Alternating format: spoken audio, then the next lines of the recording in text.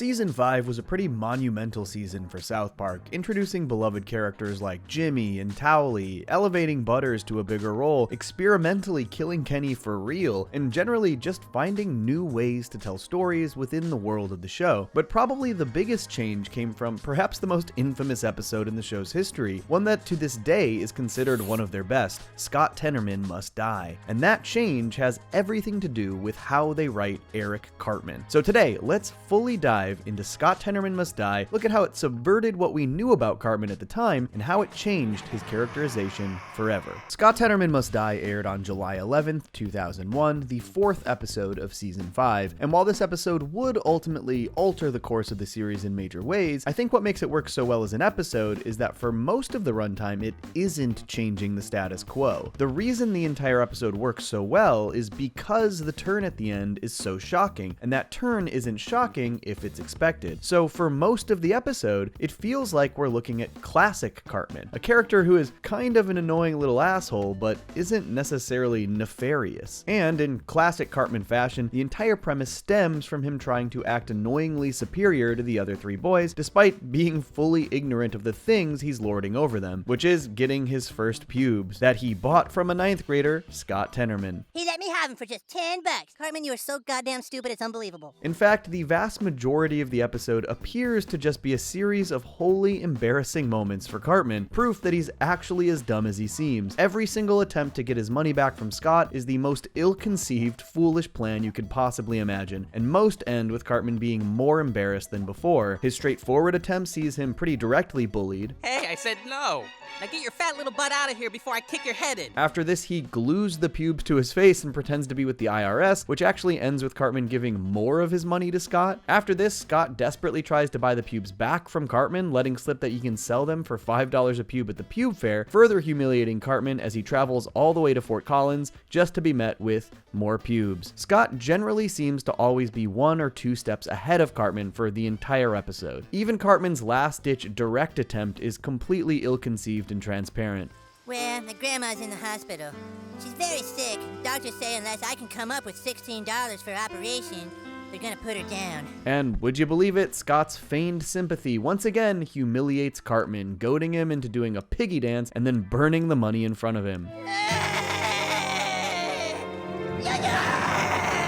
So this right here, I think this is one of 2 moments in the episode that truly break Cartman and alter his trajectory. This is the one that sets him on a genuine path for revenge. Before this, he just wanted his money back. After this, he wants Scott to suffer. And despite that fact, none of the other boys have any interest in his plan to train a pony to bite off Scott's wiener. But Cartman is dead set on getting revenge on Scott. But the second moment, the more important moment, comes later, after Jimbo and Ned teach Cartman that he needs to learn about his enemy and plan around his weaknesses. This initially just leads to another incredibly poorly conceived plan where Cartman tries to make it seem like Scott's favorite band Radiohead thinks he's super lame with lazy voice dubbing. But Scott's retaliation, showing the piggy dance to the entire group of kids, is arguably the catalyst moment for modern Cartman. I'm gonna get Scott Tenorman, what's that wrong? The genius of the back half of this episode is, despite the clear change in Cartman's demeanor and the fact that they show him scheming and drawing up this new plan, it begins to play out exactly like the first part of the episode. It appears as though every single step of Cartman's plan is being thwarted or predicted by Scott. Cartman appears to be continuing his pony plan with the added detail that it will be at his ChiliCon carnival, something that Stan and Kyle decide to tell Scott, mostly because they've enjoyed seeing his continued humiliation. So Scott sends his parents to rescue the pony, cooks up chili filled with pubes for Cartman's carnival, and on the surface, it looks like another humiliation for Cartman is incoming. And this is what makes that turn so damn satisfying and shocking. The episode so thoroughly showcases Cartman's foolishness and stupidity that it was nearly impossible to believe that he was going to come out on top, but they seeded one line earlier in the episode. Well, does Mr. Denkins know you're using his pony? He shoots trespassers on sight, you know. Seemingly a throwaway line, but also the catalyst for Cartman's entire scheme. He let Scott think he was 2 steps ahead, when in reality, he was behind. And his retaliation for Scott humiliating him was so profoundly disproportionate that it truly came as an absolute shock to the viewers. Cartman goaded Scott into getting his parents killed by Farmer Jenkins, stole the bodies, chopped them up, cooked them into chili, and fed them to Scott. He tricks Scott into cannibalizing his own parents. And then, when he's crying over the loss of his entire family, his favorite band Radiohead calls him a crybaby. You know, everyone has problems. It doesn't mean you have to be a little crybaby about it. This was obviously shocking because of the severity of Cartman's crimes here, but also because it was so much further than Cartman had ever gone. While Cartman has definitely gone on to do comparably horrible things over the course of the series, this episode pulls a trick that you can only pull one time, because it has to come with an audience expectation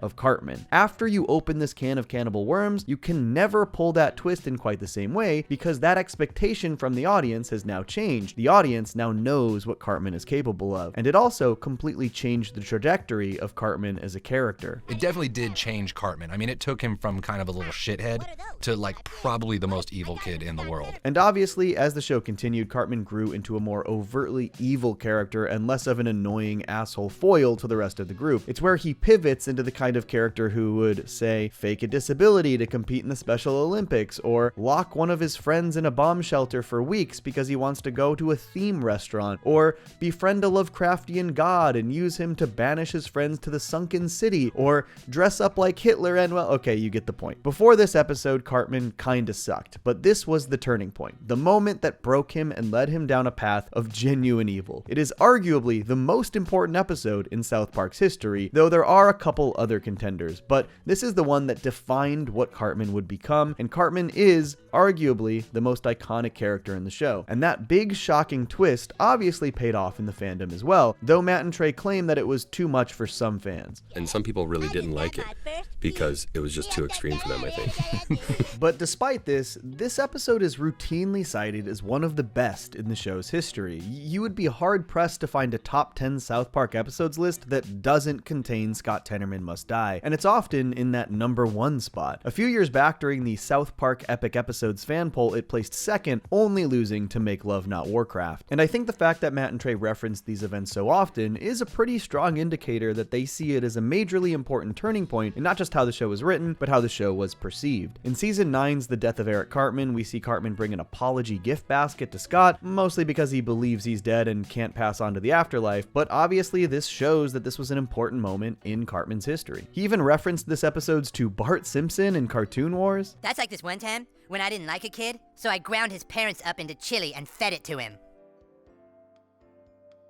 In 2012, they even made an entire platforming arcade game for the Xbox called South Park Tenorman's Revenge. Though the game doesn't have too many major story elements, Scott is the main antagonist and the final boss, complete with giant Tenorman mech suit. But the clearest indication that this was one of the most important defining moments in South Park history is illustrated in a 2-part episode that was literally written as a massive celebration of South Park's history itself, the now banned episodes 200 and 201. These episodes are fully self-indulgent in the most fun way, just this massive story that intertwines nearly every major and minor South Park story in history into one obscene celebratory 2-part episode. Tom Cruise in Scientology, Mecha Streisand, the Super Best Friends, the Gingers, Jessica Lopez aka Mitch Connor, and honestly this is all just scratching the surface. I'm gonna do a whole separate video about 200 and 201 another time, it's just so much to go over. But just as the twist in Scott Tenorman Must Die subverted audience expectations and changed the trajectory of the show, 200 and 201 subverts that twist itself. After revealing that Scott is the leader of the extremist Ginger group, it also reveals that Scott's mental breakdown eventually led him to discover a horribly ironic truth. Scott recreates the ChiliCon Carnival to reveal this truth to Cartman. The town lied to Cartman back in season 1 when they revealed who his father was, and his real father is actually a member of the Denver Broncos. Did I ever tell you that my father played for the Denver Broncos? No. That's right, despite being one of the biggest wins in Cartman's life, he eventually gets his comeuppance. He eventually learns that his victory over Scott Tenorman wasn't a victory at all. You killed your own father, and then you fed him to your half brother! The twist at the end of Scott Tenorman Must Die is obviously the most infamous in South Park history. It's their most iconic twist and one of their most iconic episodes. And to celebrate the entire history of South Park in the 200 and 201st episode, Matt and Trey turned that twist into another twist. In an episode that celebrates the show, that is the centerpiece dramatic moment. Unfortunately, the other discourse about 200 and 201 overshadowed this fact, and it was further buried given that it's one of 5 episodes of South Park that is simply not available to stream because they are banned, I guess. Which is a serious shame, not just because it didn't deserve to be banned, but because it largely keeps this major twist hidden from casual viewers of South Park. It would be fun to see the show bring back Scott, but it's hard to imagine them doing that since these vital episodes aren't even available in the most accessible way. But that is a discussion for a different video. Regardless, it is clear that Scott Tenorman Must Die made a major impact on the show as a whole, not just because it's an impeccably written episode that subverted what we knew about Cartman in a shocking way, but because that subversion dictated the trajectory of the character for the rest of the show's history. It is an iconic, beloved episode that also had arguably the biggest impact on the show out of any other episode in history.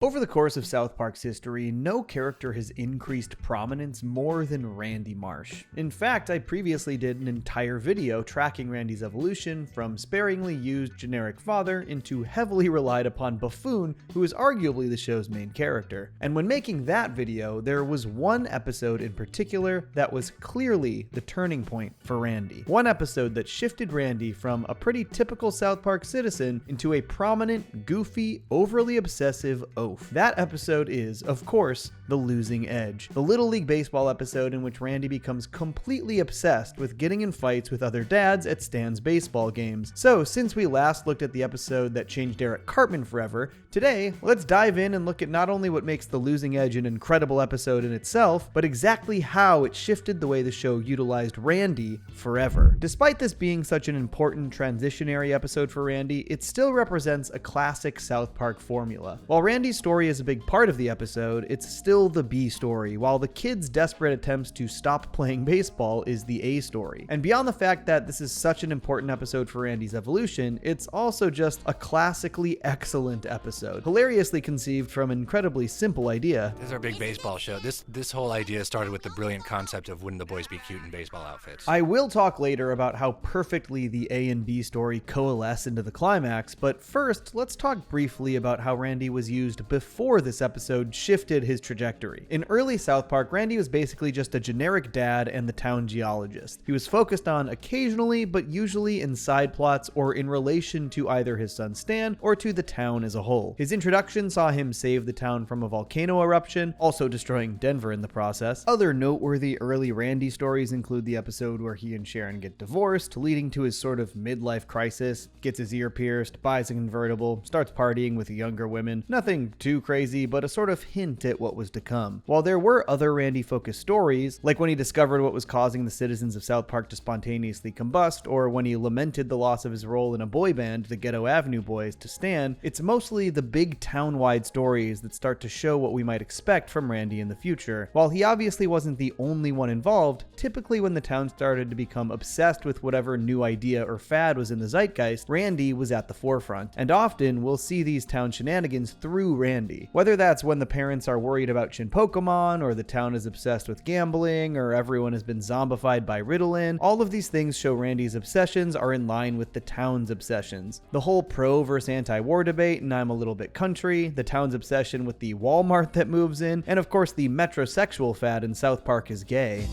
Hey guys, there's a sale at Express for Man! Randy has always had some obsessive tendencies, but they typically went hand in hand with the town itself, as though he was our surrogate for the town storylines. But it seems like this episode, The Losing Edge, is the one that helped Matt and Trey fully realize just how hilarious Randy's obsessive behavior can be. And it's also one that really starts to elaborate on an idea we saw hints of earlier in the show, that Randy has not had all that much success in his life and has a lot of regrets about some of his dreams not working out the way they did. Because all the fame, the money, the women, all it did was build me up so that I could be knocked down harder than anybody in the world. This is what leads to Randy becoming wildly obsessed with fighting and beating up other dads at Stan's Little League games. Randy is fully embracing his obsessive tendencies in an arena in which he is seeing huge success. It is just undeniably funny to see Randy be this proud over something this stupid. I worked hard, believed in myself, and now I'm gonna be fighting in the state championship game. And it's such a silly ass thing to be proud of that it perfectly sets up the future of Randy Marsh. After Randy's stint as the best drunken dad fighter in Little League, they start to utilize Randy in this obsessive idiot role far more often, and maybe more importantly, they start to do more episodes where Randy is the primary character. Whether that's his massively embarrassing faux pas on Wheel of Fortune, his stealing of part of the Large Hadron Collider for Stan's Pinewood Derby car, giving himself cancer so that he can get medicinal cannabis, his attempts to beat the world record for biggest crap ever taken, his borderline sexual obsession with becoming a celebrity chef in creme fraiche. The list goes on, but it all started with The Losing Edge, the first episode to really focus on Randy as this obsessive oaf. And they even cite this one pretty specifically in one of my favorite episodes, You're Getting Old, which I did a video on years ago. When Sharon chastises Randy for his increasingly erratic behavior, this is the first thing she brings up. You do this all the time!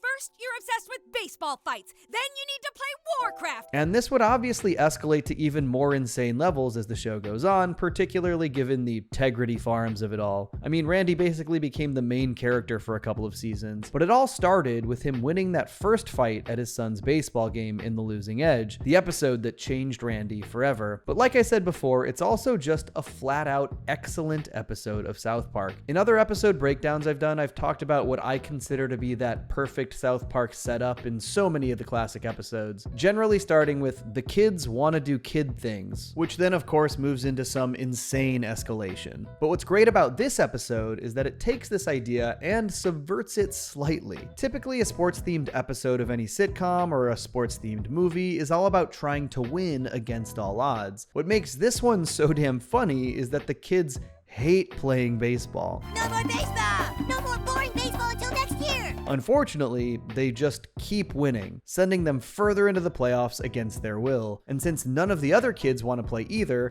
they play even worse than South Park. You have to swing when it's a ball, otherwise you're gonna walk to first base. Don't swing only if it's a strike. It's not only a great subversion of that South Park formula, but a hilarious subversion of this old sports story trope. Rather than being an underdog team doing everything they can to get better to edge out their opponents, like, say, the Mighty Ducks, the boys are a good team trying to do everything they can to get worse so that they can actually enjoy their summer. All the other teams are worse than us. Yeah, let's face it, we're winners. They even parody the whole finding a great undiscovered player as their secret weapon trope by bringing back Kyle's cousin Kyle, since he's so horrendously unathletic. Don't throw the ball too fast because I may get startled and I have asthma. This is one of only a few appearances across the entire series for cousin Kyle, and it's a pretty ingenious use for him too. But I think the smartest thing about The Losing Edge is the way its A and B story parallel each other and then intertwine so perfectly at the climax. The entire episode, the boys are deeply, deeply upset because they keep winning their baseball games, while Randy is the happiest he's ever been because he keeps winning his drunken dad fights. Fights that can only happen because the boys are winning their games against their own wishes. The boys and Randy's desires in this episode are at complete odds with each other. There's even this great moment where Stan tries to open up to Randy, but decides not to because he thinks that Randy is so excited about Stan's accomplishment. Dad, we need to talk. Can you believe it, Stan? The state championship game. Of course, Randy's pride here is completely self-serving and egotistical. It's not about Stan at all, it's about himself. On top of this, the entire episode, Stan is just fully embarrassed by Randy's fighting antics each and every time it happens. For Stan, literally every single thing about this baseball season is a complete disaster, which makes the resolution so perfect. With South Park completely decimating Denver in the state championship and absolutely no hope for their summer to return to normal, Randy starts fighting Bat Dad, who is played by the incomparable Diedrich Bader. You ain't got a chance, South Park! Here we go, Denver! Here we go! And suddenly, for this final sequence, Randy and Stan's goals are no longer at odds. Randy's fighting is putting South Park at risk of being forced to forfeit. Now, he's the boys' only chance at freedom from the clutches of Little League Baseball. Come on, Dad, get up! Get up! You have to fight! It's just so funny to see Randy's obsessive buffoonery be celebrated. He didn't actually have any idea that he was helping his son, but by beating up Bat Dad and getting their team disqualified, they both got exactly what they want. Honestly, this is one of the better father-son moments between Randy and Stan in the entire series. Dad! You're the greatest.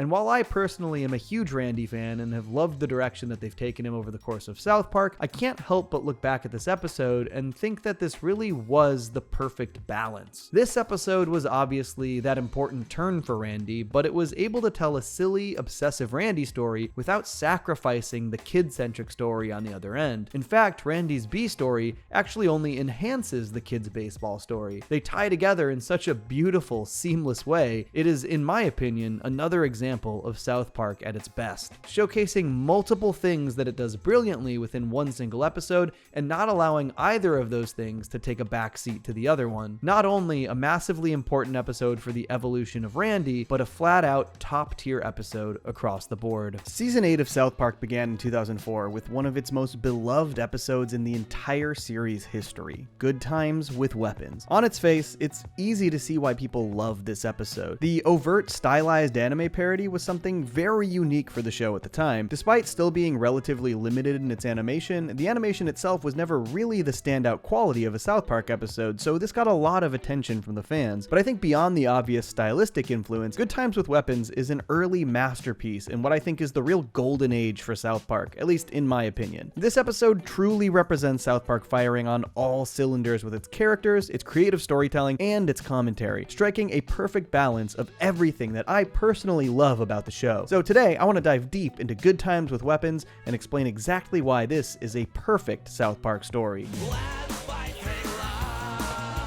Good Times with Weapons honestly seemed to be a pretty instant hit with the fan base. Weirdly, its Wikipedia page claims that Matt and Trey did not think it was a very good episode based on the audio commentary, which is actually just not true at all if you listen. They did sign off talking about the episode with this. And that might be it about this episode. Yeah, we should probably get to the next one because it's a lot better. But in the South Park The Hits DVD commentary for the very same episode, they explicitly state that they really like this one. Good Times with Weapons is definitely one of our favorites, just because it's just a very solid show. And I think they definitely acknowledge how much of a massive hit and how popular it is. In fact, though they did eventually go back and do this for every single episode, Good Times with Weapons was actually the first standard definition era episode to be remastered in widescreen and high definition, which hilariously enough was initially given away as a free bonus HD DVD when you bought an Xbox 360 console or external HD DVD drive for your Xbox 360 from Best Buy. God, remember HD DVDs? Actually kind of crazy how much better of a brand name that is than Blu-ray, and yet they lost that round of physical media wars. Wild. But I think the fact that Good Times with Weapons was their first choice to remaster says a lot about its perception amongst the fan base. And again, it's because it is a perfect episode in my mind. And I think the main reason for that is that it starts where all of my favorite South Park episodes do, with the boys just wanting to play. I really think so many of the best episodes of the show start with the boys simply wanting to do something that kids would want to do, only for that thing to eventually fly so far off the rails that they get in way over their heads. And it just starts with something tons of kids can relate to. They want to play with super cool ninja weapons. They want to play ninjas. I'll get the Tonfas. Those are so sweet. I'm gonna get those killers. Look, Kenny, there's something even you can afford. But what this episode does so brilliantly is they actually show us how these kids see themselves, how they feel when they're playing ninjas. This is also something that the two video games, Stick of Truth and Fractured But Whole, do really well. It's just so much fun when they show a great understanding of what it's like to play when you're a kid. With my Tonfa of Takanawa, I become the great and powerful ninja Shadow Hachi, born to fight evil and people I don't like. But it also gives such funny insight into every single character through their ninja games. Their ninja counterparts reflect the kids themselves so perfectly. And my powerful nunchucks make me into Bunraku, a deadly but compassionate ninja who protects those in trouble. But I think my favorite example of this is Cartman just fully being the most selfish asshole possible, and honestly employing a playstyle I saw lots of kids doing when I was younger, which is basically change the rules so that you always come out on top. I actually have another power. I can see into the future too, but better than Cap. Let me try. God damn it, Cartman, you can't keep making up powers. Yeah, dude, that's like the 5th power you've come up with. This is just such a perfect blend of Cartman characterization and actual childhood nostalgia. And this of course extends to things like Butters being fully excluded from playing, which brilliantly leads into his first real extended appearance as Professor Chaos since his 2-part introduction in Season 6. Chaos had a couple small appearances in between, but this was the first real reintroduction, and it's an ingenious use, basically leveraging Butters' outcast role with the boys to further motivate this character. I'm a lost soul, a dark, lonely shadow of a person. Hi, Butters. Hi, Mom. A really fun expansion of Butters' lore that also perfectly builds into the anime storyline at hand. Plus, we finally get to see how Butters actually sees himself when he's Professor Chaos in the full anime render, and man, do I love this Professor Chaos design. Craig, is that you? Fools! I am Professor Chaos, bringer of destruction and doom! I just love how much the humor in this episode stems from the kids taking their game so seriously. Butters fully going villain mode because he's been shunned, the boys only taking him fully seriously when they see him as a sworn enemy in their game, not as Butters. But I also love the way the kids are still just sort of making up the rules as they go along, just like we all did when we played as kids. Hey, kid, that knocks you down. Nuh-uh. Yeah, I got you. Nuh-uh, because my cloak is made of a titanium alloy that shields me from heat. But man, I truly think one of my biggest laughs in all of South Park history is the turn here. The shock and realization that their game has gone too far. The way they portray Kenny finally using his ninja star to attack Professor Chaos, the way it hits him in the eye, making it seem like it's just a part of the game, and the hard cut from Professor Chaos Butters to actual Butters with the star lodged in his face.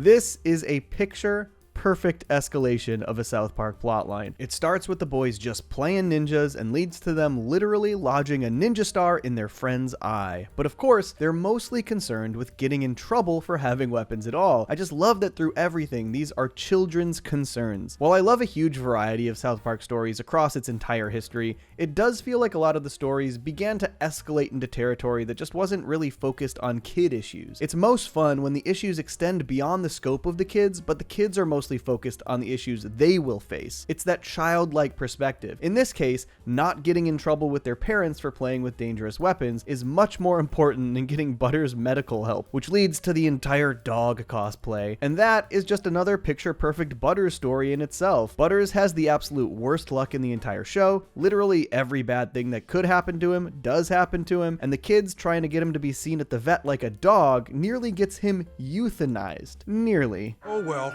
let's murder one of these other dogs. And somehow I haven't even gotten to the 2 funniest sequences yet. The sort of anime climax and then the actual episode climax. The scene where Clyde, Craig, Jimmy, and Tolkien show up is perfect, having bought their own ninja weapons to challenge the boys. What's the matter, Phyllis? Are you ninjas or pussies? There are 3 things that make this scene perfect. 1, the stakes are great because they bake them both into the kid's dilemma and the anime plotline. They made these other kids jealous, and so they have these rival ninjas coming in, but the boys still have to deal with finding Butters' help. It all ties together perfectly. I swore to never fight again. Second, it's the goddamn song, Let's Fighting Love. It's the perfect parody of an anime intro song, half in English, half in Japanese, and it is a bop. I actually used to have just the song on my iPod as a kid, and Trey agrees with this. This is his favorite thing about the episode. I think we hit the song perfectly. I think we got the anime pretty good, but that song is exactly... But honestly, for me, even more than the song, my favorite thing is this really small moment that I think adds the most perfect context to everything else in this episode. During the fight, this guy drives by in his car, and we just see exactly what all the adults see. A bunch of kids flailing around in an alley. That tiny dose of reality that makes the whole ninja anime plot that much funnier. And of course, the actual climax of the episode culminates perfectly. The boys are too enveloped in the game, and Cartman tries to use his invisibility powers to creep across the stage to get to Butters, fully naked. And the slow jaunt across the stage is so freaking funny. But even beyond how funny this is, it's an example of how seamlessly Matt and Trey were able to mesh current events commentary with your typical kids having an adventure South Park episode. Cartman being naked on stage was actually in reference to the massive outrage towards the Janet Jackson halftime debacle at the Super Bowl, which happened just a month earlier, with the whole big twist being that none of the adults even cared about Butters or the weapons, they just cared about Cartman being naked. I guess parents don't give a crap about violence if there's sex things to worry about. This is seriously just a super down-to-earth piece of commentary, particularly when it comes to our film industry in the US dealing with the MPAA, something Matt and Trey have first-hand experience with making Orgasmo, Bigger, Longer, and Uncut, and right after this episode aired, Team America. It is kind of insane how much a PG-13 film can just fully glorify overt violence while they completely crack down on any tiny example of nudity or sexuality. Matt and Trey have talked extensively about how they had to learn to game the system with the MPAA. In Team America, they made the sex scene way grosser and more disturbing than they ever intended, just so that they could cut out the grossest stuff to make it seem like they've appeased the MPAA's wishes. It's a stupid game with countless double standards. All that to say, even with just a little story flourish at the end of the anime episode, they can still make quality social and topical commentary, even in this anime parody. I just think when you run down the list, Good Times with Weapons has everything I want in a South Park episode. It's a perfectly conceived, kid-centric adventure, starting with a singular focus of wanting to play. It introduces some of the most fun, stylized animation the show has ever done to embellish the anime influence. It uses great aspects of South Park's history and lore without overly relying on it, like the Professor Chaos persona. It escalates absolutely brilliantly, and it still manages to have some pretty biting topical commentary. Truly, the show firing on all cylinders. Honestly, there is a reason that so many people wanted this to be the theme for the next South Park game. People still love Good Times with Weapons. They still want to see it followed up somehow, and honestly, I cannot blame them. It is a perfect South Park episode.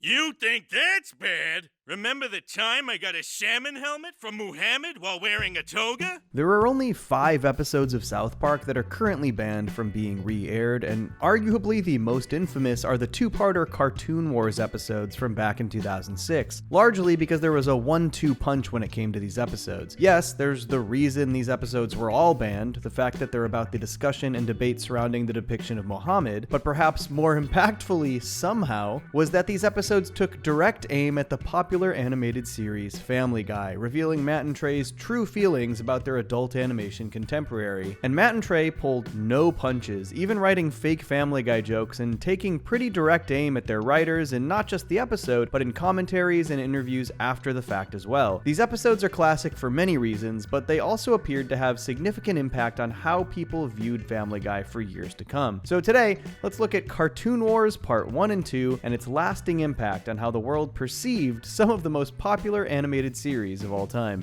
Let's do this! All right, let's roll!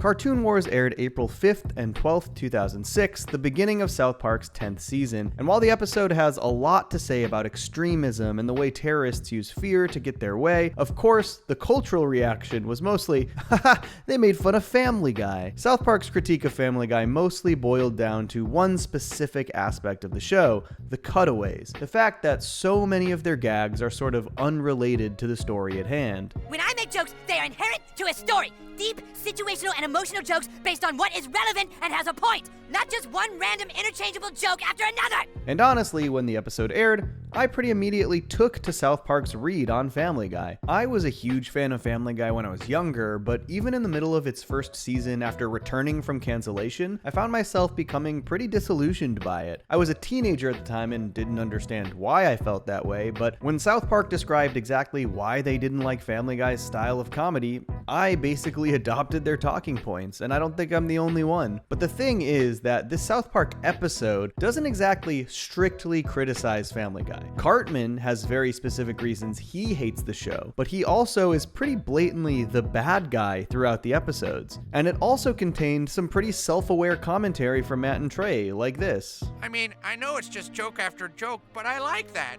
At least it doesn't get all preachy and up its own ass with messages, you know? So I do think it could have been easy to look at this episode and say, well, they're poking fun at Family Guy, but they're also poking fun at themselves, so maybe it's not that serious. It could have been easy if it weren't for the DVD commentary. We do hate it. We do hate Family Guy. And it's just a person, and we totally understand that people love it, and that's why we put it in the show. We understand that it speaks to some people, and it's like it can just be a simple laugh, and that's great. And we certainly don't think it should be taken off the air or anything like that. We just don't respect it in terms of writing. So yeah, Matt and Trey were very genuine in their criticism for Family Guy. I think it's also interesting to point out that Family Guy was not yet the juggernaut long-running animated series it is today. In fact, it was only nearing the end of its 4th season, which was actually its first season since its unlikely revival. Family Guy had actually been canceled in 2002 after its 3rd season, but thanks to massive popularity gained on Adult Swim and syndication, as well as very high DVD sales, Fox decided to resurrect the show a few years later, a move that, I'd say, proved to be pretty lucrative considering Family Guy is now airing its 22nd season. So, on one hand, South Park was punching up as a smaller cable series towards a bigger network series that got 3 to 4 times the ratings they did. On the other hand, Family Guy had only just returned from the brink of extinction, barely 1 season into its revival. While it certainly was a big part of the cultural zeitgeist, it's funny to think Matt and Trey were so intent on going after a show that only had a fraction of the episodes they had. In the DVD commentary, they actually acknowledged this as well. And it is like this childish jealousy too, because it's like, come on, our stuff's cooler. Yeah, but it totally is childish because Family Guy gets like 4 times the ratings of us. These days, that obviously feels very different. Both shows are cultural juggernauts. Family Guy has aired over 400 episodes, while South Park has aired over 300, and Matt and Trey can hardly be considered underdogs after their unfathomably large recent South Park contracts. But of course, this was almost 20 years ago. Things change. But I do think it's undeniable that South Park's take on Family Guy shifted public perception of the show, which was really reaching its peak popularity at this time. And, for the most part, Family Guy took the criticism in stride. Family Guy has survived 19 cancellations, 2 assassination attempts, and a pretty good ribbon by those South Park guys. All in all, it seemed like the Family Guy crew found the episode itself pretty funny, but the thing Seth MacFarlane took issue with was some of the additional comments Matt and Trey made. What about South Park? They can go to hell. The two-parter that they did about us was very funny, but then I read this article where they were just really like spitting venom at us and at our staff, and I was like, oh, that's kind of lame. And this is also true. Matt and Trey were not kind to the writers in both interviews and in that DVD commentary. I think what makes me disappointed about Family Guy is I think it could be an amazing show. I think you can tell they're smart people working on it. I don't think they work hard enough. Yeah, they need to work harder. And yeah, I kind of agree with Seth here. That is pretty harsh and I would say unnecessary. Maybe made even harsher because the South Park guys have gone on record as having a ton of love for other animated shows like King of the Hill and The Simpsons. There's no way that anything but The Simpsons could ever be #1. They've just done everything. They've done everything well for the most part, which is really equally infuriating. Matt and Trey also claimed that both The Simpsons and King of the Hill staffs reached out enthusiastically after their Cartoon Wars episode. We went into our offices and we had flowers on our desks from The Simpsons people. and then we got calls from the people that were doing King of the Hill, and they said, give them the message they are doing God's work. There was this very animation solidarity moment where everyone did come together over hatred for Family Guy. This obviously led to the inclusion of Bart Simpson as a character in Part 2. Dude, can I go before you? Eat my shorts. As well as Cartman and Kyle's fight through the King of the Hill production offices. And I find this alleged communal animosity towards Family Guy pretty interesting, especially considering that Family Guy seems to be on pretty great terms with both The Simpsons and King of the Hill. Obviously, The Simpsons and Family Guy did an entire crossover episode together, but Mike Judge has done cameos on Family Guy as Hank multiple times. Hey, Lois, what's that fat man doing in our bed? Damn it.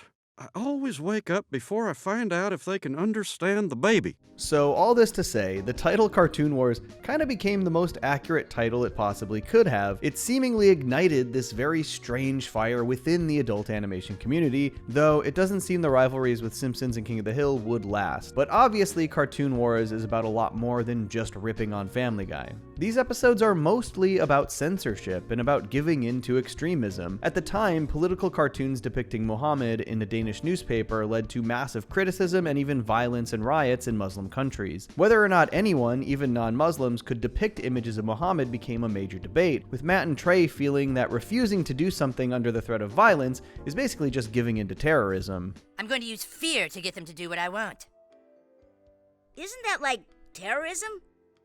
No, it isn't like terrorism. It is terrorism. This is obviously an idea that was further explored in the also banned 200 and 201, so we'll talk more about this when I break those episodes down, but this episode became about censorship strictly because Comedy Central told Matt and Trey that they were going to censor the episode. They said we cannot show Muhammad. So we actually had to change the whole idea of that show. We're like, okay, well then we're going to make the idea of the show that a network won't show Muhammad, and because that's now what we can talk about. But I also think this is a pretty fascinating thing for South Park to cover because they have so often been the subjects of attempted censorship from various groups. In fact, the South Park movie, Bigger, Longer, and Uncut, is basically about this exact thing. Sheila and the United States government literally wage war on Canada to try and censor Terrence and Phillip because they believe it's harmful to their children. They're using violence and fear to get others to do what they want. Canadians want to fight us because we won't tolerate their potty mouths. Well, if it is war they want,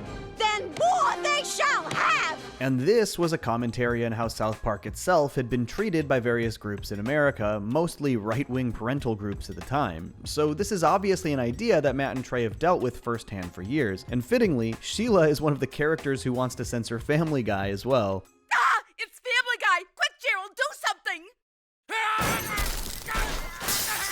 And I think this is actually another aspect of Cartoon Wars that makes the commentary very interesting, and maybe makes Matt and Trey's criticism towards Family Guy a tad bit more nuanced. Though they obviously made it clear that they're not fans of the program, the views they give various characters through the episode are fascinating. Cartman is the character who hates Family Guy and echoes Matt and Trey's views on the show, and yet he is also the one who is literally using terrorism to try and get his way. Pull the Muhammad episode, now! Okay, I'll listen to you. Kyle actually likes Family Guy and is also the one fighting for free speech and against censorship, echoing Matt and Trey's views on that side of the story. You used fear to make me stop believing in free speech. And then there's obviously the entire big reveal about the Family Guy writers themselves, which is intended to be a jab. Family Guy is written by manatees?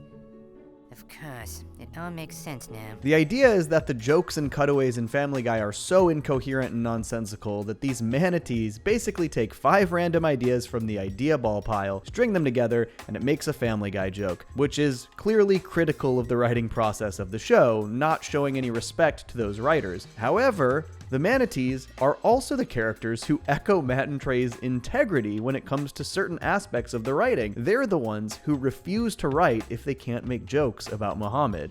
Manatees are very ethical writers. Either everything's okay to write about or nothing is. It's just interesting where they choose to inject their various takes when it comes to the characters. And ultimately, the network did the exact opposite of what the episode portrays. Will television executives fight for free speech, or will Comedy Central puss out? We kind of think Comedy Central pussed out on this whole thing. We still do.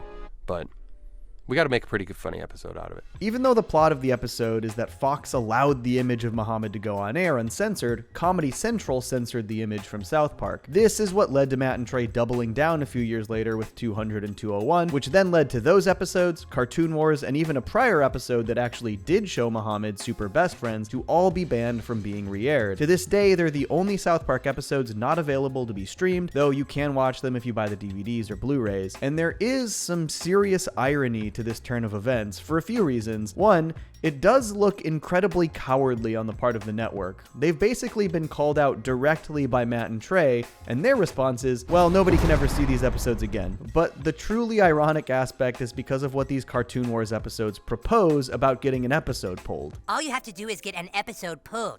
Pretty soon the show is compromised and it goes off the air. It is wild that these would specifically be the episodes of South Park that get pulled, in the episode where they talk about what happens when episodes get pulled. Though, of course, the show itself is still running strong, despite 5 episodes missing from the library. So Cartman's assertion that getting 1 episode pulled would unravel the entire show wasn't exactly accurate. Though this commentary within the episode itself may have actually been another subtle jab at Family Guy, because not long before Family Guy got canceled for the first time, they had an episode that was pulled for similar reasons. When You Wish Upon a Weinstein was produced for season 2 of Family Guy, and the network refrained from airing it, believing it would be seen as anti-Semitic, despite having been written by a Jewish writer. And it wasn't long after this that the show was canceled, though of course it wouldn't stay canceled for very long. But beyond the commentary and the war waged on rival cartoons, how about Cartoon Wars just as a South Park episode? Well, I think it mostly works because of the aforementioned commentary, whether that's the censorship commentary conversation or the jokes at Family Guy's expense. Sometimes with South Park, you can sort of feel that the commentary came before the episode premise, and I think that's pretty clear with this episode. Matt and Trey said as much in interviews. They wanted to do an episode where they showed Muhammad, but when Comedy Central said they couldn't, the story evolved to specifically be about that. And sometimes when those bigger social commentary stories feel like they're the primary focus, it also feels like the boys are a little out of place in them in some places. And I think that's okay. There are tons of really funny episodes where things escalate to a place where things feel bigger than the four boys. But I think this one starts in such an escalated place that it never really gives me what I love most about my favorite South Park episodes, which is when you can really feel the kids' conflict at the forefront. That isn't to say this is a bad episode or anything, I just think the stories that start in a more grounded place win me over the most. But what absolutely does work about this one is that it comes from a very genuine and believable place for the characters. Cartman is exactly the type of person to be so petty that he would hold an entire network hostage to try and get Family Guy canceled. He's a lying, deceitful monster who only wants Family Guy off the air. He's the exact type of person who would not only employ terrorism to try and get his way, but brag about it while he does. Kyle is the exact kind of person who would feel deeply conflicted over this issue, feeling strongly about free speech,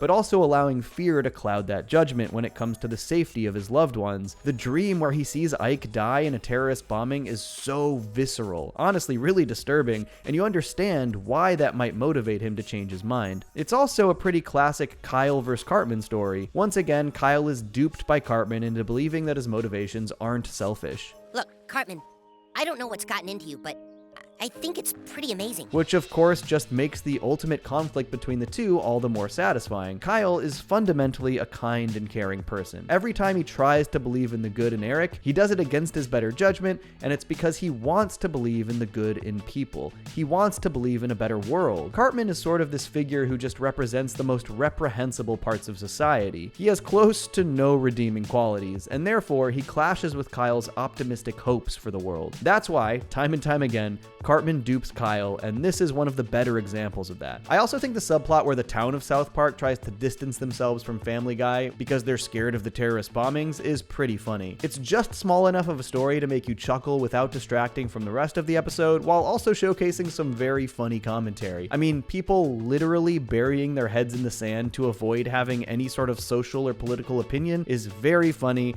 and sadly pretty poignant. I also think the episode has just the right level of meta jokage. Even though Matt and Trey are criticizing Family Guy, they're also using Family Guy as a stand-in for South Park for a lot of these gags, like this bait and switch. Who do you think? The cartoon that's always pushing buttons with their careless toilet humor. Family Guy! Or this self-awareness via lack of self-awareness. How would you feel, Kyle, if there was a cartoon on television that made fun of Jews all the time, huh?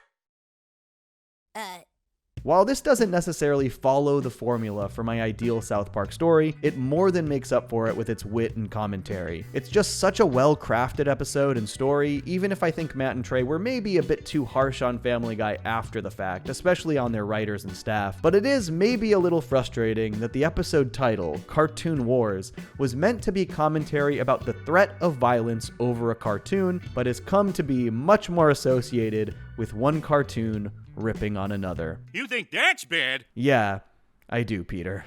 In 2006, in their 10th season, South Park released one of the most beloved episodes in series history, Make Love, Not Warcraft. This episode not only has massive critical acclaim, but is also adored by the South Park fandom nearly unanimously. But the most insane thing about this episode is the sheer number of disparate elements that had to come together for it to work at all. In South Park history, there has never been an undertaking quite like Make Love, Not Warcraft, and it was so experimental that Trey Parker himself was terrified that it would ruin the legacy of South Park. So today, let's dive into South Park's most miraculous episode in the entire series history, Make Love, Not Warcraft. Though it aired in Season 10, Make Love, Not Warcraft was actually first conceptualized in 2005 during Season 9, right around the time that Trapped in the Closet first aired. While trying to come up with concepts for the 2 remaining episodes of the run, Trey noticed a lot of the members of South Park Studios were playing a game in their downtime. We had the idea to do this show for a long time because so many people in our office played this game, World of Warcraft, including me. But when Trey initially pitched the idea, he thought the animation team would have to make their own fake MMORPG. A huge undertaking undertaking, basically requiring a massive amount of original 3D modeling. In an interview with Machinima.com back in 2006, South Park producer J.J. Franzen described the circumstances surrounding the initial pitch. That would have given us roughly 2 weeks to do the episode, not to mention we'd still have to produce a 6th episode while working on it. It was pretty much unanimous that we could not possibly develop, model, texture, rig, and light several MMO-style locations and characters in 2 weeks. Even we have our limitations. JJ eventually pitched to Trey the idea of actually using World of Warcraft and shooting those sequences in-game, a la Machinima, something that would save massive amounts of production time and give the episode that World of Warcraft authenticity. They even contacted Blizzard, World of Warcraft's studio, who was fully on board to help the team out, lending 3 members to help with their production experiment. Though the tests were fruitful, ultimately Trey decided it wasn't quite flexible enough to do what he needed. JJ described this in the Machinima interview as well. The biggest problem that we found was that Trey wanted to have exact lip sync and a great deal more expressiveness and acting out of the characters than was really possible using in-game emotes. So the episode was tabled with the idea that we'd probably have to develop everything ourselves in order to get the level of detail and expressiveness that Trey required. So during season 9, the episode idea was tabled, but when gearing up for season 10 the following year, they decided to explore it one more time. They determined that they should definitely be using in-game footage for authenticity's sake, but they also were going to need more detailed character rigs in their animation software, Maya, so that they can manipulate the lip sync and character actions/expressions more specifically. They opted to start building their own character models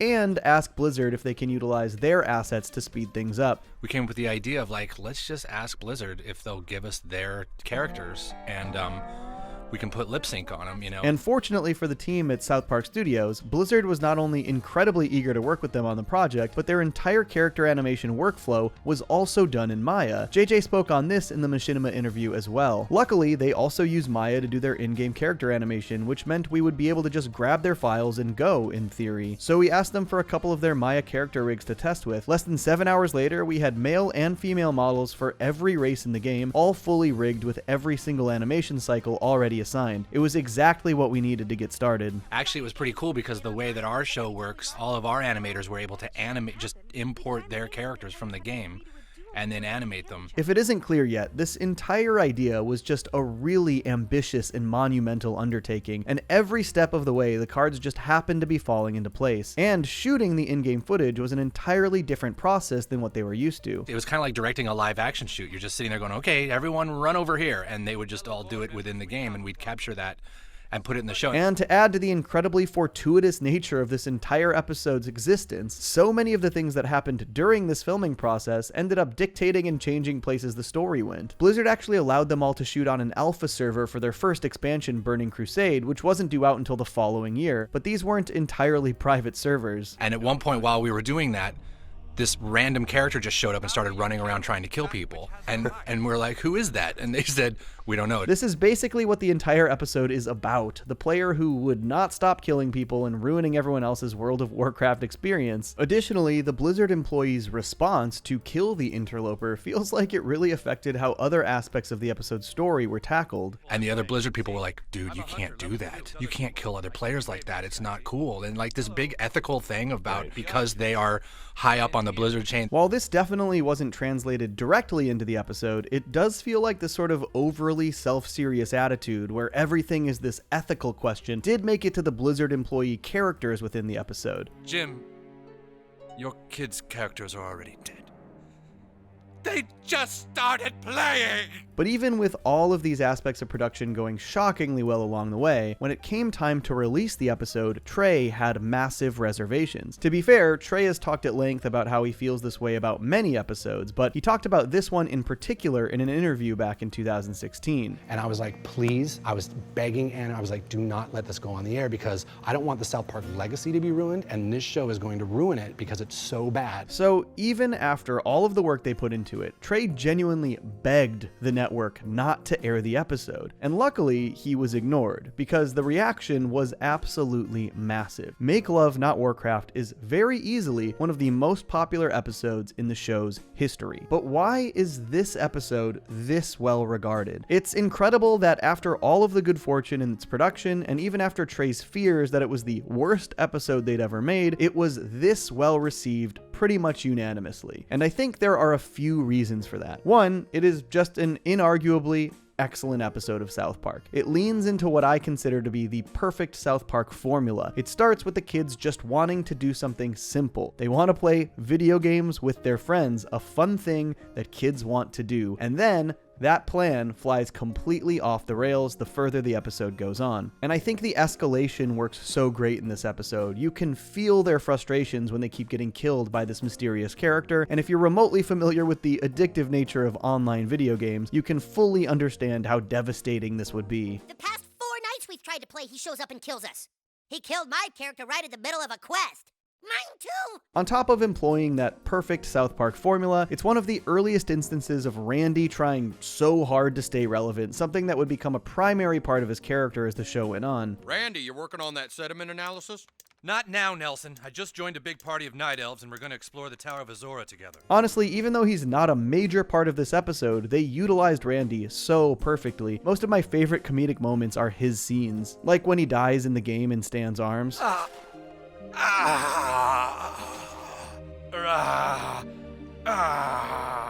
I think what also makes this episode so fun is that though it is wholly embracing World of Warcraft as a concept, it's also sort of making fun of that world and the people who dedicate themselves to it, playfully of course. We are dealing with someone here who has absolutely no life. How do you kill that which has no life? And the realization by the kids that if they want to even just play World of Warcraft, they will also have to forfeit any semblance of a life just to become powerful enough to beat this mysterious killer, that they would have to secretly kill boars in the forest to slowly level up. Do you know how many we would have to kill to get up 30 levels? Yes. 65,340,285.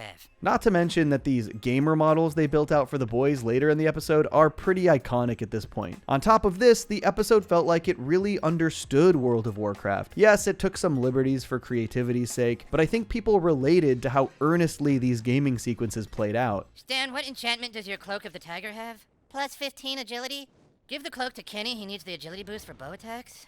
Okay. And I think most importantly, the episode just struck at the exact right moment. South Park has always been pretty good at pulling things from popular culture and amazing the audience at the swiftness and accuracy of their depiction, but this wasn't even particularly quick. World of Warcraft was 2 years old by the time the episode aired, but its popularity was skyrocketing. They had just been gearing up for their first of many expansions, and I specifically remember at the time that truly most of my friends were playing World of Warcraft. It really felt like everyone I knew was playing WoW, and then I turned on my TV and hey, so are the 4 South Park boys. It just captured that moment so perfectly. And on top of this, the simple novelty of seeing the actual World of Warcraft and its character models in South Park went such a long way. Something that most people hadn't even considered was a possibility, and it was executed really well. And it is still, to this day, one of our most famous episodes that people will cite as one of the best of all time. And I literally wanted to kill myself over that episode. It's crazy. And honestly, Trey is almost underselling how popular and successful this episode is here. When it aired, it received massive praise across the board, including a 9.3 rating on IGN. The following year, it won them their 2nd ever Emmy Award, and the first for a specific episode. Just a few years ago, in 2021, South Park ran a massive online fan poll called South Park Epic Episodes, and Make Love Not Warcraft ended up winning the entire thing, beating out one of the most iconic episodes in the show's history, Scott Tenorman Must Die. Honestly, Make Love Not Warcraft isn't really a personal favorite of mine, but it is such a solid episode, and I think the ambition and timing are absolutely undeniable. Not only is it just beautifully executed, employing my personal favorite South Park formula, but it also utilizes side characters like Randy flawlessly, and culturally, it truly just had everything going for it. Fully embracing the zeitgeist of 2006. So many things had to go perfectly right for this episode to even be made, let alone turn out the quality that it did. But the ambition paid off, and it took the world by storm. Make Love Not Warcraft is not just a great episode of South Park, it is a miracle. On November 5th, 2008, only one day after the 2008 presidential election, South Park aired the episode About Last Night, the story of which hinged on the actual results of the election, opening with President Obama's victory speech less than 24 hours after it had actually taken place. At the time, this felt like an insane magic trick. How could they have been that quick to make an entire animated episode about the results of the election and air it just one day later? Well, the answer may surprise you, and given Matt and Trey's recent comments about avoiding the upcoming election, I figured there's no better time than talk about the South Park election episode that changed everything. So let's talk about last night. So, as was nearly everybody when it happened, I was absolutely shocked by the mere existence of About Last Night, which, by the way, has one of the most perfect titles in South Park history, with the end of the episode having everyone sort of embarrassed by what happened the night before, but also literally saying to the audience who watched the episode one day after the election, hey, about last night. I actually thought I knew how they did this for years. I, like many others, assumed that the episode had basically been made in two different versions, one where Obama wins and one where McCain wins, with the character roles reversing depending on who actually won. In fact, I've seen people echo this sentiment online as recently as the last few weeks, given the renewed discussions about South Park and election coverage. But as it turns out, while they had initially planned to do multiple versions, they actually just fully bet on Obama winning the election. And it's like, there's just no way. And so we didn't spend any time doing a McCain version. We wouldn't have had time. Here's what Matt Stone had to say in an IGN interview. We were going to produce a couple of different shows, but we don't do the show that far in advance. So as it got closer in the last few weeks, it was so obvious that Obama was going to win that we just produced the Obama show. We just did it and assumed the polls would be right. So while a lot of people still believe that they had simply been very well prepared for either outcome, the reality is that they did not really have a decent solution for if they had been wrong. In fact, I'd say their solution, while funny, would have probably been the sloppiest episode execution in series history. Yes, even worse than what happened with the 2016 election. Pull it out. If McCain had won, we were going to just show the show, but we were going to do commentary over it. Here's Stone elaborating on this further with IGN. Trey and I were going to get really drunk and play the show and do our own Mystery Science Theater 3000 over the top of it, where we would badly dub in lines. You would have watched the scene where everyone was happy about Obama being president, but we would have badly and purposefully badly dubbed over the top, oh my god, he didn't win, we're going to riot. So yeah, as you can see, they really didn't have any meaningful solution to the possibility that McCain won the election. They were pretty confident they were going to see an Obama victory, and so they wrote that story. And I think what makes About Last Night endure is that rather than playing on any specific politics, it's more so playing on the heightened emotions that come with the election cycle. Pointedly, they're showcasing the absolute elation and excessive optimism of the Obama supporters in the wake of his victory. Yes, I can! Yes, I can! Here comes the change, everybody! And also the shattering depression and pessimism of the McCain supporters in the wake of his loss. With an inexperienced man and president, we do know it. He's right. Game over, man. Okay?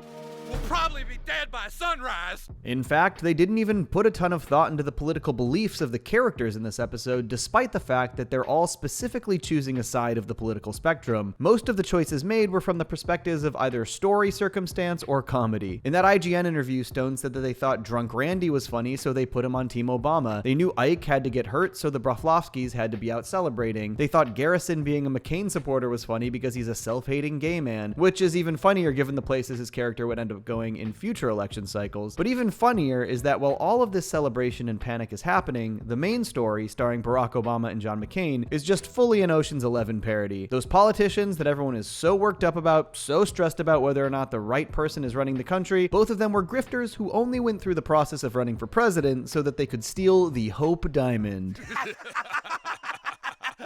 Boom, baby! This is honestly such a funny premise. It certainly makes the episode age well. The idea that any presidential candidate is only running so they can pull off an elaborate heist would be funny at almost any period of time in any election cycle. Bravo, Obama and McCain. 10 years you two have been working on this plan, and you finally pulled it off. In order to prep for this storyline, Trey watched all of the Ocean's movies to get down the formatting, which he had never seen before. It's an obvious inspiration, but it works really well here. I'd seen Ocean's 11, which is fine. It's Ocean's 11 was fine. Yeah. The other two are ridiculously bad. And Trey did a great job parodying the heist format. Obviously, you can't really do a heist movie without a big "so here's the plan" montage, laying out why access to the Oval Office was so important for that plan. The tunnel is only accessible from the Oval Office. It just happens to travel right underneath the Smithsonian Natural History Museum. I also love the way they slowly reveal more of the players who are involved with the heist and exactly what their roles are. South Park is typically adverse to making the easy or hacky jokes that everyone else makes. At the time, Sarah Palin was understandably a punching bag for easy jabs about her intelligence. Rather than just play on the same tired old bits, South Park played with expectations, at first making her seem like the Palin we all knew before this reveal. Hello? Hello, Sarah. It's McCain. I hope to God you're calling to tell me you're in position below the vault with the L7 charges. In an election cycle where she was easily the most dunked on candidate, it's so funny to portray her as this badass British super spy, easily the coolest of the heist team. God, she's awesome. They did a great job with playing with those expectations in these moments. On the Obama side of things, they make it seem like Michelle was about to figure out his plan and call him out for it. Barack, what is it? The laser system guarding the diamond was replaced by an optical relay 3 days ago. This part of the story also plays into the whole heist trope where some kind of major wrench is thrown in the plan at the last second and they have to adjust their plan on the fly. In this instance, it's the security system. I also love how they included another immediate real-world event joke into this new heist plan. 512, my grandmother who faked her death on Monday calls in a bomb threat to the museum. I said I put a bomb in your building. Obama's grandmother actually did die on Monday of that week, just 2 days before her grandson was elected president. A pretty funny and dark 3-second gag to throw in there. I think this episode works well just because it is a solidly executed premise. Presidential candidates only running so they can steal the Hope Diamond is simply very funny. On the commentary side, I think they did a nice job, especially in 2008, playing on the extremist attitudes people tend to have about presidential elections, with McCain supporters literally believing that the world was going to end that night because of Obama's victory, while the Obama supporters are expecting some kind of immediate magical change in the world that makes everything better. This moment when the nurse asks if Ike was a McCain or Obama supporter perfectly illustrated this idea. Why does that matter? Because then I'll know if he partied too hard or if he tried to kill himself. Randy's story was also very funny, with him so ecstatically excited about the prospect of this undefined change the country would see, leading him to make some of the most embarrassing, selfish, and short-sighted decisions he has ever made. Like when he tells off his boss. You know what Obama said? Yes, we can! Hey, I voted for Obama! Obama's not talking about you! And I think what works best about this story is that in the end, both extremes find themselves getting a little dose of their opposing viewpoint. The Stotch's doomsday panic ends with them feeling a little bit optimistic. It's just maybe Obama would be alright. While Randy's unfettered optimism ends with him getting a dose of pretty bad karma. Where are my pants and where's my TV? Dad, your boss called. He said you're fired. The entire Ike subplot was really funny too, mostly because Ike is generally just one of the funniest characters in the show, especially in his depression over the McCain loss. Goodbye. No! But the big reveal that he was a part of the heist team all along tied the stories together in a fun way. Boom, baby. But even the smaller aspects of the episode played really well and felt like they had something to say. Cartman was only in the episode for one single joke, but it's a perfectly in-character moment where he's clearly taking advantage of the chaos of the election. Hey, you guys want to buy a TV? Overall, it's a pretty funny episode that, despite being explicitly political in its framing device, is actually mostly just commentary about people, plus a great heist parody. And as this cultural artifact, an election episode released the day after an election, it's wildly impressive. The way they had to go about making this thing is fascinating, particularly with those time constraints. Here's Stone again on part of that process. So we didn't really start in earnest on this show until 1 week ago. For the speeches, we had a blank space in there, with the acceptance and concession speeches in there. That only takes us a couple hours to do. It's very easy animation. The main thing was waiting until they gave the speeches so we could get the backdrops and see what it looked like. Then we copied down the speech and put it in there. The season 12 Blu-ray actually has a working cut of this episode from the day of the election, and you can see some of the temporary scenes and differences to the final cut. The opening sequence has entirely different staging. Michelle and the Obama girls as well as the Bidens are actually on stage with Barack. This is still the only time South Park has ever depicted Biden on the show. But after Obama's actual acceptance speech, they changed this location to match the actual location that he gave the speech. And they even inserted moments pulled directly from that speech, which obviously makes the whole next day magic trick feel even crazier. There's something about the fact that they get a new puppy because we're going to the kids new get a house. puppy because we're going to the White House. And I'm like, people are going to remember that. And you have earned the new puppy that's coming with us to the White House. We will name him Sparkles. But I also think that About Last Night was one of the most important in the history of South Park in terms of how that show is perceived and what expectations are put on it. Obviously, the show has always contained modern social commentary and satirized current events, but the immediacy of the election episode sort of changed everybody's expectations. Suddenly, it wasn't insane to think that South Park might be talking about the biggest news story of the week days after it happened. Prior to this revelation, the only show that was really capable capable of this was Saturday Night Live, but obviously putting together a fictional narrative is different than doing live sketches. And I think, for better or worse, this started making people think more about South Park when crazy current events went down. Oh, I can't wait to hear what South Park has to say about this type of attitude. And this created expectations for South Park to cover the news stories that were making the biggest splashes or felt like they demanded satirization, which is actually counter to the very thing that made this episode so iconic. The fact that they managed to predict the election and fit so many direct recreations and references to the events 24 hours later was one of the least expected things in South Park's history. It made a huge impact because it was such a difficult thing to do that nobody expected it could ever be done. And so, after this episode, especially around election time,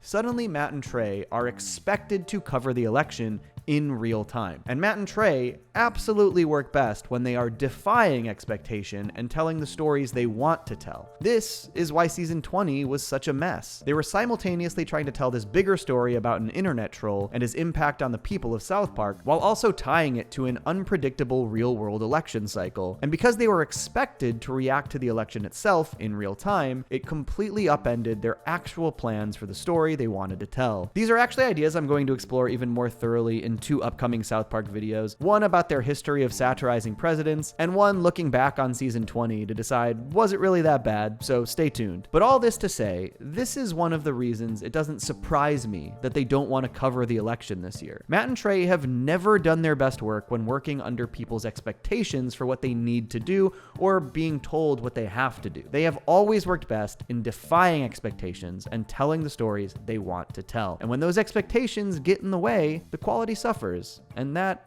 is really all there is to it. South Park has been doing social commentary for a long time, nearly 25 years, and obviously a show that started in the late 90s is going to change and evolve a lot over time. Not everything the creators said or believed in the early days of South Park is going to carry through their lives or for the duration of the show. And I mean, that should be true for all of us, honestly. Especially South Park, which is a show partially designed to offend and primarily designed to make us laugh. Back in 2006, South Park absolutely lambasted former Vice President Al Gore in the infamous episode Man Bear Pig, which can basically be summed up as the funniest denial of global warming of all time. And while it genuinely is one of my favorite episodes from a comedic standpoint, it's hard to deny that this wasn't a problematic stance on climate change. But in 2018, South Park did something really interesting. They changed their mind. And they showcased that change of heart in a 2-part episode in only the way South Park can. So today let's talk about the time South Park said, sorry. Before we dive into the Al Gore controversy, let's talk a bit about how Matt Stone and Trey Parker look back on their work. The show has been on for 25 years. Obviously, the audience and the world has changed a lot over that time, and thusly, so has South Park. In the early days of the show, there was plenty of language or characterizations that you just wouldn't see on the show these days. While the show has had plenty to say from a social commentary perspective, that doesn't mean that the show or its creators continue to believe these things. Each episode is basically an imprint of how they were feeling and what they believed at the time. Matt Stone talked about this a bit at the South Park 20th anniversary panel. I mean, there are sometimes I look back at an old show and a line or a position and some social commentary, and you're like, I don't know. Like, I've grown since that, but that's what it is. That's what we thought then. So it's sort of a record of our whole thought, process with the good and the bad the whole way through. And this is true for all of us, right? We all change and evolve our views over time as we learn more and see the world differently. The difference is that we don't have a long-running TV show that can remind us exactly how we felt in 1999. Matt even went on to say that sometimes how he felt changed through making an episode about certain subjects. And we go into stuff all the time, into shows all the time, where I'm definitely coming and go, I'm pissed off about this or whatever, and through doing the show, I'm like, well, maybe I was wrong about that. 6 days later. I can actually relate to this myself. I put out a lot of videos on this channel, obviously, and sometimes days or even hours after posting a new video, I might rewatch it and start to rethink something I said or feel like I maybe missed the mark. But with that in mind, let's talk about how South Park tackled the climate crisis back in 2006 with the episode Man Bear Pig. If you aren't familiar, former Vice President Al Gore produced a documentary released in May 2006 about global climate change, attempting to draw attention to the growing crisis. About 1 month before the documentary released, South Park dropped the episode Man Bear Pig. Well, I'm here to tell you now, Man Bear Pig is very real, and he most certainly exists. The episode's message was clear. Al Gore is preaching about an imaginary problem that could supposedly kill us all, but also couldn't possibly be real. Funny, Definitely. Harmful? Also definitely. But like I said, this was a potentially harmful approach to talking about climate change. And it was a pretty stark contrast to how other shows were handling the issue. In particular, Futurama, a show that made a point to have a pro-environmentalist episode in just about every season. In fact, an animated sequence from Futurama was actually used in An Inconvenient Truth, as it so concisely illustrated how climate change was occurring. Pretty soon, Earth is chock full of sunbeams. They're rotting corpses heating our atmosphere. The episode came and went, and despite its message, many still consider it to be one of the funniest the show has ever done. They even sort of doubled down on the idea a year later in the Imagination Land trilogy, in which they visit a place where imaginary creatures created by man actually exist, and sure enough, Man-Bear-Pig was there, basically restating that he's imaginary. But obviously, since 2006, lots more research into climate change has been conducted. While there are definitely still deniers, I think a lot of the people who were skeptical have come around. And that actually includes Matt Stone and Trey Parker. In 2018, they followed up the Man-Bear-Pig story with an episode called Time to Get Cereal, and they did this in probably the most South Park way ever.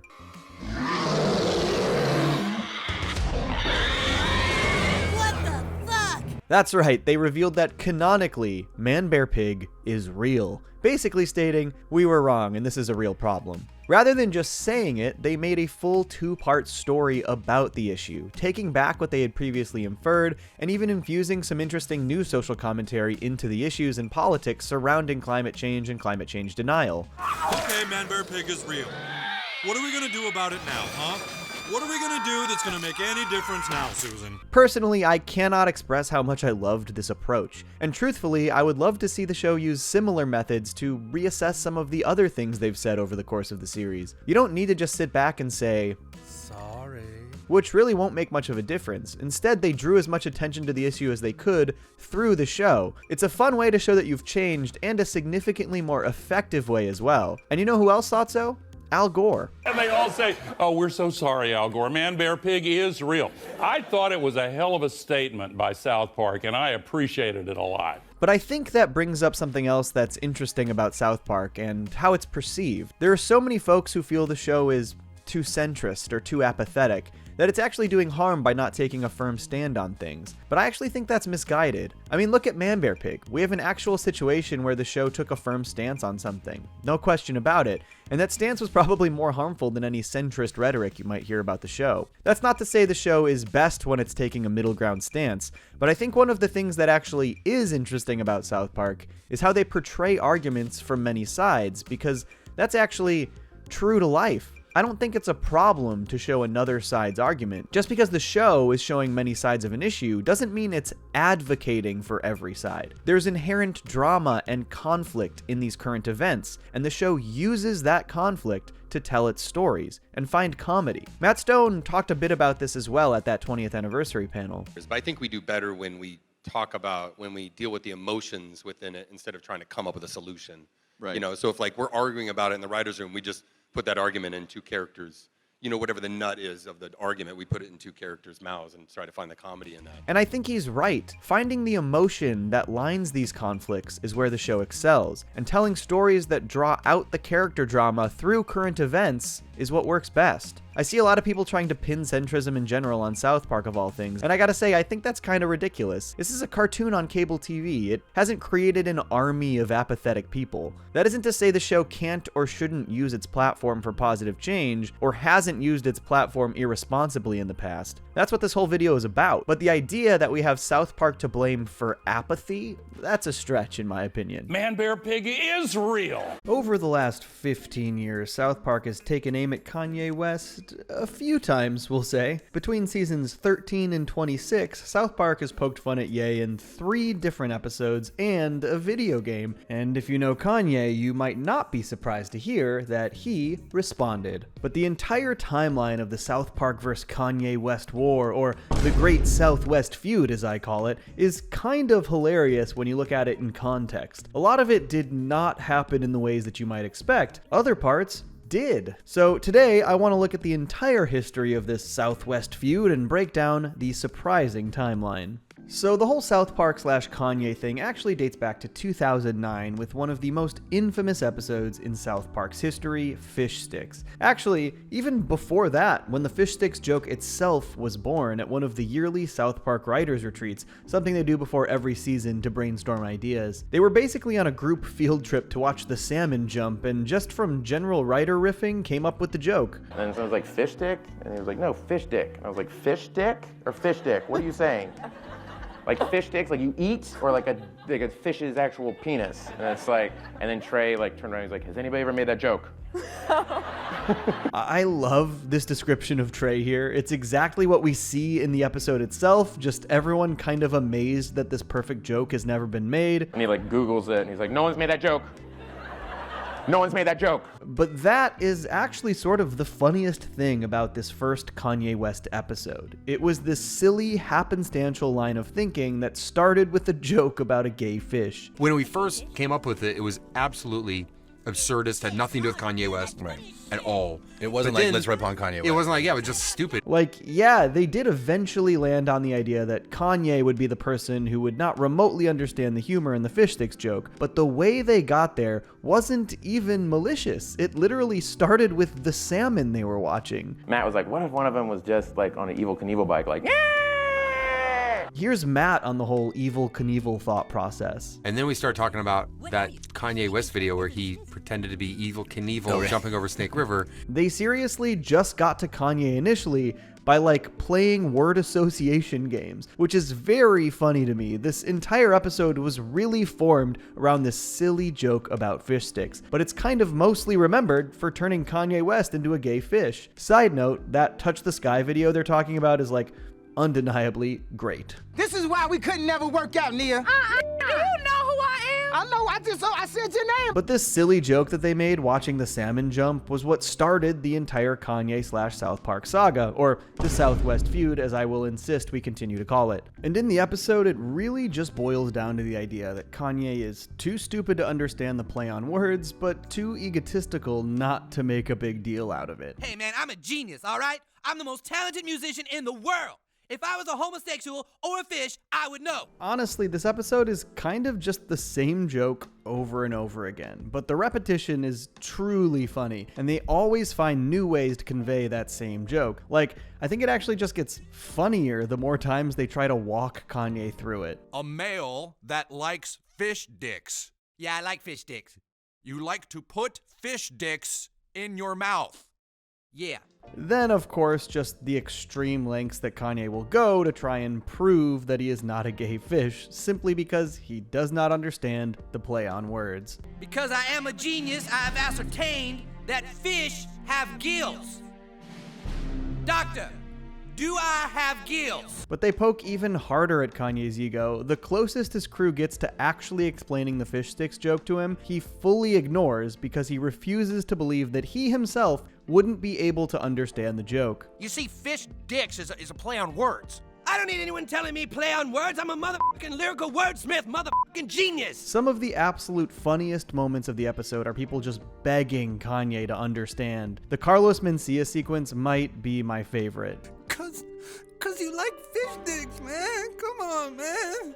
Don't you get it? Please, just get it, man. Like I said, it's just the same joke over and over, but somehow it just gets funnier. Even at the end, Kanye literally ties up children, Jimmy and Cartman, because he thinks they're responsible for his bad press. Why did you start these rumors about me? Honestly, the entire Jimmy and Cartman plot is the most substantial part of this episode. It's really what the episode is about. Probably the reason that I'll still do a specific episode breakdown about fish sticks to really dive into that commentary, even though we're really talking about it a lot here. But the way it ties in is the theme of ego. Cartman did not write the fish sticks joke, Jimmy did, but he's convinced himself not only that he has, but that Jimmy is this awful person who tried to take credit. That you have such a huge ego, you do these mental gymnastics to make yourself a part of things. And this is obviously what is supposed to cross over into Kanye's lesson here as well. His ego is so big that he cannot comprehend that the gay fish joke is not about him specifically. But maybe the funniest part of this episode is, of course, that Kanye still doesn't understand the joke. joke. He just embraces his new life under the sea. The end of this episode is actually so happy. Kanye just swimming around with those fish. It's really funny.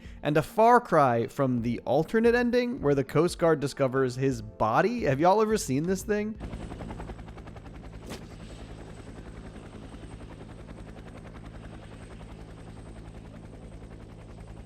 This is super reminiscent of like the ending of Free Willsiacs or 201. Really dark, man. But of course, it's a good thing they didn't fully use this because they'd bring Kanye back eventually. Though, I guess they have brought back dead celebrities before, many times. This episode has Conan O'Brien in it, who also killed himself back in the South Park movie. And while the episode just completely destroyed Kanye's egotistical nature, I think maybe the most shocking aspect was his initial response. Kanye took to his blog the very next day to respond to the episode, and at first, he actually fully took it in stride. It was all Kanye saying, basically like, well, South Park really made fun of me last night, and it made me realize I really do need to look at myself, and I really do. And it was shocking. It was really unexpected reaction. There's a lot in this blog post, but I'm going to read a few select parts. Also, he writes in all caps, so that's how I'm going to read it too. South Park murdered me last night, and it's pretty funny. It hurts my feelings, but what can you expect from South Park? Having the crazy ego is played out at this point in my life and career. I used to use it to build up my esteem when nobody believed in me. I got a long road ahead of me to make people believe I'm not actually a huge douche, but I'm up for the challenge. I'm sure the writers at South Park are really nice people in real life. And that, of course, is the story of how South Park helped Kanye West get over his ego and become a much, much better person. After that, he never made any embarrassing public faux pas ever again. I'm gonna let you finish.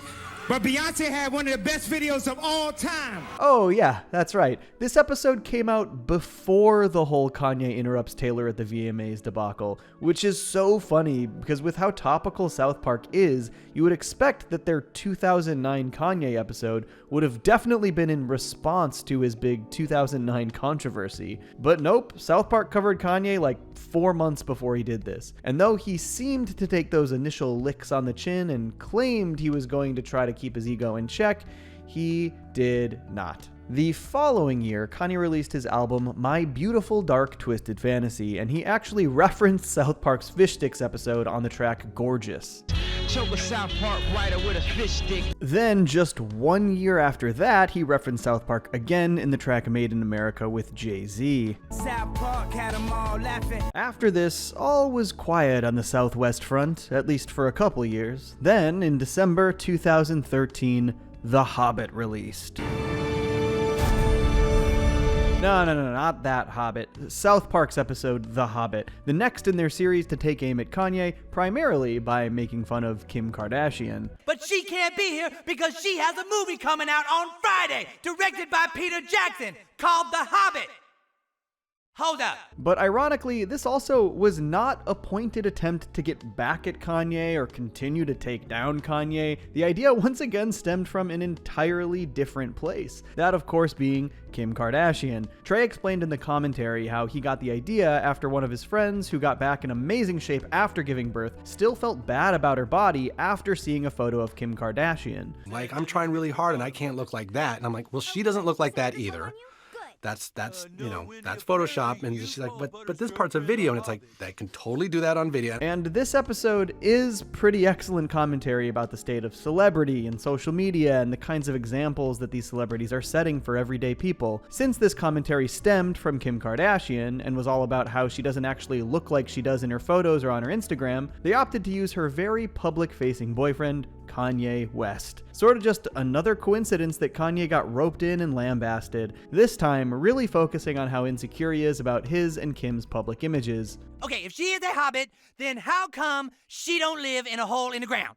Boom! Oh, y'all just got lit up! Hilariously, South Park was so ahead of the curve last time by smearing Kanye 4 months before his big VMA interruption, they were like 4 years behind when it came to parodying that actual event. In this episode, having him interrupt the Pope on stage. All right, hold up. Hold up, I'm sorry, Pope, but hold up. Honestly, I think one of the funnier parts of this portrayal of Kanye is that it seems like he actually has grown a tiny bit in his characterization. Where last time he was just completely incapable of putting the fish sticks joke together, in this one, it continually dawns on him that there is just like a hilarious mountain of evidence pointing to Kim being a hobbit. Keeping Up with the Kardashians, which is a show about short, loud little people living in a fantasy world. Hold up! One thing they were not late to the parody party on in this episode was Kanye's Bound 2 music video, which came out less than a month before this episode released. One thing I know, my girl ain't no hobbit. She might be stumpy, that don't mean she a hobbit. Okay, can we talk about the Bound 2 music video for a second? Because this goddamn song. I've been listening to a lot of Kanye tracks for this video, and Bound 2 sounds like a bad parody of Kanye. Honey. I wanna f you hard on the sink. After that, get you something to drink. I'm a motherfucking lyrical wordsmith. The backing track sounds like a loop of musical transitions they fit between scenes in movies. And honestly, huge shout out to these delusional Ye fans in the comments. Honestly, I kinda respect this level of devotion. Guess you guys aren't ready for that yet.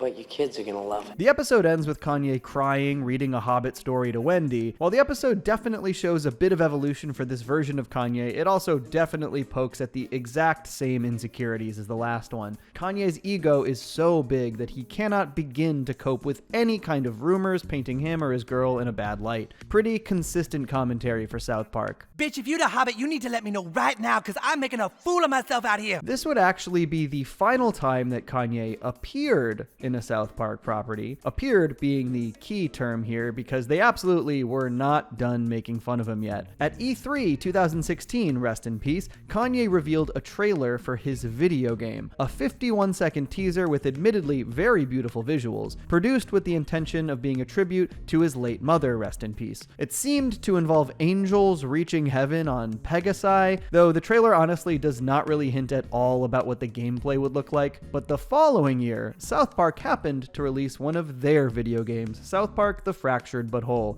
and they took the opportunity to rip on Ye and his video game. Right now, there is a gay fish who wants help getting his mother into heaven. I want to help the little gay fish, but all the other super best friends keep saying they're too busy.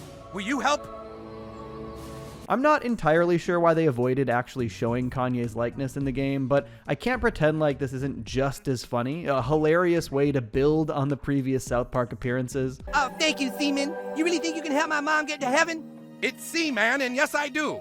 This child has incredible powers. All right, if you get my mom into heaven, I will give you $3 million and some jewelry. They basically made Kanye's game into an incredibly difficult Flappy Bird clone where a unicorn farts rainbows to get to heaven. The game is intentionally poorly designed, and they make it near impossible to win without being given a couple dozen extra hearts. I love you, Mama. I'll see you soon, baby. Yep, I'll see you soon, Mom. Wait, what the is that supposed to mean? Overall, it is a tiny part of the game that holds absolutely no bearing on the actual story, but it's funny that they fit it in there, especially because Kanye definitely abandoned that video game like immediately after the trailer released, so this is the only version of it to ever exist publicly. You also can see the gay fish and seaman at Crunchy's microbrew after you complete this quest, and their conversations are very funny. You know, artists come up to me all the time, they're like, gay fish, where do you get inspiration?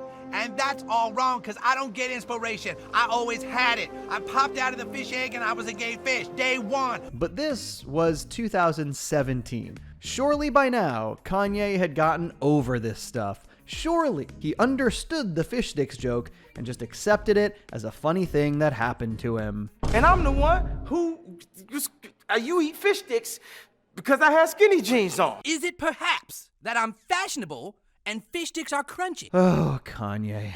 Even 2 years after this clip, in the early leaked version of his track Life of the Party, Kanye had written yet another fish sticks reference in one of his lyrics. South Park had jokes about fish sticks. Bro, it has been 12 years. You have got to let this go. At least this wasn't on the final track, but still, man, Matt and Trey got in his head, and to them it was all kind of just an afterthought. But the Southwest conflict wasn't quite over yet. I'm not going to say what race, what people, doctor, and what hospital, and what media went to. We know I can't say that. It was a Jewish doctor. Obviously, over the past couple years, Kanye has been in the news for some slightly more egregious and problematic claims about Jewish people, alongside some pretty bizarre stunts like his appearance on InfoWars. So it probably wasn't a surprise that South Park also addressed this controversy. This time, even less directly than in the video game, not even really making Kanye a character in the episode. Instead, the episode Cupid Ye brings back Cartman's internal monologue / alter ego, Cupid Me, sort of amalgamated with Kanye himself. Basically, Kanye's problematic beliefs are filtered from Cupid Ye through Cartman into the real world. Since it's all filtered through Cartman, this is as much a Cartman episode as it is a Kanye episode. So while the commentary surrounds Kanye's antics at the time, the motivations are all Cartman character stuff. Basically, when Stan gets jealous that Kyle is spending more time with Tolkien than him, Cartman sees an opportunity to hurt Kyle and spread his long-standing anti-Semitic beliefs. He basically parrots all the things that Kanye was saying on his press tour around that time in an attempt to turn Tolkien against Kyle. Well, mostly I just mean that Jews control everything we see on TV and the movies. Half of this rhetoric is sort of the standard fare we hear from Cartman, and then the other half comes from Cupid Ye, meant to represent some of the more abhorrent things that Kanye was saying on his big press tour. Yeah, so Hitler actually wasn't a bad guy. Yes, whoa, Cupid Me, that's going a bit too far. Even though they sort of differentiate the beliefs of Cartman and Cupid, they also pretty blatantly show that Cartman is Cupid, even when we're specifically visualizing Cupid. Think about it.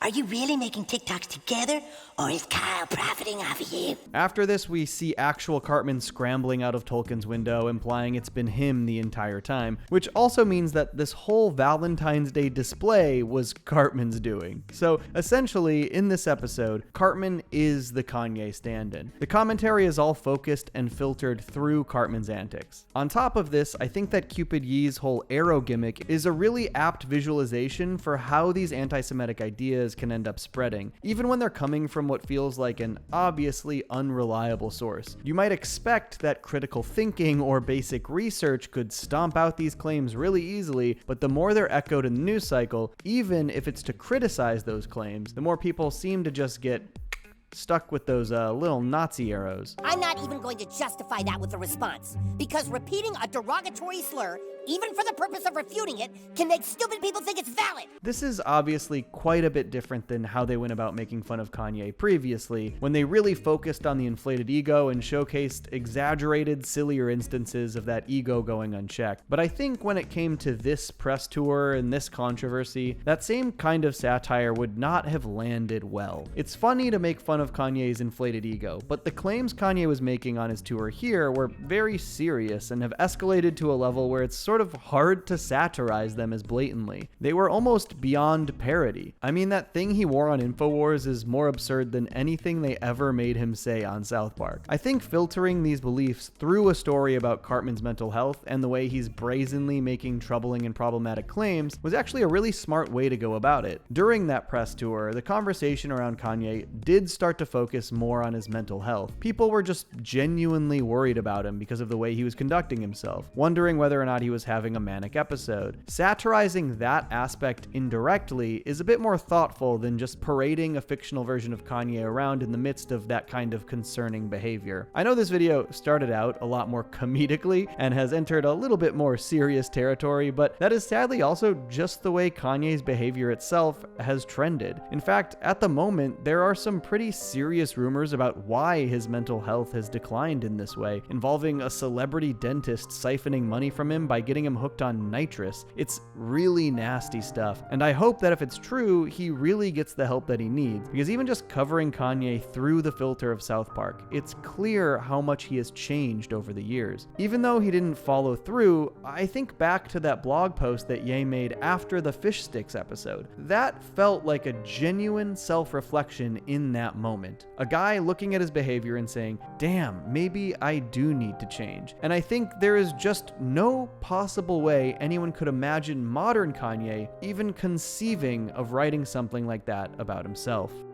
Maybe Kanye needs to take a step away from his enablers and vices and really find happiness somewhere else. I've been so lonely, girl, I've been so sad and down. Couldn't understand why haters joked around. I wanted to be free with other creatures like me, and now I got my wish. Cause I know that I'm a gay fish. Gay fish, gay fish, Yo. motherfucking gay fish. I'm a fish, yo. Going on a gay fish, gay fish. It's alright, girl. Making love to other gay fish. Gay fish. South Park has run for 24 years and over 300 episodes, so obviously they've told a lot of stories over the years, but unlike its other cartoon contemporaries with massive episode numbers like The Simpsons or Family Guy, South Park has continuously been run by only 2 people. This is nothing short of miraculous. Even The Simpsons changed showrunners every 2 years for its first 8 seasons, allowing for fresh new voices and ideas to cycle in and out of the writer's room. And while South Park does have plenty of other staff members to help run and write the show, at the end of the day, the entire series is filtered through Matt Stone and particularly Trey Parker, who writes and directs every single episode. In fact, it's actually comical to scroll through the episode listings and just see the walls of Trey Parker's name lining the credits. But making over 300 episodes of television is not easy, especially when there are just 2 guys in charge. And obviously, the show has changed a lot over the years. Often events happening within the series are reflections of how Matt and Trey were feeling at the time those episodes were produced. But there were 2 episodes in season 15 that not only blatantly showcased Matt and Trey's feelings on South Park at the time, but also laid a vague roadmap that could help predict exactly where the show was going to go. So today, let's talk about South Park's midlife crisis from season 15, You're Getting Old. So as I mentioned up top, South Park has seen many changes over the years, but there are a few that stand out most prominently. For years, the show focused pretty much exclusively on the 4 boys, Stan, Kyle, Cartman, and Kenny. Sometimes the stories ventured into the adults' lives, but the focus was always on the boys. Eventually, however, South Park started to show much more of a focus on Randy, Stan's dad, partially because he became a standout comedic character, and partially because as they got older, Matt and Trey simply related to the older characters more than the younger characters. Matt Stone even mentioned this at their 20th anniversary panel. Yeah, and we're old now, so you know we are. It's like there's a lot. That's why Randy's become a big character. And the episode You're Getting Old showcased these feelings in 2 brilliant ways. They showed both Stan and Randy struggle to come to terms with the fact that they're getting older, with Stan feeling confused that he isn't enjoying life in the same ways anymore, and Randy feeling concerned that his life and the world are passing him by. The episode brilliantly showcases Stan's dilemma when his new Tween Wave album doesn't sound good to him anymore. This is initially believed to just be Stan getting older and growing out of certain things, which it is, but there's an extra layer of confusion thrown into the mix when other music that adults enjoy also sounds awful to Stan.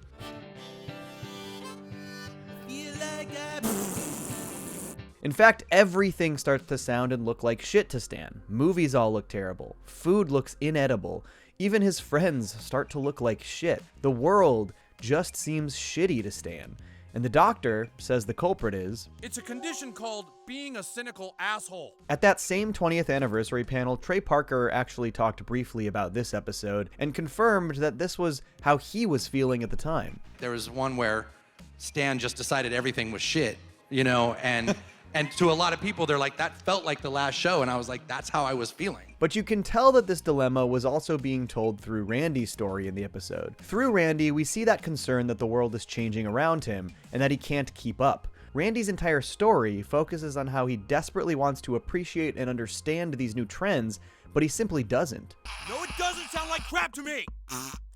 Randy and Sharon have a pretty major fight in the episode, and that fight highlights what I believe are some of the very real concerns that Matt and Trey were fighting. In the commentary for this episode, the pair of them talk about how the story was meant to be commenting on the sitcom nature of their own show, and how everything just resets week to week. And you can tell that this is what they're talking about. The same shit just happens over and over, and then in a week it just all resets until it happens again. And so Matt and Trey decided that ending the show on a more somber existential note was actually the right move. As Fleetwood Mac's Landslide plays, the episode ends without the story resetting back to normal. Randy and Sharon get divorced. Stan moves out of his house and into an apartment with his mom. Everything still looks like shit to him, and the episode just ends.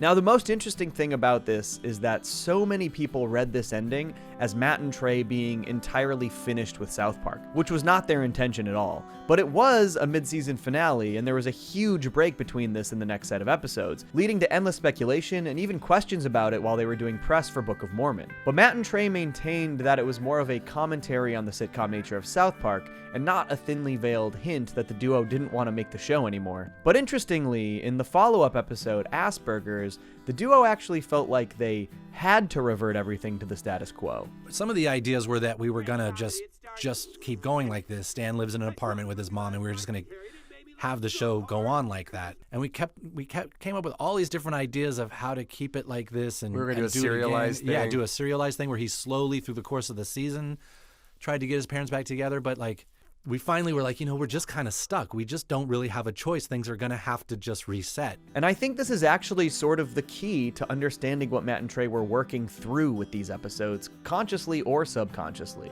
One of the most interesting things about this episode is that the dialogue for Randy and Sharon's big fight was written the Tuesday morning before the show aired. And also that using the music track Landslide was approved Tuesday night. They had backups ready to go, but as they claimed, none of the other ones felt right. And while they might not have had some grand plan for that conversation between Randy and Sharon, or the landslide montage at the end, I think these things might be some of the purest expressions of how they were feeling about South Park, because of how they came about. They were quickly and genuinely created, maybe more likely to come from the heart. They weren't written and rewritten over and over. And I think this especially lines up with what we've seen from the show in subsequent years, because while they felt pigeonholed into maintaining the status quo here in season 15, seasons 18 through 23 started to shake things up in major ways with the introduction of more serialized story elements, most notably Tegrity Farms. Moving the Marsh family to Tegrity Farms feels like an extension of this inclination that Matt and Trey had back in season 15, where they wanted to shake things up, but then had second thoughts. And fittingly, I think the lyrics to Landslide actually illustrate this better than anything else. I'd play the song for you, but it's one of the most famous songs in the world, so I'll just have to read the lyrics. I've been afraid of changing because I built my life around you, but time makes you bolder, children get older, and I'm getting older too. In Asperger's, Matt and Trey were literally afraid of changing the show they had built their life around. They wanted to, but they were afraid to do it. But as the song says, time made them bolder. And as they got older, they were more willing to take these kinds of risks for the sake of their own happiness. Because I'm unhappy, okay? I've been unhappy for a long time. Matt and Trey may not have intended this episode to be some big statement about how they felt about South Park, but I think that subconsciously, this paved the road for what the show would become over the past 9 years. This was the first hint that they were interested in trying new, riskier methods of storytelling, and they've since experimented with this stuff, and some of those choices have paid off, while others have been derailed by real-world events. But I expect that if they hadn't been willing to take these risks, their interest in South Park may have dwindled. And this is even something we're continuing to see to this day. The vaccination special back in March, while doing certain things to re-establish the old status quo, like reintroduce old Garrison, they're also setting up major changes. The boys sort of split up their friend group, implying that they aren't going to be as close anymore. A pretty bold move for the series to make in its 24th season. Personally, I'm all for these changes, and I can't wait to see what they decide to do next. Because time makes us bolder. Children get older, and I'm getting older too.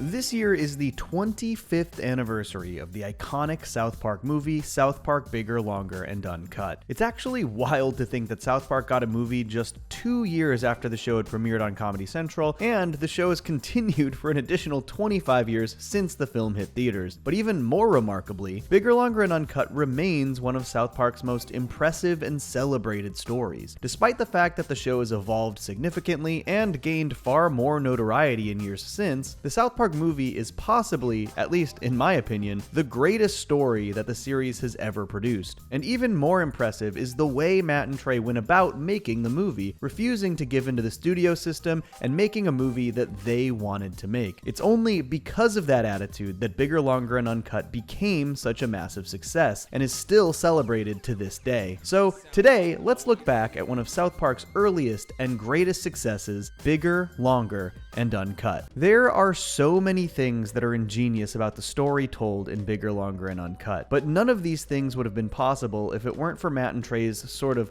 punk rock attitude when it came to producing the film. At this point, South Park had only been around for a couple of years, but fascinatingly, Matt and Trey sort of thought that their time in Hollywood was coming to an end, which obviously sounds hilarious now that they're approaching their 27th season of South Park. But because of the way the cultural reaction to the show had trended, with huge fanfare during the first season and a bit of a muted to negative reaction to the second season, they just fully expected that the movie would be the horse they rode into the sunset. And I think we were like, okay, swan song, we're going out with a bang, we're gonna put it all in this movie. But there was also this attitude of like, we don't care. Like, our careers are over, the show is over, we're gonna do what we want to do, and we don't care what bridges we burn. And it was because of this attitude that the movie turned out the way it did at all, because at nearly every turn, Matt and Trey had to fight to make the movie they wanted to make, starting with the mere fact that they wanted to make an R-rated movie while Paramount wanted the film to be PG-13. And they literally had graphs. Yeah, and they had graphs and like easels. See, a PG-13 can get into these markets and this and do that later on cable, and an R-rated could do this and that. And then the other guy at Paramount would go, hold on a second. Are you actually trying to tell me that because it can do this on cable, it'll make more money there? And he's like, that's right, Jim. Obviously, if Matt and Trey had any interest or expectation that they would be sticking around Hollywood, these would have been harder decisions for them to make. But in their minds, they had already gamed the system and gotten far more than they had ever expected to. They wanted to keep their integrity intact and make a movie that they were proud of. And there were some truly embarrassing expectations from the studio, including a baffling attempt to do a Kid Rock tie-in music video. And they were like, no, we can get Kid, and he'll do this. He actually recorded a song last year that we're just going to use that, and make a video.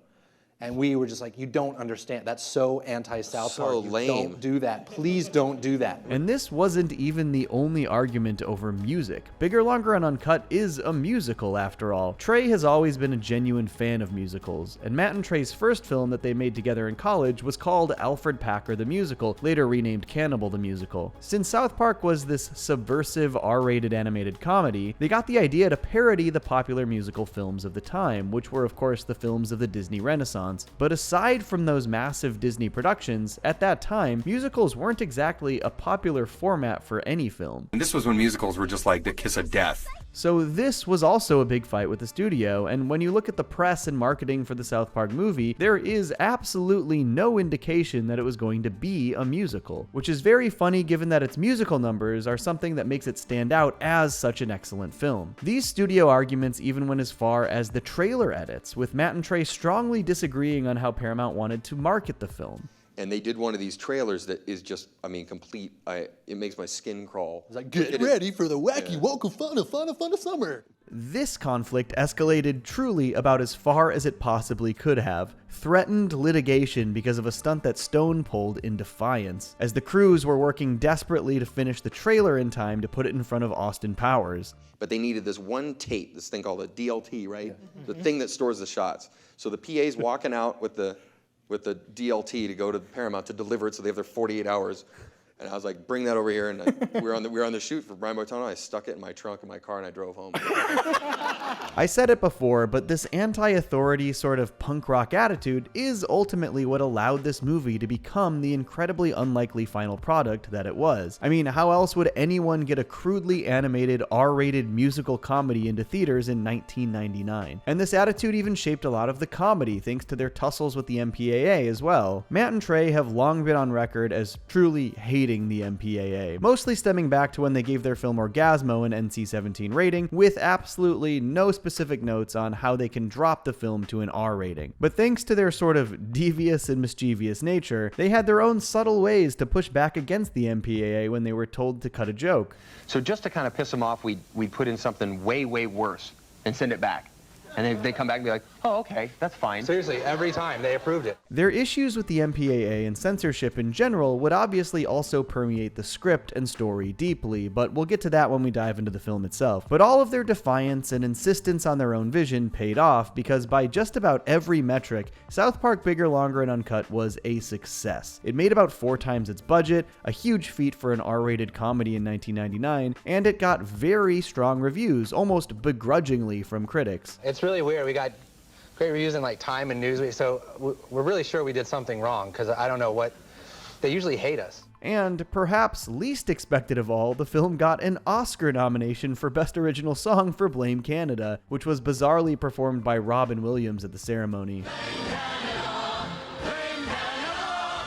They're not even a real country anyway. The song would of course lose to Phil Collins. The entire production of this film was just sort of a miracle, born from Matt and Trey's expectation that it truly was their swan song in Hollywood. They made the film on their terms, at least to the fullest extent that they possibly could have, and it's incredibly difficult to argue with the result. A film that is outrageously hilarious, a genuinely good musical, a scathing criticism of the very censorship and outrage they themselves were the subject of, all while remaining sweet and touching for the characters who are grounded throughout this ridiculous story, which I think is as good a time as any to dive into that story. The absolute genius of the South Park movie is how beautifully it mirrors South Park's own journey in the mid to late 90s. The series itself got a bunch of backlash for its crude and outrageous humor, with people arguing whether a cartoon with such vulgarity should even exist, especially if kids are going to be drawn to watch it. I don't like South Park because I think that it is adult humor,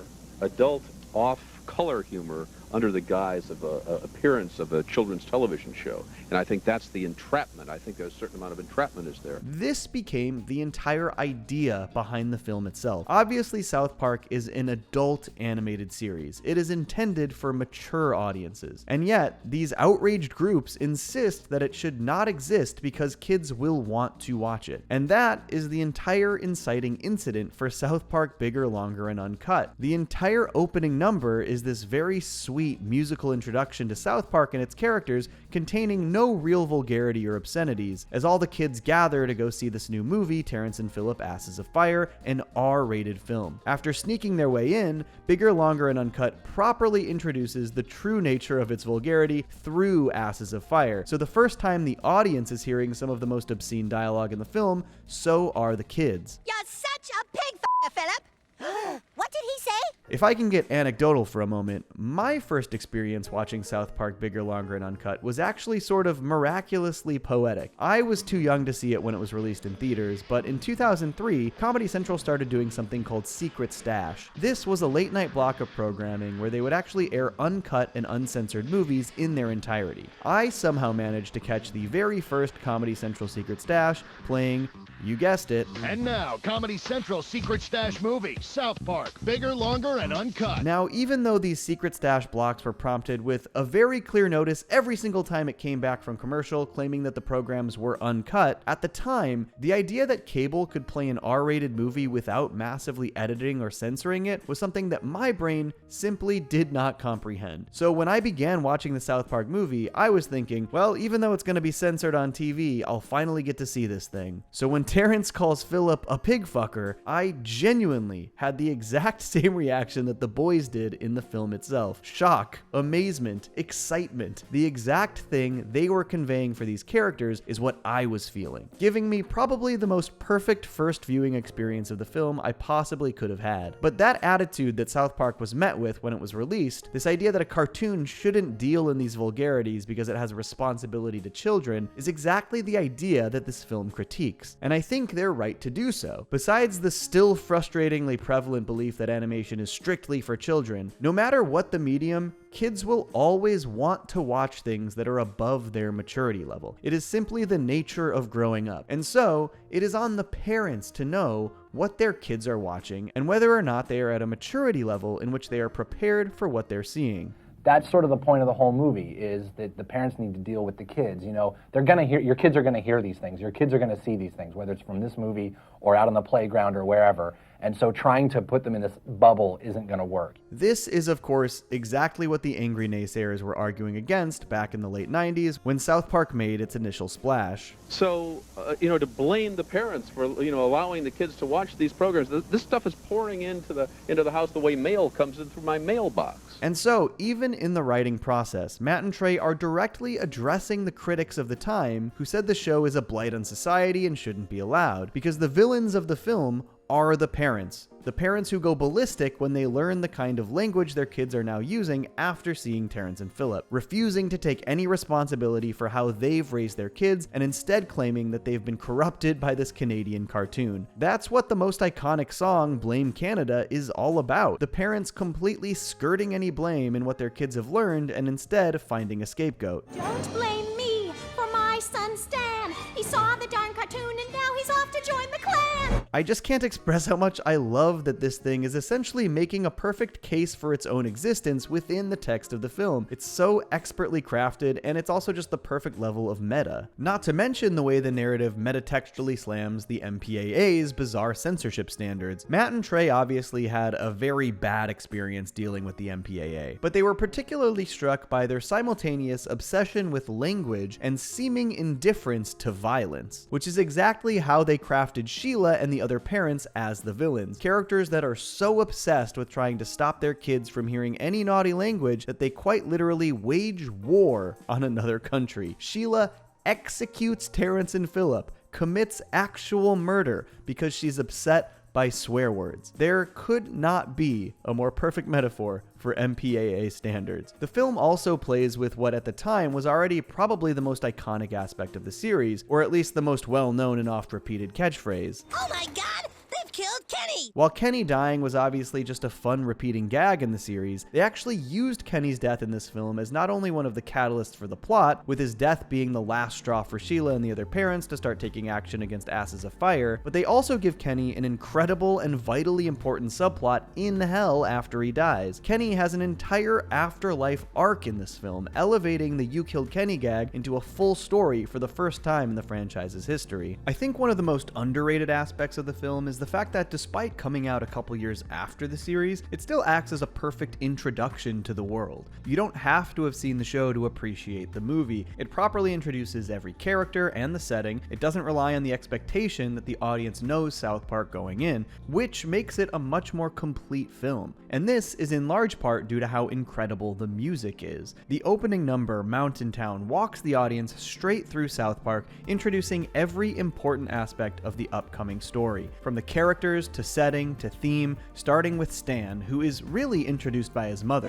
What an angel with a heart so sweet and sure, and a mind so open and pure. This also introduces the idea that at least some of the parents see these kids as these perfect, sweet little innocent angels, that in their mind, they could not possibly do anything wrong, that there's nothing that could corrupt them, which is a perfect juxtaposition to the introduction of our villain, Sheila Broflovsky. Sheila demands that Kyle takes his brother Ike with him. Do as I say, Kyle!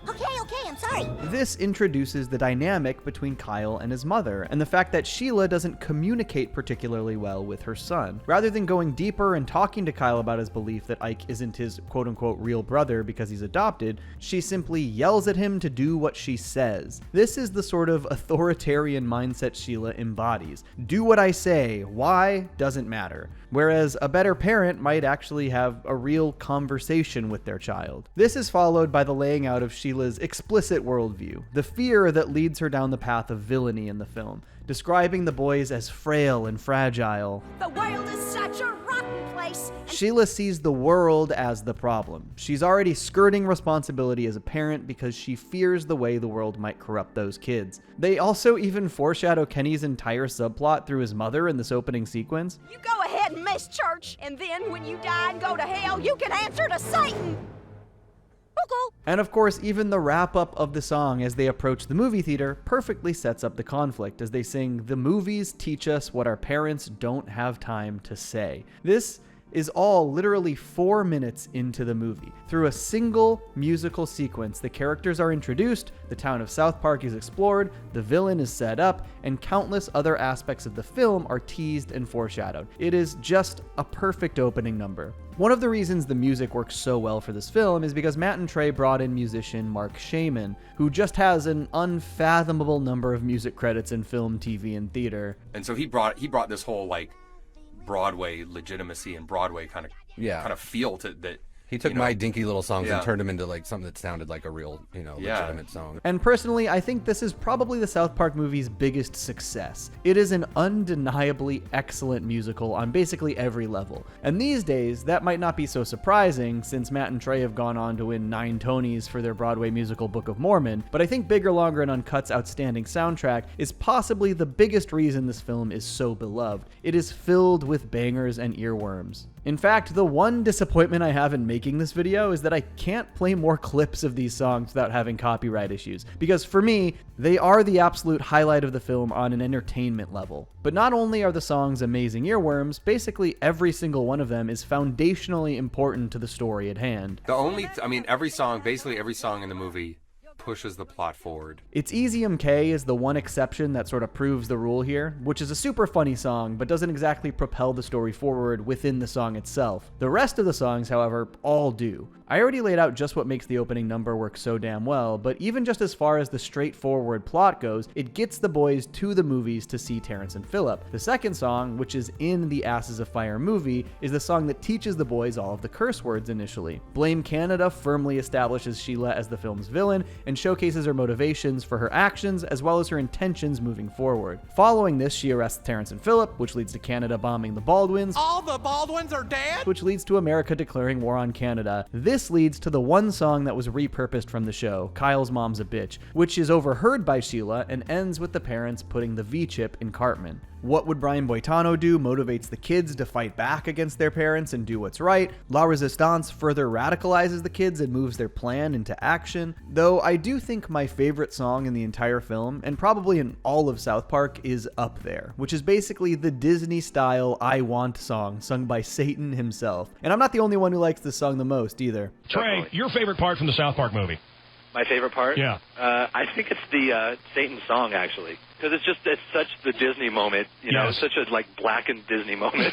Just on its face, this is very funny. The idea that this all-important I Want song is sung by Satan. And it's funny because it's so subversive, but I think what makes it effective is how incredibly genuine the song is. You would think that going into this film that Satan is the villain, but he's not. Sheila is the villain of the primary A story, and the villain of Kenny and Satan's B story is actually Saddam Hussein, whom Satan is in a relationship with. You actually empathize with and feel bad for Satan because he's in this abusive relationship with Saddam. Throughout his time in hell, Kenny tries his best to comfort Satan and convince him to leave this awful person. Why don't you just fucking leave him? You're right. I should leave him. But of course, Saddam's manipulative nature gets the best of Satan with his song I Can Change, which of course motivates Satan to continue hell's invasion of Earth. This thing is just so well written and so well crafted, but I think there's one thing at the very core of the film that makes it work beyond all else. Beyond the outrageous humor and vulgarity, beyond the incredible music, it's that at the core of this film, there's a genuine emotional story. Even when that empathy you're feeling is sometimes pointed towards Satan. What we really achieved in the movie is that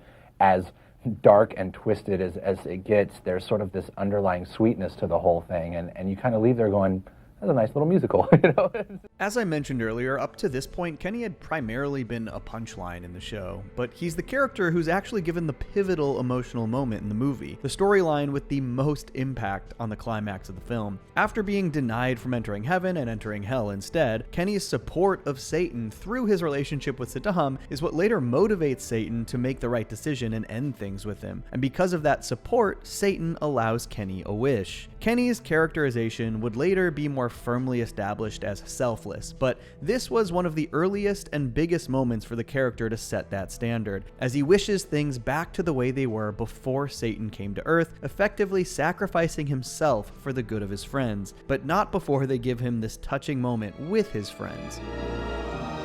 Goodbye, you guys. Finally revealing Kenny's face in, at the time, his most important character moment. Fun fact, Kenny was actually voiced by King of the Hill creator and friend of South Park, Mike Judge. But if these moments didn't land, the movie wouldn't have been nearly as impactful. That emotional hook grounds the story in human emotion, and the characters all get their happy endings. Cartman uses the combo of cursing and his V-chip to beat down Saddam, Kyle stands up to his mother, Stan tells Wendy how he feels about her. The movie sticks the landing because of these moments. But I think one of the most interesting things about the film's success is that the movie still feels like old South Park. It's really old South Park at its absolute finest, but so many of the characters and aspects of the show that would become vitally important later in the series are just nowhere to be found in the film. It's weird to think that right now the movie that defines South Park doesn't even have Butters in it. Butters, Tolkien, Jimmy, Timmy, Towley, so many of the most iconic characters in the show's history either were not characters yet or didn't have a speaking role in the film. Even Randy basically just appears as a part of the chorus of dads supporting Mothers Against Canada, which is just inconceivable based on how that character is used today. I personally think that South Park needed to evolve and change and introduce new ideas in order to continue the way that it has, but South Park Bigger, Longer, and Uncut represents the absolute peak of what South Park was originally. It maintains the spirit of those original seasons, but puts it in the best possible package that spirit could have been delivered in. These days, Matt and Trey actually seem to feel mostly negatively about the movie. When they did the Blu-ray commentary for the film in 2009, they had a ton of regrets and even struggled to watch parts of it. Look how junky the animation is. Yeah, it's pretty hard for me to look at. They spend a huge part of this commentary lamenting some of their creative decisions, even regretting how hard they had previously ripped on George Lucas for changing parts of Star Wars, realizing that they have the same desire to fix their past work. Personally, I think the simplistic animation has so much charm. The movie definitely looks better than the show did at the time. I particularly love the construction paper textures on everything, even though the film was made digitally. It actually makes the South Park movie stand out visually from just about everything else in the South Park canon. It adds a bit more depth and character than the show had at the time, even still in its simpler animation, but it also doesn't showcase the kinds of more advanced animation that they're capable of these days. Just another thing that makes the film such a unique and standout South Park project. And while Matt and Trey may have a lot of regrets about the South Park movie, I think the continued adoration of the film is proof that it turned out exactly the way it was meant to. They even managed to fill up theaters everywhere for the recent 25th anniversary screenings. The film is beloved for good reason, and to this day, no other South Park episode or special or video game quite makes me feel the way the South Park movie does. Part of that is the nostalgic memories I have attached to it from watching it for the first time, and part of that is because it's simply an excellent movie. Structured immaculately from top to bottom, filled with incredible music, biting comebacks to their most ardent critics, outrageous humor, and emotional depth. It is, all around, some of the most fun I've ever had watching a movie. I don't think there will ever be another film quite like South Park, Bigger, Longer, and Uncut. Even though South Park has been on the air for nearly 30 years, they've only released one single theatrically released movie, the hilarious 1999 film Bigger, Longer, and Uncut. For years, fans have dreamed of South Park returning to the big screen, despite little to no interest from series creators Matt and Trey. And though the film itself was never followed up in theaters, the story of South Park Bigger, Longer, and Uncut has actually been followed up in episodes of South Park relatively directly on multiple occasions. So today, let's dive into the weird sequel episodes to South Park's 1999 film and break down exactly how each of them followed up the iconic movie. So I thought of the idea to cover these episodes while making my recent video about Bigger, Longer, and Uncut itself, which you should totally watch if you haven't yet. But there are 4 episodes that pretty directly reference the events of South Park Bigger, Longer, and Uncut in their premise. In season 4, there's the 2-part Do the Handicapped Go to Hell episodes. In season 5, Terrence and Phillip Behind the Blow. And in season 21, Super Hard PC-ness. And the cool thing about this trio of follow-ups is that each of them acts as a sort of sequel to different aspects of the feature film. Do the Handicapped Go to Hell is a follow-up on Satan and Saddam Hussein's relationship, a direct sequel to the end of the film where Satan finally breaks things off with Saddam and, of course, kills him. Terrence and Phillip Behind the Blow, as the title suggests, follows Terrence and Phillip's journey after the events of the film, and Super Hard PC-ness follows up the entire War on Canada plotline from the film, directly referencing Sheila's crusade against Terrence and Phillip, with Kyle sadly following in his mother's footsteps. The first pair of episodes from season 4 actually released barely over a year after the South Park movie itself, a relatively immediate sequel. And while the primary plot of the episode involves the kids' panicked fears that they'll go to hell thanks to Father Maxie's sermons, the rest of the episode takes place in hell, starring Satan himself. In the movie, Satan's entire arc was about escaping his abusive relationship with Saddam Hussein, with some encouragement from Kenny. It's in many ways a classic abusive relationship. Saddam is effectively using Satan Satan for power and sex while ignoring Satan's actual wants or needs, belittling him to weasel his way into the power position of their relationship. At the end of the film, Satan kills Saddam, as I mentioned before. He spent so much time convincing me I was weak and stupid that I believed it myself. But of course, this was not the end of their story. When these episodes begin, Satan is in a loving new relationship with a guy named Chris, but then Saddam ends up right back on his doorstep. No, it can't be. You're dead. I killed you. Yeah, you killed me. So? Where was I gonna go? Detroit? And the entire idea of a follow-up was simply just because of Matt and Trey's fondness for these two characters. And it was basically just because we like the characters so much of Saddam and Satan that we sort of wanted to bring them back. And we're like, well, yeah, but Saddam died at the end of the movie, and it's like, well, yeah, but where's he gonna go, Detroit? So obviously, this entire story is just overtly referencing the events of Bigger, Longer, and Uncut. It doesn't really work without the context of their abusive relationship. I was too busy trying to take over the world to give you what you needed. But I've changed, Satan. Oh, I haven't heard that before. Saddam's big song in the musical was literally called I Can Change, and the big turn when Satan finally decided to get rid of him was when he saw Saddam lying with those same exact words. Hi, buddy. I know I was mean before, but don't worry. I can change. Oh! And I really love the way this story follows up and expands Satan's character journey. While he does have one of my favorite subplots in the South Park movie, as well as the best song, it's definitely a smaller story in the runtime department. Getting over Saddam and even giving up his dream to be on Earth at the end is a very satisfying moment, but these episodes honestly feel like they dive into Satan as a character much further. Basically, after this horrible relationship with Saddam, Satan starts dating the polar opposite type of person, Chris. But I can be a pretty rough tumbler myself. Oops!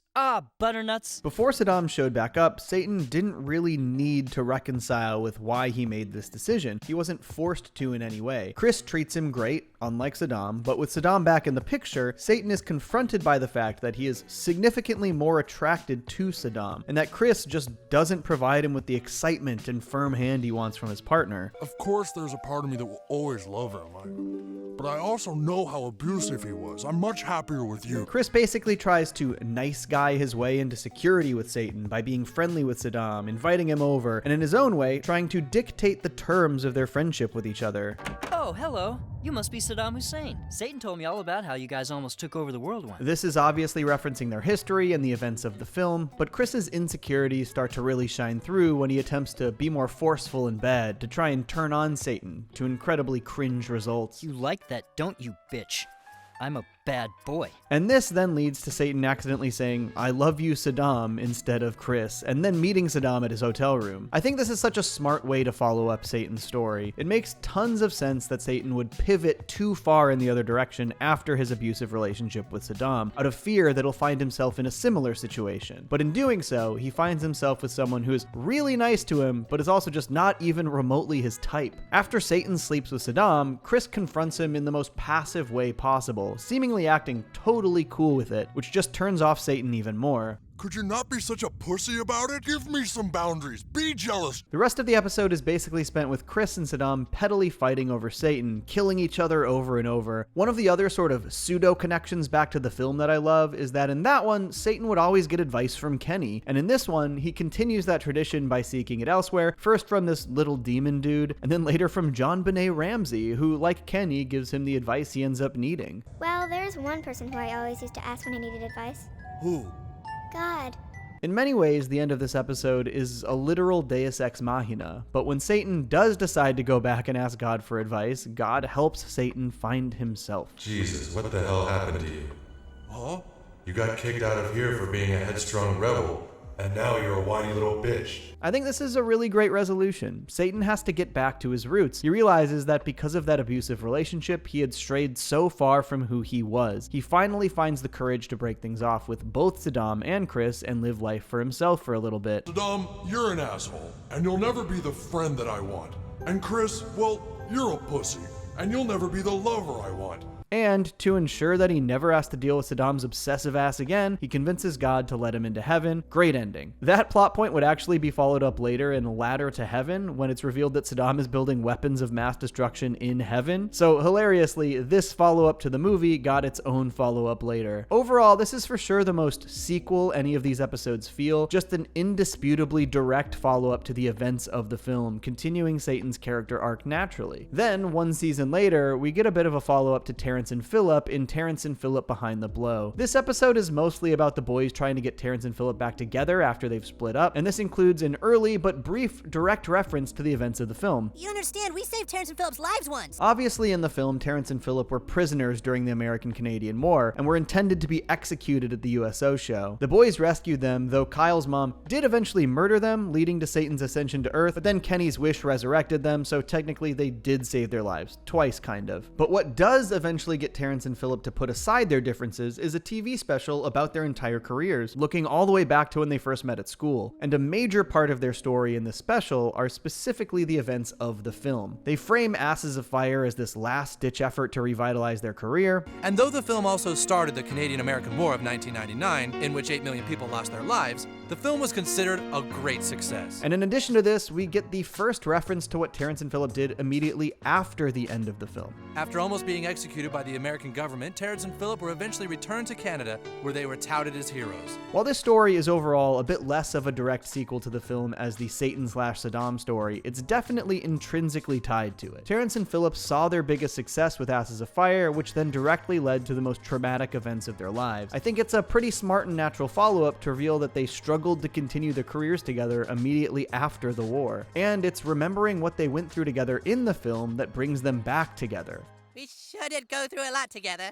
They're back! All right! Alright, before we get to the last sequel episode, there are a few things that some people sort of consider to be South Park quote-unquote movies. Those aren't what this video is about, but I know people will bring them up if I don't address them, so let's go over them quickly. 2007's Imagination Land trilogy, for one, was floated as a possible theatrical film idea, but in a 2008 AV Club interview, Matt and Trey claimed that the idea didn't feel big enough and that the inclusion of so many existing characters made it feel derivative, so they opted to do a trilogy. They did release a DVD with the episodes cut together in one big movie-like package. The DVD markets it as a movie, but I don't think it's a movie. Additionally, after South Park's latest contract with Paramount, it was initially claimed that they would be producing 14 South Park movies for Paramount Plus, which obviously have really just come to fruition in the form of the South Park specials. The decision to call them movies in the press release was not Matt and Trey's, according to Parker in a 2021 Hollywood Reporter interview. With Viacom, we realized we could make them as long or as short as we needed, and they then went and called them movies. They are the ones who said we are giving them 14 movies in 7 years. All I can say is, for me, personally, I am 52 years old. I have made 3 movies in my life, so you do the math. Okay, now let's move on to the final direct sequel to Bigger, Longer, and Uncut, which actually wouldn't be released until 18 years after the film, the episode Super Hard PC-ness. It definitely feels like this whole overt reference to the events of the movie stemmed mostly from commentary. Throughout their career, Matt and Trey have dealt with censorship pretty directly, to the point where that's sort of what the entire South Park movie became about. The primary storyline is that because the kids saw a naughty movie, the mothers decide that that naughty movie should not exist at all, escalating the situation all the way to the aforementioned American-Canadian War of 1999, basically taking censorship so far that it leads to overt violence. Matt and Trey definitely saw some similarities with the way those mother think about the children type groups tried to censor language, and the way more modern overt PC society also tries to censor language. And then we had the whole other story with Kyle where we're basically like,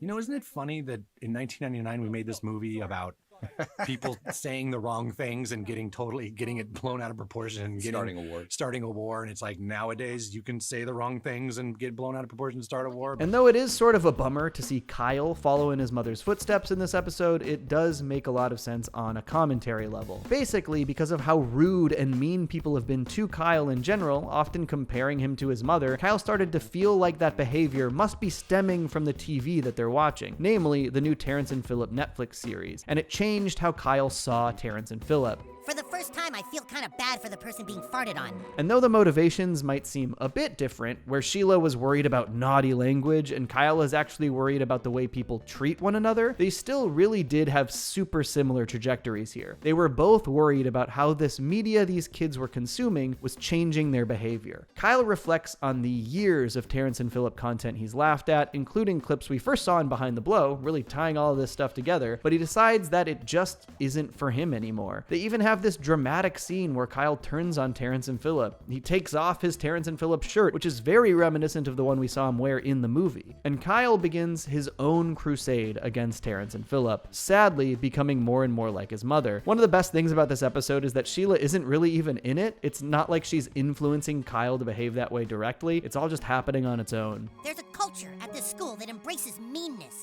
And I believe now it comes from a Canadian TV show. But even when he tries to bring this up to Vice Principal Strong Woman, she kind of just echoes the messages of the South Park movie. I mean, it's a slippery slope when we start pointing the finger for our own shortcomings. And this is where all the clear connections to Bigger, Longer, and Uncut come in. Just like Sheila in the movie, Kyle goes on the news as the leader of MAC, formerly Mothers Against Canada, now Millennials Against Canada, and argues that Terrence and Phillip should be removed from the airwaves. All I'm saying is that there's a culture that originates from Canada, which is at least partly to blame for the state of our country now. Kyle even has to debate the Canadian Minister of Streaming, who was formerly the Minister of Movies, who Sheila also debated on television, and it all comes down to the exact same thing: censorship. Ah, so you want to censor it? We don't want to censor it, we just want to get rid of it. They even run a lot of the same talking points. The minister calls Kyle racist for his rhetoric, just like he did Sheila, and they ended on the exact same joke, where Sheila and Kyle both won't stop interrupting the minister. Please, can I finish? All right, I'm finished. And just like in the movie, this leads to violence and intimidation. Kyle and Mac hold up and take the entire production of Terrence and Phillip's show hostage until their demands are met. Didn't think I'd live long enough to see this all happen again. This obviously feels just like the scene where Sheila takes Terrence and Phillip and arrests them on the set of Conan O'Brien. I do think there is a clear difference in mindset from both Kyle and Sheila, though. In Bigger, Longer, and Uncut, Sheila was really bloodthirsty. She literally wanted to go to war with Canada over the issue. She became Clinton's Secretary of Offense. Kyle is spouting a lot of his feelings very intensely, but it doesn't seem like he fully grasps the reality of what he's suggesting as he rants and raves about the media coming out of Canada. And everything they do and everything they have done needs to be erased from the earth! He clearly means this and believes eliminating the Canadian media will make the world a better place, until his words get through to President Garrison, who literally nukes Toronto, a huge escalation of the events from the Canadian-American War. And as it happens, Kyle is absolutely horrified by what he has wrought, as he should be. This whole sequence is insane. And I think, probably fittingly, that is the final sequel episode to Bigger, Longer, and Uncut. I think it makes sense that early on in the run of South Park they would follow up some of those events much more closely, but I think the season 21 follow-up is maybe the most surprising, so many years after the film release. But I love how all three of these utilize different aspects of Bigger, Longer, and Uncut and follow them up in entirely different ways. It definitely shows the range and variety that South Park has delivered over its run, and who knows, maybe we'll get another follow-up someday. Personally, I just want them to do another movie musical. Kenny McCormick has had one of the strongest and most dynamic evolutions of any character in all of South Park. I've actually been planning to do a full evolution of Kenny video in the same vein as my Randy Marsh video for a while, but that's a huge undertaking and requires tons of rewatching and research. So while we wait for that, I figured we could talk about something we rarely see from Kenny: unmuffled, fully comprehensible dialogue. Early in the series, Kenny was mostly used as a punchline, and obviously one of the gags is that his dialogue is fully muffled. But as the series has gone on, they've not only expanded Kenny's role into a more fleshed out character, but granted him the opportunity to actually speak in a variety of different ways. So today, we're going to talk about every time we've heard Kenny McCormick talk. You know, like, properly. Over the first handful of seasons of South Park, Kenny was mostly a punchline. He was obviously a big part of each episode, but he never really felt like a full character rounding out the gang, since most of the time we were just waiting to see how they would kill him in each episode. And I think that this is one of the reasons that his first actual lines of audible dialogue in the series are so impactful. Kenny's death in South Park Bigger, Longer, and Uncut is the major inciting incident for the entire plot of the film. But this also gives Kenny an entire subplot to himself as he navigates hell and forms a friendship with Satan. They actually tease this subplot perfectly earlier in the film, as Kenny leaves home to go see a movie with Stan and the boys, and his mom chastises him for missing church. You go ahead and miss church, and then when you die and go to hell, you can answer to Satan. The South Park movie premiered in the middle of season 3, and so to this point, this was by far the most substantial role that Kenny had ever been given in a South Park story, as he tries to help support Satan through his abusive relationship with Saddam Hussein. You're right. I should leave him.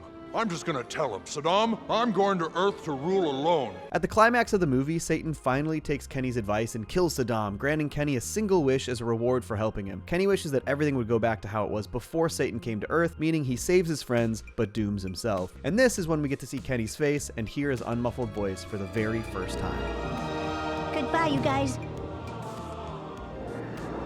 Man, I love this moment. Such a great way to reveal Kenny's face for the first time, and such a lovely, emotional piece of dialogue. They actually teased that this would be the first time we would see and hear Kenny outside of the orange parka in this very first scene of the movie, as he wakes up and we see his hair for the first time before he stuffs himself back into the coat. Man, that's a great movie. Funny enough, the voice actor for Kenny in the film was actually Mike Judge, creator of Beavis and Butthead and King of the Hill, and voice actor for countless characters in each of those shows. I was hesitant to count this next example, but I wanted to give it a shout out regardless. In season 6, the show decided to keep Kenny dead for an entire season, but eventually Cartman drinks Kenny's ashes, mistaking them for chocolate milk mix. This leaves Kenny's soul in Cartman's body, and so occasionally Kenny speaks through Cartman. Yeah, luckily Cartman's big enough for the both of us.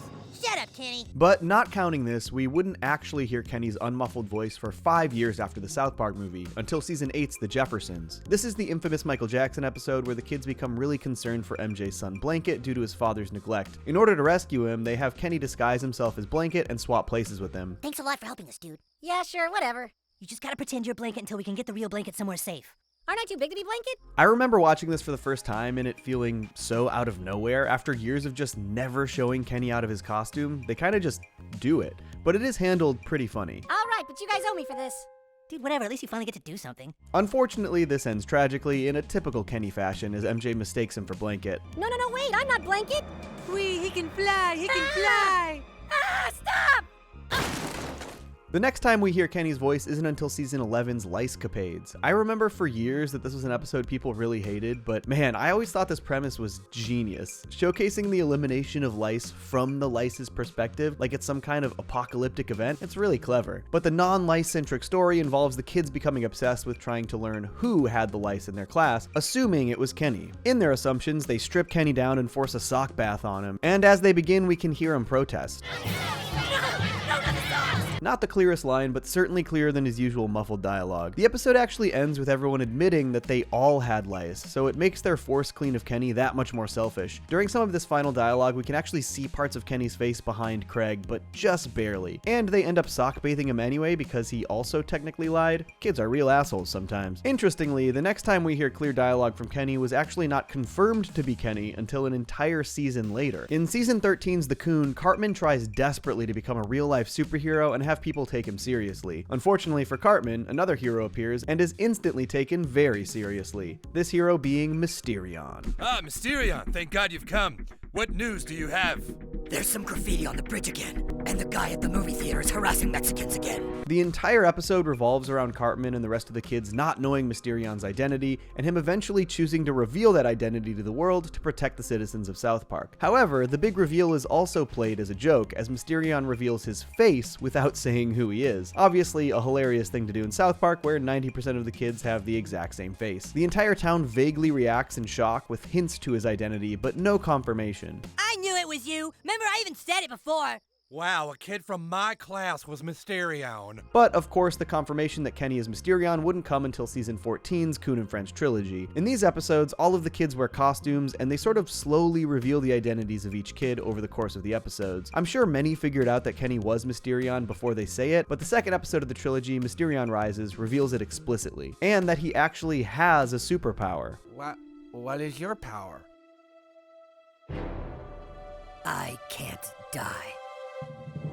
I've said before how much I love this reveal and how I think it makes Kenny a much more dynamic character in retrospect. And obviously this entire trilogy and the other superhero themed episodes all feature tons of unmuffled dialogue from Kenny in the form of Mysterion. Though he is obviously disguising his voice in the gravelly Batman-esque tone. There is a great moment though where he breaks, when he discovers that his parents were arrested for being members of a cult. What the fuck?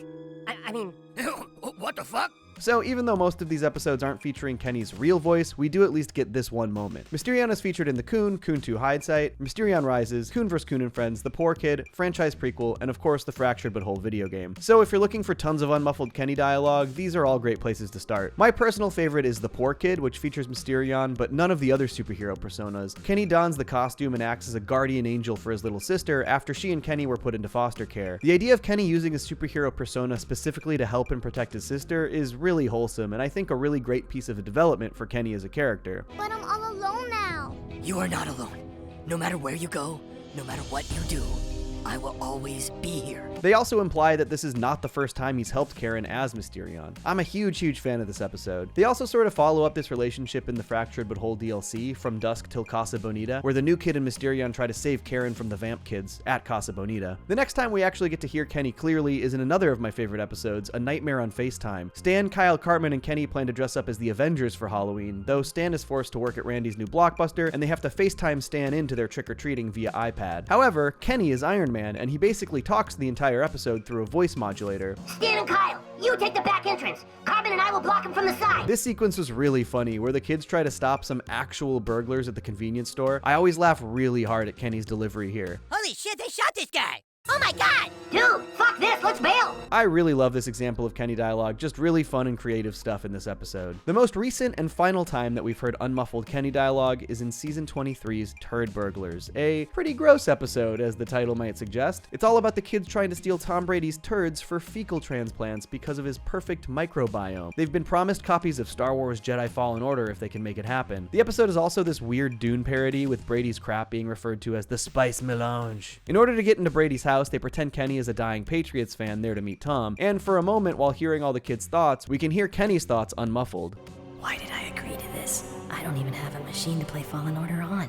And for now, that is the last time we've heard Kenny clearly in any South Park media. I appreciate that they tend to do this very sparingly, and often very creatively and with good reason. Some of these episodes are my favorites in the series, and I think Kenny's sacrifice in the movie is probably one of my favorite South Park moments of all time. I really love a good Kenny-focused episode, and I really hope that we get more of them soon. If you want a full list of episodes where we can hear Kenny's voice, here they are in release order. The movie, South Park Bigger, Longer, and Uncut, Season 8, Episode 6, The Jeffersons, Season 11, Episode 3, Lice Capades, Season 13, Episode 2, The Coon, Season 14, Episodes 11 through 13, The Coon and Friends Trilogy, Season 15, Episode 14, The Poor Kid, Season 16, Episode 12, A Nightmare on FaceTime, Season 21, Episode 4, Franchise Prequel, The Game, South Park The Fractured But Whole, and Season 23, Episode 8, Turd Burglars. And there you go. I love Kenny, so stay tuned. I will do that full character evolution video on him relatively soon. I really just want to do him justice. All right, peace. South Park is obviously not a show that it's primarily watched for its lore, but for a topical animated comedy series, it sure does feature a surprising amount of it. Sure, much of this comes in the form of parody, but through all of these parodies and references, the show has established a pretty fascinating series of ideas and lore that I have a ton of fun diving into. A surprising piece of world building that has come up many times over the series is the idea of immortal beings, with the show featuring many of them and even establishing and reinforcing its own rules for these types of characters. So today, let's take a deep dive into the many immortal beings of South Park. Now, technically, immortal beings have been in South Park since Season 1, and beyond that, they've been talked about a surprising number of times. The episodes that most contribute to the Immortals lore are the Coon and Friends Trilogy and the Time to Get Cereal duology, with some more sprinkled throughout the series. Here's a list of confirmed immortal characters in South Park: Jesus Christ, Satan, God, Kenny McCormick, aka Mysterion,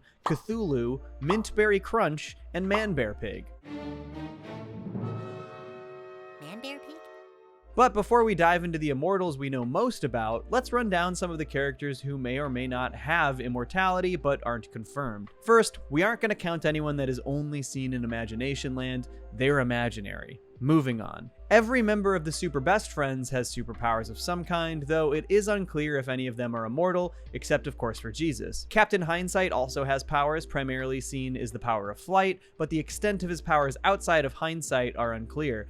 We only know he was bitten by a retroactive spider. Some of the demons in hell, like Demonius and Kevin, could arguably be immortal, but it's hard to say for sure. Ditto for existing characters like Freddy Krueger. It's also possible that Santa Claus is immortal in the South Park universe, but I think he probably is not, as he nearly died in Iraq in Red Sleigh Down, and the boys had to rescue him. I don't know why they would have needed to rescue him if he was immortal. Alright, so let's move on to those confirmed immortal characters. Season 1 actually had a major focus on Jesus and Satan in the episode Damien, pitting the two against each other in a boxing match. Now, the extent of their powers are not explored too in depth early on, but are later confirmed in the series, though their immortality does seem to have different rules. Jesus' immortality comes in the form of resurrection. In the season 6 finale Red Sleigh Down, Jesus was actually shot while attempting to rescue Santa Claus, and he dies.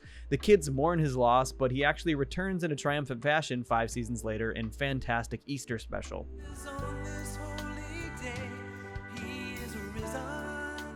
Now, this episode fully confirms how Jesus' immortality works in South Park, and that he doesn't actually have any other powers. Don't you have any superpowers? Not as a mortal, only in death. So later in the episode, we see Kyle kill Jesus, and then Jesus returns from death once again to stop Bill Donahue from becoming Pope. Satan, on the other hand, we have no confirmation one way or the other if his immortality comes in the same form. It seems that he is just a super powerful creature that cannot be defeated by mere mortals, as we've seen him go toe-to-toe with Man-Bear-Pig, which we'll cover again later. Next is God, which I guess technically we don't have confirmation that this character is immortal, but I expect, given the immortality status of other Christian figures, that God likely figures into this. He tends to stick around heaven, though he did come down to give humans advice once, and he also gave Satan some friendly advice once as well. You need to spend time alone so that you can find the balance, the middle ground. That's what I always do because I'm a Buddhist. Now we get to some of the really interesting stuff. For years, one of the biggest jokes in South Park was that Kenny dies constantly. He died in nearly every episode for a number of seasons. Then in season 6, they actually kill him off for the entire season before bringing him back again in season 7. But it isn't until season 14's Coon and Friends trilogy that we learn the truth behind this ongoing gag.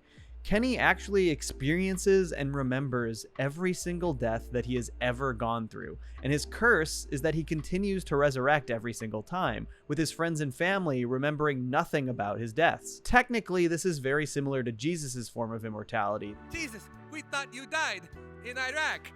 I have the power of resurrection. Or have you forgotten? Though people remember Jesus' deaths while they don't remember Kenny's. And the worst part, nobody even remembers me dying. Kenny also seems to experience the afterlife when he dies, sometimes. In the South Park movie, he spends much of the movie in hell, bonding with Satan, and after his good deeds at the end of the film, he is sent to heaven. We also see Kenny spend significant time in heaven during the season 9 episode Best Friends Forever, when he's basically recruited to lead the armies of heaven against hell. Kenny's resurrections also vary. Sometimes he just wakes up in his bed, sometimes he just reappears next to his friends, and other times his mother actually experiences an incredibly quick form of childbirth, and he ages up to age 8 incredibly quickly. Also, for a huge chunk of season 6, Kenny's soul was actually co-inhabiting the body of Eric Cartman after Cartman mistook Kenny's ashes for chocolate milk mix, implying that there are even more possibilities with Kenny's form of immortality. Yeah, luckily Cartman's big enough for the both of us. Shut up, Kenny. Next, we have Cthulhu, whose lore stems directly from classic Lovecraft. He's from an alternate dimension, the portals to which lie under the ocean. When the BP oil company drilled into these portals, Cthulhu was unleashed onto the world. This was the episode when a major part of South Park's immortal lore was established. The only thing that can destroy an immortal is another immortal. The even darker part of this reveal is that Kenny then hoped to either learn more about his curse or simply be killed by Cthulhu to end his suffering of immortality. But neither happened. Instead, we were bait and switched and learn about the next immortal on our list, Mintberry Crunch. Initially explained to be a mild-mannered 4th grader named Bradley Biggle with a very confusing superhero persona. I'm not getting your deal.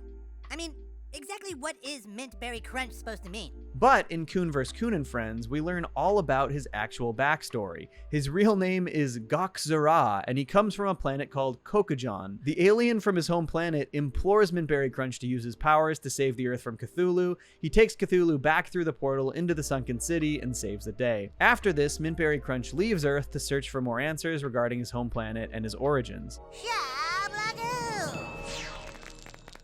Mintberry Crunch does apparently make a return in the DLC for South Park The Fractured But Whole video game, but I haven't played that DLC yet, so no spoilers in the comments, please. And this brings us to our final Immortal character, Man-Bear-Pig.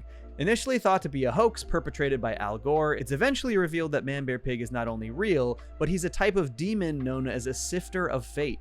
He was summoned by an older generation, including Marvin Marsh, and they basically traded their descendants' futures to have cool stuff when they were younger. The episode also re-establishes the idea that only an immortal being can kill an immortal being, and Satan steps forward to try and save South Park from Man-Bear-Pig. Unfortunately, this does not end well. Satan is actually killed by Man-Bear-Pig, and as they're both immortals, Satan dies for real. But thanks to his heroic sacrifice, he's actually sent to heaven. Quite the ending for Satan. Ultimately, in the end of the episode, Stan decides the only way to get rid of Man-Bear-Pig is to strike another deal, and they pass the burden on to a future generation. So these are all of South Park's immortal beings, and their types of immortality, I think, can be divided mostly into two categories. You have the super powerful creatures who cannot be harmed significantly by mortal beings, such as Satan, Cthulhu, Man-Bear-Pig, and Mintberry Crunch, and you have the immortals who can be harmed by any normal means but resurrect after death, such as Jesus Christ and Kenny McCormick. We've seen that the super powerful immortals can take each other on in fights, as Satan and Man-Bear-Pig faced off, as did Mintberry Crunch and Cthulhu.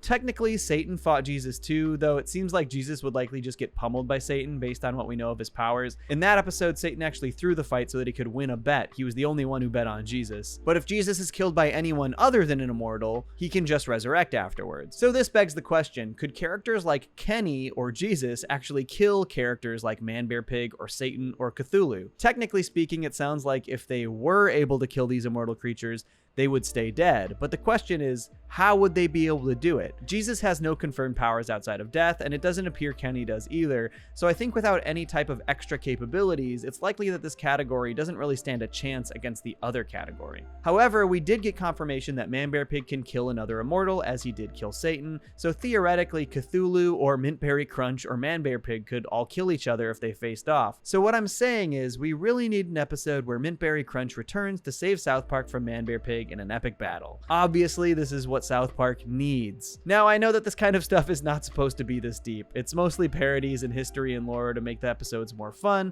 but if there's anybody who can dive way too deep into the lore of South Park, it's me. So you better appreciate me for it. South Park and serialization, a subject that has been a bit of a debate in the fandom over the past 7 or 8 years now. Is it ruining the show, or has it breathed new life into it? I don't know if there's a definitive answer, but while many people attribute serialization to the most current era of South Park, the reality is that they were dabbling in serialized elements for years before embracing it more thoroughly, arguably dating back to season 1. So I thought it might be fun to take a look back and explore the entire history of serialization in South Park and talk a little bit about whether it's changed the show for the better or worse. South Park has had its fair share of multi-part episodes over the series' history, but the first was actually the finale of season 1, Cartman's Mom is a Dirty Slut, where the primary mystery is determining who Cartman's father is. Who is Eric Cartman's father? Is it Jimbo? Or is it the 1991 Denver Broncos? And while I think it's fair to argue that 2 or 3 part episodes maybe shouldn't count as serialization, this did show that Matt and Trey were interested in telling a continuous story over multiple episodes, cliffhanging the mystery at the end of part 1 and leaving the reveal to be answered in part 2. They even trolled the audience here by instead playing Terrence and Phillip Not Without My Anus as the season 2 premiere, delaying the follow-up for a full week. This was probably mostly meant to parody season-ending cliffhangers like the infamous Who Shot JR storyline in Dallas, which was also parodied in The Simpsons Who Shot Mr. Burns 2-parter, but I think we can count it here as an early example of multi-part storytelling in South Park. South Park would deliver countless multi-part episodes over the years, including Cartoon Wars, Go God Go, Imagination Land, Pandemic, 200/201, the Coon and Friends trilogy, You're Getting Old, the Black Friday trilogy, and Time to Get Cereal. I'm not going to fully explore every single one of these, but we will definitely dive deeper into a few of them later. But next up in South Park's experimentation with serialized elements was in season 3 with a trio of episodes called Cat Orgy, Two Guys Naked in a Hot Tub, and Jubilee. This is actually a pretty cool little experimental trio, often dubbed the Meteor Shower trilogy. They don't tell one continuous story across 3 episodes, but all 3 episodes do take place on the same night, the night of the meteor shower. Each episode follows different members of the main gang. Cat Orgy shows Cartman being babysat by Shelly,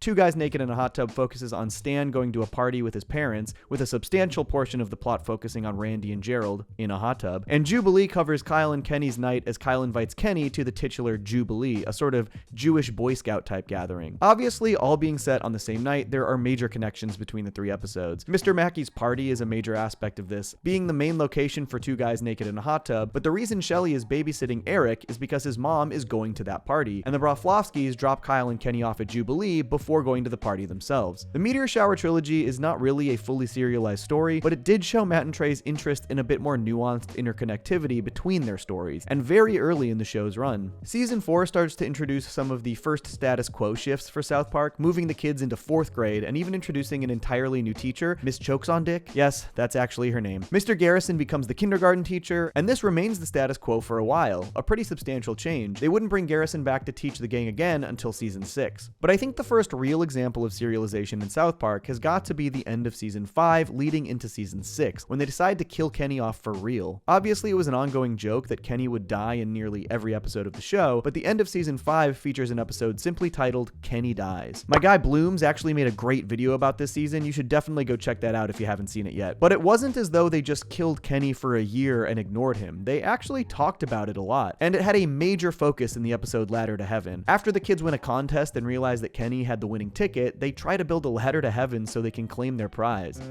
Where were you when they built the ladder to heaven? This even leads to another little serialized storyline. Cartman drinks Kenny's ashes thinking they're chocolate milk, and then for a few episodes, his soul shares Cartman's body. Cartman will occasionally just yell out Kenny's thoughts. Yeah, luckily Cartman's big enough for the both of us. Shut up, Kenny. This leads to Kenny's soul being exorcised from Cartman's body and then moved into a pot roast, which is eventually eaten by Rob Schneider, who goes on to make a movie about Kenny's life, starring as Kenny. While this was really only the focus of a few separate episodes, it was definitely a serialized subplot, although ultimately Kenny just sort of reappears like nothing ever happened. They dabbled in other smaller serialized aspects after this as well. Garrison gets a sex change before deciding to detransition like 3 seasons later, and that was a status quo shift that they maintained. And then this is when they really started to play with the multi-part episodes more often, basically starting with Cartoon Wars. But the first one I really want to dive into is season 11's incredible Imagination Land trilogy. Honestly, one of my favorite things to ever come out of South Park. But while it is a 3-part serialized story, they also started to do something that we hadn't seen much prior to this. Much more heavily incorporate previous South Park stories into an entirely new narrative. The trilogy focuses on the discovery of a place called Imagination Land, in which everything that anyone has ever imagined or made up actually exists. So, it's filled with classic fictional characters like Luke Skywalker, Gandalf, Wonder Woman, and Morpheus. It's a really fun concept. But this also gave them the freedom to bring back some of the stuff that South Park characters had imagined in previous episodes, reintroducing the woodland critters from Cartman's Christmas Story, and bringing back Al Gore to warn the world about Man Bear Pig, who exists in Imagination Land and ends up coming through a portal and terrorizing this government lab. What does that look like to you?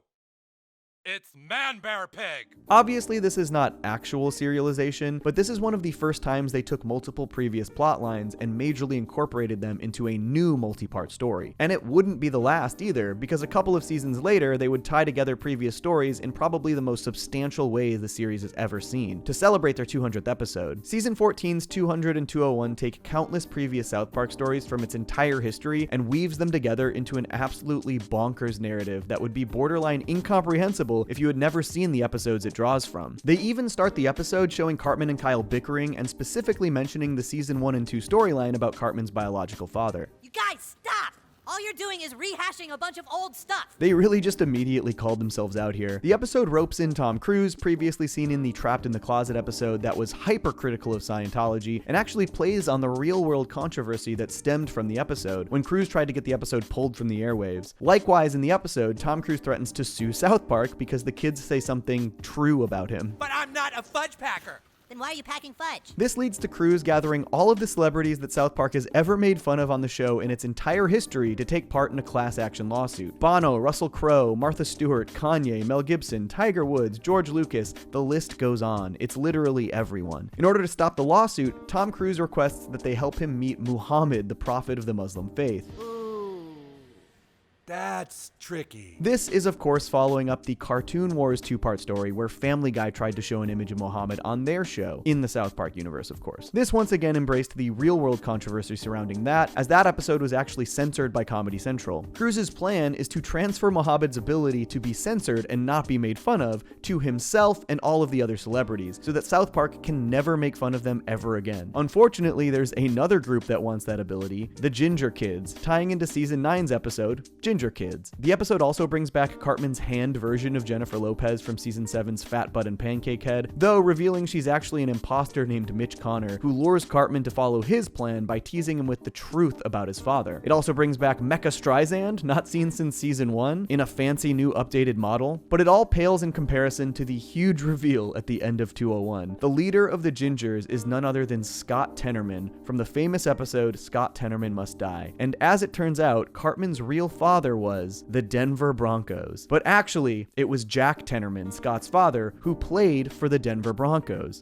You killed your own father, and then you fed him to your half-brother! And to top off the entire episode, they help Tom Cruise by sending him somewhere where he can be happy, the moon, with Wilsieks. While the episode obviously features major aspects from the entire series to this point, it's basically directly following up the episodes Mecha Streisand, Cartman's Mom is a Dirty Slut, Super Best Friends, Scott Tenorman Must Die, Fat Butt and Pancake Head, Ginger Kids, Trapped in the Closet, Free Wilsieks, and Cartoon Wars. Obviously, this is sort of a retroactive serialization. None of these episodes were related or continued each other's stories, but now through 200 and 201, they all tie together, and we sort of see them use this same methodology in some of the other serialized seasons down the road. 200 and 201 are probably the most substantial example of tying old storylines together, but the Coon and Friends trilogy came later in season 14 and did something that I have always loved. Not only did they follow up the season 13 episode The Coon, which did leave us on a cliffhanger in regards to Mysterion's true identity, but it effectively wove that identity mystery into one of South Park's longest running gags. These episodes revealed that Mysterion is Kenny, and that his power is that he cannot die. I mean, come on, how do you not give them kudos for that reveal? Just taking what was once a bit and revealing that Kenny actually truly experiences these countless deaths over and over. He's basically living this cursed life. And I loved this little bit of connectivity because it not only made for a great reveal, but it actually adds an entire layer of complexity to Kenny's character. Season 15's You're Getting Old used Randy's ongoing hijinks as a major catalyst behind his divorce with Sharon, which is undone in the follow-up episode Asperger's, of course. The Black Friday trilogy was not only a 3-part episode, but also teased the beginnings of the game South Park The Stick of Truth, so you can kind of consider it a little bit serialized with that game. But in season 18, South Park started to explore serialization in earnest, not just tying old ideas together or briefly following stories up, but trying to actually tie the outcome of each episode into the inciting incident of the following episode, mostly in small ways. The one thing the season did run through nearly beginning to end was the idea that Randy was secretly moonlighting as pop sensation Lorde. Yeah, I am Lord, yeah, I'm Lord, yeah. Season 19 starts to dive into interconnectivity even more, beginning with a major status quo shift, the introduction of a new character, PC Principal. This season also introduces the idea that Garrison is going to run for president as South Park's Trump surrogate, and it also has an ongoing story about gentrifying certain areas of South Park, building the Soto Sopa district and then historic Shittypaw Town, and even luring a Whole Foods into setting up shop in South Park. This season still had standalone stories, even though they tied into some of the other ideas at play, like the episode Naughty Ninjas, focusing on the kids using the now abandoned Soto Sopa as their base to play ninjas. But season 20, for better or worse, fully embraces serialization. Nearly every episode of this season ends on a cliffhanger and has ongoing mysteries and storylines, such as the member berries, the search for online troll Skank Hunt 42, Cartman's banishment from his friend group and subsequent relationship with Heidi Turner, and of course, the 2016 election. While it's ambitious, it's clear that this was very difficult and messy for the crew because they were still writing the show week to week. Forming a fully interconnected story while still relying on the most current events is an exciting prospect, but ultimately made the show really difficult. They were definitely convinced that Hillary Clinton was going to win the 2016 election, but when she didn't, that episode very obviously had to be changed drastically last minute. And they had to commit to using Garrison as the president of South Park for 4 years. They really wrote themselves into a hole there. Ironically, the final episode of the season is called The End of Serialization as We Know It, and though they never leaned leaned this hard into the idea again, it obviously wasn't the end of serialization. So that was a fucking lie. But season 21 did take a huge step back in that regard, really only focusing on a single serialized storyline in the background of the season, Cartman and Heidi's ongoing relationship. Over the season, Heidi becomes more and more like Cartman, and eventually they break up in the season finale. This season also had the superhero-themed episode Franchise Prequel, which was meant to act as a lead-in to the next South Park video game, The Fractured But Whole. Season 22 looked a bit more like season 21 in terms of ongoing stories, but they did take it a step further. There were themes and ideas that were prevalent throughout the season, such as focus on school shootings and the introduction of Tegrity Farms, but nothing was too linear like in season 20. Though the episodes Time to Get Cereal and Nobody Got Cereal were direct follow-ups to the classic episode Man Bear Pig. I actually made an entire video about this. It's basically Matt and Trey exploring their previous take on climate change within the narrative of their show, revealing that Man Bear Pig was real all along, and the season finale sort of ties in a bunch of the season's individual stories together loosely. Randy and Towley use the scooters from the Halloween episode The Scoots to deliver their weed. Santa comes to town to try and help stop Jeff Bezos, but leaves because he's infuriated that they banished Mr. Hanky from town in the episode The Problem with Apu. And ultimately, Randy is able to stop Jeff Bezos by getting everyone super stoned with his Tegrity weed. It sort of feels like they took the methodology they used in 200 and 201, tying independent stories together to appear as though it was one ongoing narrative, but limiting it to a single season. Season 23 takes an interesting route, opting to change the show's focus to Tegrity Farms instead of South Park. While each episode is sort of its own thing, they all focus on Randy losing more and more Tegrity in his pursuit of financial success at Tegrity Farms. He bombs home growers, sells out to China, creates plant-based burgers, and then kills an entire herd of cows because he can't take care of them. The 6th episode acts as the Tegrity Farms finale, where Randy is put on trial for all of these crimes. The show then opted to run a few standalone episodes before tying the actual season finale back into the Tegrity story, as Randy sells the town cocaine-laced marijuana because of a new alcohol ban. Season 24 only consists of 4 specials, 2 run on Comedy Central and 2 run on Paramount Plus, but these all tie together pretty directly, and they tie to season 23. The pandemic special reveals that the cause of the coronavirus was something that Randy did on his trip to China in the season 23 episode Banned in China. Something that we will not show you on screen. Then the vaccination special follows this up by bringing Garrison back to South Park, no longer the Trump surrogate, and getting his job back teaching 4th grade. But the end of the special reveals that the gang has decided to split up and not be friends anymore, which ties directly into the post-COVID specials on Paramount Plus. Set 40 years in the future, showing a dystopian Blade Runner-inspired time period where COVID has completely changed how the world operates. The story begins when they learn that Kenny has died, and eventually they discover that he'd been trying to go back in time, not to stop COVID, but to stop their friend group from splitting up. In the second post-COVID special, Stan, Kyle, and Cartman succeed in going back and attempt to change the events of the vaccination special, ultimately reuniting their younger selves as friends and changing the future. And season 25 sort of reels things a little bit further back, even though they started to lean back into linear stories with the specials. There are some status quo shifts in these 6 episodes that continue episode to episode, like Tolkien's family starting a cannabis farm called Credigree across the street from Tegrity, and Cartman and his mother moving into a hot dog house because they can't afford anything else. And these aspects in turn continue into the Streaming Wars specials, which also brings back a bunch of stuff from South Park's history, like PP and his water park, as well as the return of Man Bear Pig, basically operating as muscle for PP. These 2 specials obviously directly tie into one another, and they also basically tease the audience again, leading us to believe that Randy is giving up Tegrity Farms, but by the end he's forced to readopt his persona to save the day. And that's where we're at with the history of serialization in South Park. Season 26 is a few weeks away, and it remains to be seen how many serialized elements we might see. But the question everyone debates is whether or not these serialized stories actually work for South Park. And as you can see throughout their history,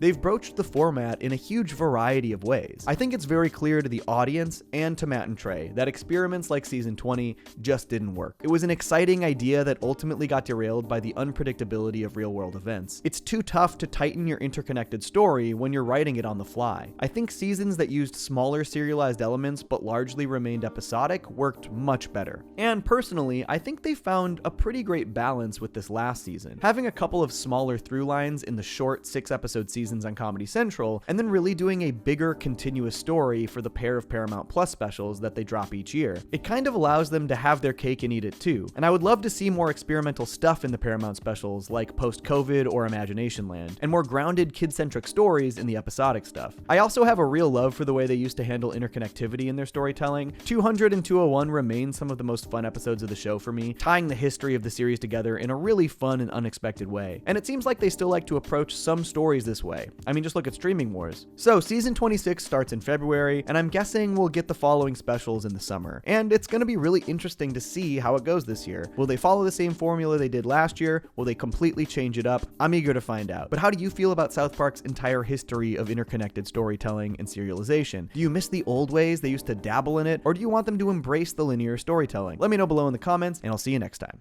Peace. Obviously, shipping is a major part of just about every fandom that exists, especially these days, but I think you'd be hard-pressed to find a ship that affected its show's narrative more than Tweak X Craig in South Park. Okay, don't quote me on that, I'm not too invested in the world of shipping, but what I do know is that after relative obscurity in the fandom at large, Matt Stone and Trey Parker caught wind of the passion fans had for the Creek ship, as it was called. And would you believe it? They canonized it. And not just canonized, they managed to take this unlikely fandom pairing and develop it into genuinely one of the sweetest relationships South Park has ever seen. So today, let's not only talk about the history of Tweak and Craig, but why it's such a great and beloved relationship in South Park. South Park has been on for nearly 25 years, so as you might expect, there have been tons of popular ships in the fandom over the years. In fact, one of the first videos I ever made for my channel was about Kaiman, the pairing of Kyle and Cartman. This was back when I showed my face in my videos. I actually made that video twice because it eventually got blocked by Viacom. Please don't block this video, Viacom. But there have been plenty of other ships as well, including Stan X Kyle and, of course, Tweak X Craig. Now, the fandom surrounding Tweak X Craig seems to stem from the season 3 episode Tweak vs. Craig, which was really the first time the characters were paired in any way. The episode basically revolves around Stan, Kyle, and Cartman disagreeing over who the bigger troublemaker is, Craig or Tweak. To come up with an answer, they basically decide to manipulate the two kids into fighting each other to see who would win. Honestly, early on, the boys were kind of assholes. They did a lot of mean shit like this. The episode didn't focus all that much on Tweak or Craig as characters. It was much more about how they were manipulated into fighting. The two have a huge blowout fight, and then the episode ends with Tweak and Craig fighting again at the hospital where they're recovering from their injuries from the first fight. And though the episode didn't give us all that much development for the pair as actual characters, it did effectively set them up as rivals, even if we never really saw that rivalry play out again after this episode. But this is seemingly what would fuel the shipping fandom's obsession with Tweak and Craig. During the production of the second South Park game, South Park: The Fractured But Whole, a producer on the project named Jason Schroeder was searching the internet for visual references for certain characters, and this was when he discovered a subculture of the fandom who would create artwork of Tweak and Craig in intimate and romantic poses. Jason decided to show this to Matt and Trey allegedly said, "We'll make a show about it." So, 16 years after Tweak vs. Craig, the South Park fandom's passion for the characters actually inspired Matt and Trey to make an episode, which is pretty damn cool. The art generally took the form of yaoi, which is a Japanese style of art that features relationships between male characters. So even more interestingly, leading up to the episode, South Park Studios put out a request for fans of South Park to submit their own yaoi of Tweak and Craig to be featured in the episode. The episode did a great job explaining yaoi and showcasing the art itself. The art tries to show that all love is magical, like in Lisa Akimoto's piece, Tweak and Craig Forbidden Love. But they were also able to take this phenomenon and really effectively reverse engineer an emotional and affecting story out of it. Since this type of fan art didn't really have any basis in the canon of South Park, as Tweak and Craig weren't shown to be together or have any interest in boys, they gave both of them a very understandable reaction to the art being showcased. Dude, what the fuck? But even though the pair of them were really uncomfortable with the situation, somehow the entire town of South Park was just inspired by their story. Our town has only had a Whole Foods for 3 weeks and we already have our first gay kids. So cool. There's a really beautiful montage set to the song The Book of Love, and it just shows the entire town embracing the love Tweak and Craig show for each other in this yaoi artwork. And it's kind of amazing, as though everyone saw something pure and magical in the relationship, even though the relationship didn't actually exist, perfectly mirroring the creation of the art in the first place. Sometimes people are just inspired. The inspiration didn't need to be rooted in the reality of the show's canon. People were just inspired to create based on this hypothetical couple, despite the fact that the couple did not exist within the show itself. But because the town and the students embraced Tweak and Craig so thoroughly with open arms, this pushed the two boys into this incredibly stressful and difficult situation. Tweak is already a really paranoid character, so this was something that was really difficult for him to cope with, and it actually led to the two of them fighting again, sort of a callback to their origins. But this stressful situation that they found themselves in is actually the thing that would bring them together in a pretty cool and unexpected way. Craig comes up with a plan that the two of them need to actually embrace being a couple and then publicly break up so that people will stop bothering them about it. Tweek is very stressed out by the pressure of that situation, acting in front of the entire school. That's really tough for him, but Craig actually inspires Tweek. Like acting? Oh man, that is way too much pressure. You can do it, Tweek. You're capable of more than you think. And sure enough, when the pair of them stage the breakup, Tweek is a natural. He absolutely sells the breakup with his acting, but he sells it too well. He makes Craig look like the bad guy in the breakup. I was totally wrong about you. I opened myself up and let you in. But you've got spikes, man. You've got spikes. So as the Craig and Tweek relationship falls apart, so does the town of South Park. Literally everyone in town is hurt by it. And this leads to another really amazing montage set to Say Something by Great Big World. Say something, I'm giving up on you.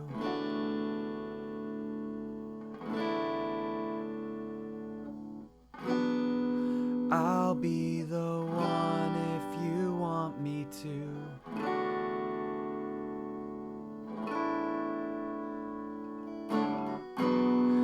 Anywhere I would have followed you.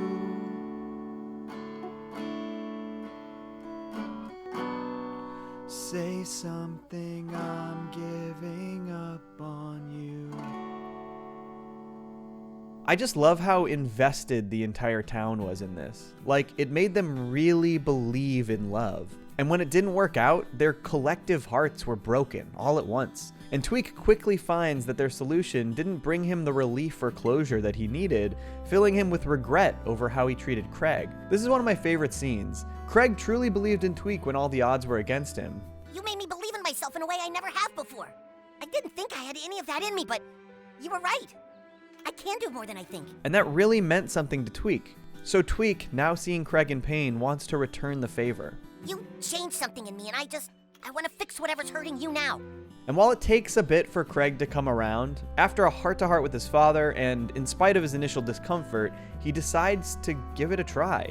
At first, it seems like it's just for the sake of the town, but before long, Tweek and Craig are truly enjoying each other's company. It's really sweet. Like, how can you not watch this and have your heart filled? And they didn't decide to just leave it there either. The two are referred to as a couple continually after Tweek x Craig, and then in season 21 we get another Tweek and Craig focused episode that really develops their relationship further. In the episode Put It Down, Tweek is stressing about how a certain former president of the United States was handling a volatile relationship with North Korea. North Korea is going to bomb us! We are all dead! Tweek is obviously a character that lives up to his name, and over the course of the episode, Craig goes to great lengths to try and calm Tweek down. It's really sweet. He really cares about him. I can't settle down. We're all gonna die! We're not all gonna die. You're overreacting. Everything's fine, okay? Tweek makes cupcakes for Kim Jong-un, hoping it will ease the tensions, and at first, it actually does, until the president tweets that it was probably just a prank Tweek was playing, which fully puts Tweek on the North Korean radar. And this, as you would expect, sends Tweek spiraling even further. And the entire time, Craig is trying to deal with Tweek's anxiety by refocusing his energy or convincing him that logically he has nothing to worry about. You haven't been dealing with it. You've been trying to make it go away because my emotions are freaking you out. He cares about Tweek and he wants to help, but he isn't letting him work through his anxiety. He tries to divert it, which leads to a big fight. Stop preaching facts to me. It's not what I need. Well, I'm sorry that I'm actually in control of my goddamn emotions, you baby. And luckily for Craig, through a conflict between Cartman and Heidi, he realizes what it is that Tweek actually needs. He needs support. He needs his loved ones to be there for him. People need help sorting out their emotions sometimes. And the best thing isn't always quick answers, but just being there. This is another one of my favorite scenes, as Craig just allows Tweek the space he needs to talk through his own fears and anxieties. He doesn't offer solutions or try to distract him or try to fix the problems. He just supports him as he talks through his own emotions. Jesus, it's like there's no solution to any of this. What are you gonna do? What can you do? Maybe I have to find a way to feel a little in charge of me again. I really like it when they just smile at each other here. The beginning and end of the episodes are a really nice mirror of each other too, showcasing the development Tweek and Craig have gone through. The opening had Tweek performing his stressed out, panicky song all by himself, handling his anxieties alone. But at the end of the episode, Craig performs with him, supporting him through his fears. I think one of the reasons that Tweek and Craig works so well is that the relationship is taken seriously. Yeah, it began in kind of a silly way through the yaoi and shipping culture, but the relationship itself, especially in Put It Down, is treated like any other well-developed relationship you might find on TV. They aren't stereotypes, they didn't change the characters significantly when they revealed that they were gay, and they still focus on the traits that these characters have always been known for. It's portrayed realistically. They aren't idealized. They have their own struggles and fears and anxieties that they have to work through. In fact, this kind of representation absolutely blows so much other mainstream media out of the water. It's hard to imagine we'll ever see a gay couple this thoroughly normalized in, say, a Marvel or Star Wars movie. There's actually a really great video about this by a channel called Prideberry. I highly recommend it. I'll link it in the description. Of course, South Park is not a perfect show when it comes to representation. There is plenty that they can and should do better, especially in regard to the trans community. But when it comes to Tweek and Craig, they really nailed it. They took a crack ship, as they call it, canonized it, and then legitimized it. I actually think as far as the kids in South Park go, this might be the best and healthiest relationship we've ever seen. Not that there's that much competition there, but still, it's nice. So here's to Tweek and Craig, one of the most wholesome developments in all 25 years of South Park. I hope you know when you are down that you turned my life around. Just like the quote from Shakespeare said, I'm your Tweek, and you're my Craig. Since South Park premiered in 1997, they've lampooned their fair share of presidents and presidential candidates. The show began during the Clinton administration and has survived to see at least 7 presidential elections, and typically they aren't afraid to utilize these real-life politicians in their narratives and satire. But this year, Matt and Trey have opted to skip the presidential election cycle entirely, and while there are many reasons they're doing this, one that they've cited is that they are just tired of covering Donald Trump on the show. This has caused a lot of anger on both sides of the political aisle, with people claiming everything from lack of creativity, straight up cowardice, or even deep state conspiracies as the culprit for this decision. And people's reaction to this had me wondering, are people's perception of how South Park has historically handled presidents and presidential candidates accurate? So today, I want to go through how South Park has parodied each and every presidential administration during its long lifespan and determine what exactly their motivations seem to be when lambasting these politicians.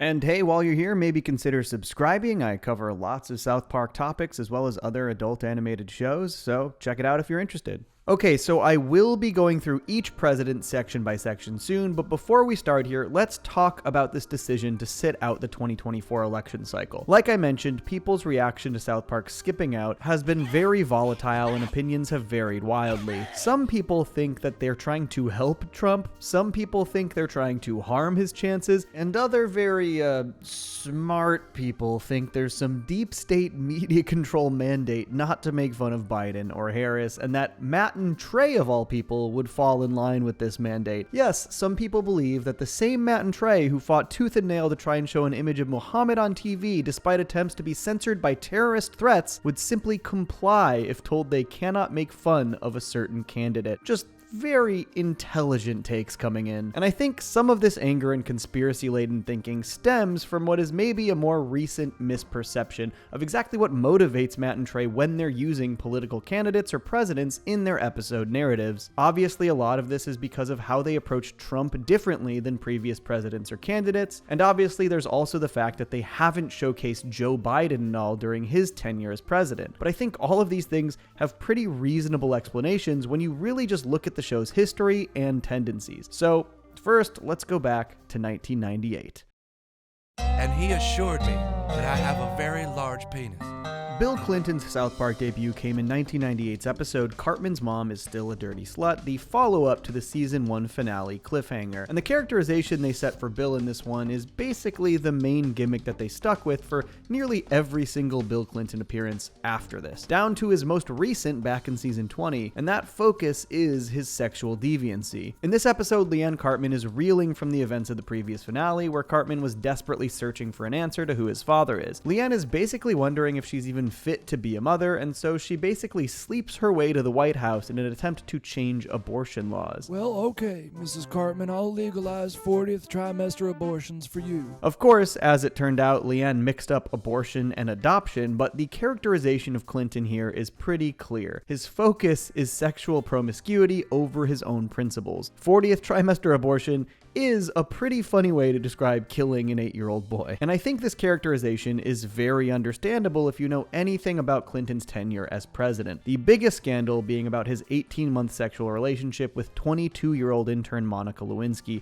for which Clinton was impeached. Though not every Clinton appearance focused on this aspect of his character, but most of them did. Clinton's next appearance was in South Park Bigger, Longer, and Uncut, where he finds himself at the center of the Terrence and Philip Asses of Fire-driven censorship conflict between Canada and the United States. My fellow Americans, at 5 a.m. today, a day which will live in infamy, the Canadians have bombed the Baldwins. The South Park movie doesn't focus much on the aforementioned sexual promiscuity, but it certainly didn't make him look like a particularly strong or effective leader. He basically kowtows to Sheila Broflovsky's wishes, she's appointed as the United States Secretary of Offense, and they declare war on Canada. This actually leads to a ground troop invasion of the United States from Canada, which is pretty insane South Park lore, all things considered. Clinton's next appearance was in Season 3's Chinpokomon. In this one, Japan is using the Chinpokomon craze to install tons of military bases within the United States for an incredibly obvious and telegraphed attempt to bomb Pearl Harbor again, this time using American children as the fighter pilots. And to get away with this, the Japanese appeal to Clinton's ego through his sexual deviancy.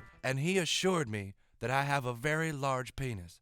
He said it was mammoth, dinosauric. Granted, almost every dude in this entire episode was convinced the exact same way Clinton was, but this aligns with their prior characterization of Clinton really well. As does Clinton's final appearance during his own tenure as president in Season 3's The Red Badge of Gayness, in which Cartman leads a group of Confederate Army reenactors to march on Washington in order to have the results of the Civil War retroactively overturned. And how is Cartman gonna pull this off, might you ask? If you do not meet our demands, we will be forced to show the videotapes we have of you with Marissa Tomei.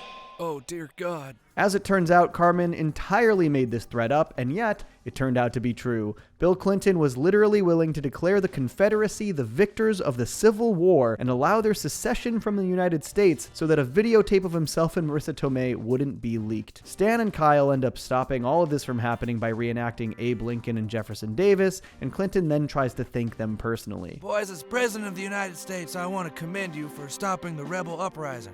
Don't touch me. As mentioned, this was Clinton's final appearance before the 2000 election. However, it wasn't Clinton's final appearance in the series. He actually appeared again 11 years later in the episode Sexual Healing, depicted as one of the many celebrity sex addicts who are going through therapy to try and fix their addiction. So, you know, even another decade after his term as president, South Park was still pretty intent on harping on that specific angle of his characterization. And Clinton is shown to be pretty vulgar and gross throughout this episode. In fact, he says some stuff that I'm not even sure I can show in this video, so I won't. But essentially, the group they were a part of was more interested in teaching people how not to get caught in their bad behavior, not in changing their behavior altogether. We have to take responsibility for our actions.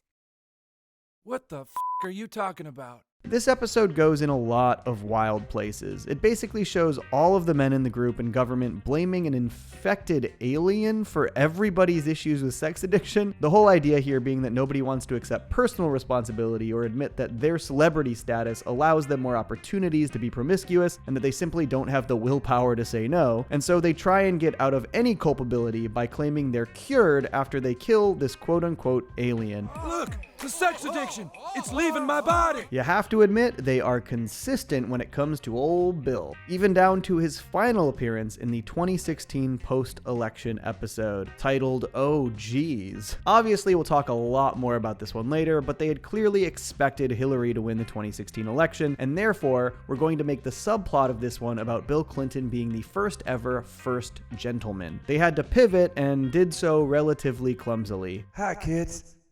I'm Bill Clinton, and I was almost the first gentleman in America. Thank you. The entire bit here was that they were going to play on the term first gentleman by having Bill promote his own gentleman's club. A pretty funny play on words, pretty consistent characterization with old Billy once again, though this time they included another sexually devious Bill. I'm Bill, and I'm Bill, and and together we're Bill and Bill. Honestly, Clinton also sort of gets a little bit of an arc completion in this episode, one that's really in line with what they were teaching him at Sexual Healing, but also is sort of the culmination of his years of infidelity. Clinton basically owns up to his actions and how they affected his wife for all of those years. I've done things my whole life that gradually broke her spirit. And he basically tells Butters that they all have to fall in line or else they are doomed. This is all tied into the entire troll tray story in season 20, which was poised to reveal everyone's internet history and cause havoc for trolls, basically revealing everyone's true self to their families and loved ones. But it actually sort of works as this wrap up to Bill's continued appearances in South Park. But even all of these years later, South Park was just very committed to this specific comedic angle with Bill Clinton. And I really think that is the thing to take away. South Park has always been focused on comedy. They found an angle with Bill that they thought was funny, and they found ways to naturally implement that into stories across their run of the series. Obviously, that angle was rooted in something real and showed that they did not have much respect for him as a president, but it was also exaggerated in a way that prioritized the comedy and their narratives. And I think this is important to keep in mind looking at the other candidates as well. So let's say goodbye to old Bill as we move on. Thanks a lot, Bill Clinton. Yeah, thanks, Dick. Before we move on to the next president, I think we need to do a little tangent here for just the 2000 election in general. Obviously, this was an outrageously close election, riddled with controversy and recounts. South Park parodied this in the episode Trapper Keeper with the kindergarten class presidential election, pitting Fillmore against Ike. It is mostly a really fun episode that did a really good job creating parallels to the election recount issues with aspects of the kindergarten class. One classmate, Flora, couldn't make up her mind, alluding to Florida's race that was nearly too close to call. They had to wait until the absent kid came in to vote, paralleling the absentee votes that they were waiting on, and largely, they sort of made fun of the bureaucracy and refusals to concede. They even went off on the Hollywood elite trying to pipe up about the Florida results in defense of Middle America. People like you preach tolerance and open-mindedness all the time, but when it comes to Middle America, you think we're all evil and stupid country yokels who need your political enlightenment. This episode was made just about a week after the election, and honestly, while they did fit in a lot of the recount controversies that at the time definitely felt kind of silly, looking back, that whole process in Florida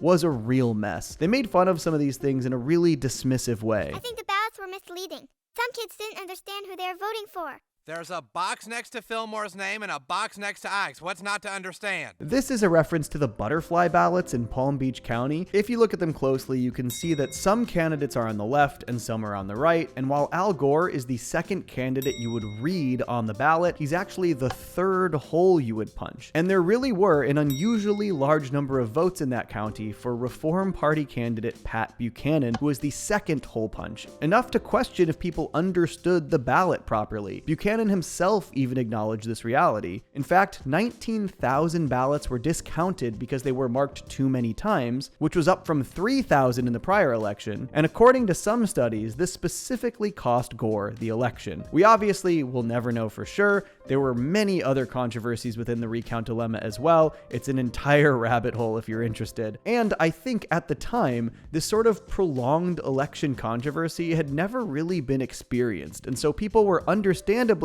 sort of fed up with the process almost immediately, just wanting an answer more than anything. And I think South Park's episode definitely expressed this sentiment as well, feeling like the ongoing recount was making things more divisive. Hell, even Al Gore conceding is proof that everyone wanted to just move forward. But it's certainly an insane event in election history that perhaps should have been given more thorough attention, not less. And funny enough, the 2000 election also directly affected one of Matt and Trey's other projects, what would become a sitcom called That's My Bush. The entire premise of That's My Bush is, what if there was a stereotypical, borderline unfunny old family sitcom that was centered on the President of the United States? Bush was the bumbling patriarch constantly getting into trouble based on his gig as president. He had a largely unsatisfied wife, a sarcastic and fed up maid, an annoying neighbor who just pops in randomly. Hey George, it's your favorite neighbor. Honestly, it's a fun premise, but Matt and Trey began developing this as a series called Everybody Loves Al, expecting that he would be the next president, with the project being pushed back during the whole election limbo. So yeah, Matt and Trey's false expectations of the election outcome would actually bite them in the ass 2 different times in their career. And so when we get to George W., we'll talk a bit about this show as well, but before we get to him, I think we actually have to also cover the 2000 presidential loser, Al Gore, because even though he appears in fewer episodes, he might actually have more screen time than George W. Bush over the course of South Park's history. I am super serial about that. Thank you, Al Gore. You're super awesome. Al Gore is one of the most interesting examples of South Park's presidential parody tendencies. Obviously, he never became president, but the way in which he is portrayed in the show is very different than other politicians or presidential candidates. Well, it was later at least. His first appearance was in season 3's The Red Badge of Gayness as Clinton's vice president. I'm so glad I don't have your job. But then, 7 years later, well after the 2000 presidential campaign, season 10 saw the release of Man Bear Pig. This was in the midst of Gore's ongoing attempts to bring attention to climate change with his documentary An Inconvenient Truth, and at the time, South Park's take was very dismissive and critical of Gore's campaign. And so, in their episode, they showed Gore trying to bring attention to a threat that was just obviously fake nonsense. I'm talking, of course, about Man Bear Pig. So I think the comedic idea here is very funny personally, even though I completely disagree with the sentiment. But this is also just a wholly unique take on Al Gore performance-wise too. It doesn't even remotely match what they had done earlier in the series. Man Bear Pig doesn't care who you are or what you've done. Man Bear Pig simply wants to get you. I'm super serial. And I think this once again highlights Matt and Trey's priorities here. They basically turned Al Gore into a cartoon character who is a comedic powerhouse. It is such a funny and silly performance. Trey actually talked a bit about how much they loved his characterization in the commentary. And I just love Al Gore's character. He's just like, it's actually a really complex character because it's one of those that like you feel sorry for, but he's also the antagonist. And they continued to talk for years about how much they loved their version of Al Gore as a character, finding a few excuses to bring him back. First, in the Imagination Land trilogy, which shows Man Bear Pig escaping from Imagination Land, and Gore successfully spearheading an effort to nuke our imaginations. Like, this just moves so far beyond reality, but it stems from the comedic aspects they set up for Gore prior to this. They even put him in a great side quest in the video game Stick of Truth, basically still up to the same old stuff. He recruits you to help hunt down MVP, and he's wildly paranoid about it. At one point, you actually have to fight him and his PowerPoint presentation, and then later he dresses up as Man Bear Pig and you have to fight that version of him. All very fun, all very silly, comedy prioritized. They even decided to really bring him back in season 22, and this time they sort of flipped the script on the commentary a little bit. Previously, they were really going in on Gore's fight to bring attention to climate change. Because the original Man Bear Pig joke was that Man Bear Pig's not real, and that this dopey Al Gore guy is running around and trying to convince everybody. And obviously 15 years later, that hasn't aged that well. So this time, they reveal that Man Bear Pig is actually real. I did a video on this years ago. This was this weird pseudo-apology to Al Gore, though they certainly do not change how he's characterized. In fact, this is maybe the most fun Al Gore ever is in the series. When the boys come to him for help after MVP shows up, he basically just holds the fact that he was right over their heads and demands that they apologize for the way they treated him. We're sorry for making fun of you. That didn't sound serial at all. I particularly loved that he made them watch old footage of his career, basically making it feel like he's giving a PowerPoint presentation, not unlike the vibes of An Inconvenient Truth itself. He's just so petty about everything, and it's incredibly funny. But I think also, most interestingly, is that this doesn't align with how Gore actually reacted in real life to the apology episodes. He actually was really, really appreciative. Honestly, I was so impressed. I don't know these guys, Matt and Trey, and I've kind of thought they were nihilists of sorts, right? You know? But funny nihilists. And they all say, "Oh, we're so sorry, Al Gore. Man Bear Pig is real." I thought it was a hell of a statement by South Park, and I appreciated it a lot. And again, I just think this highlights Matt and Trey's priorities. Obviously, in both the original Man Bear Pig episode and the serial duology, there is commentary at the core, both surrounding climate change, but they also use these things as a jumping off point to create comedic characters and funny scenarios. And I think, while they do always tend to have something to say, their priority is always comedy. If it isn't funny, they feel they've failed, and with Al Gore, even while flipping the commentary years later, they maintained the comedic persona of the character. Plus, now this clip of the actual Al Gore exists. Man Bear Pig is real.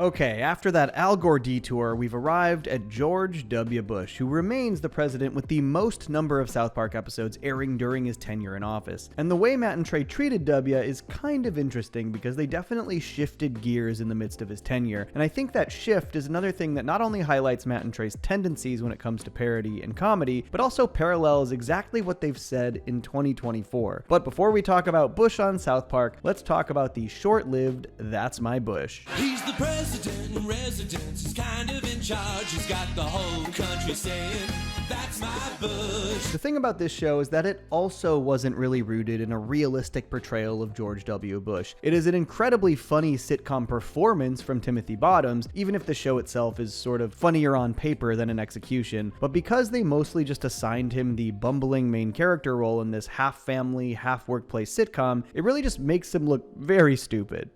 Warning, incoming missiles detected. Code red. What the hell's that?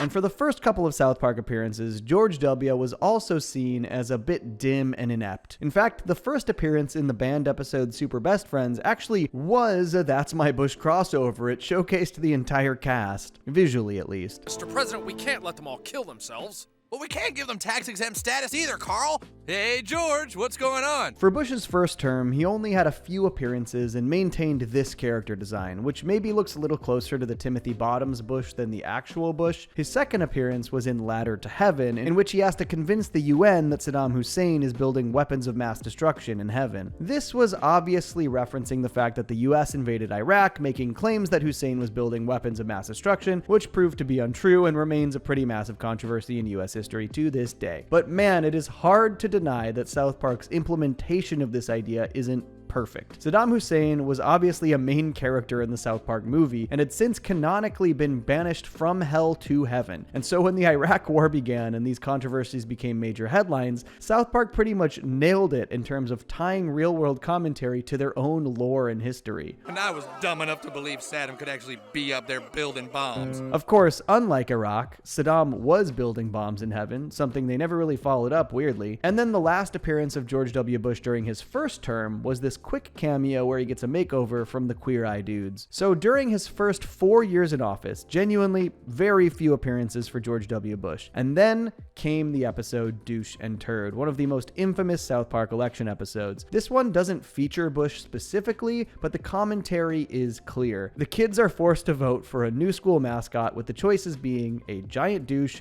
and a turd sandwich. Not subtle commentary, but it is commentary nonetheless. This is the most important election of your life.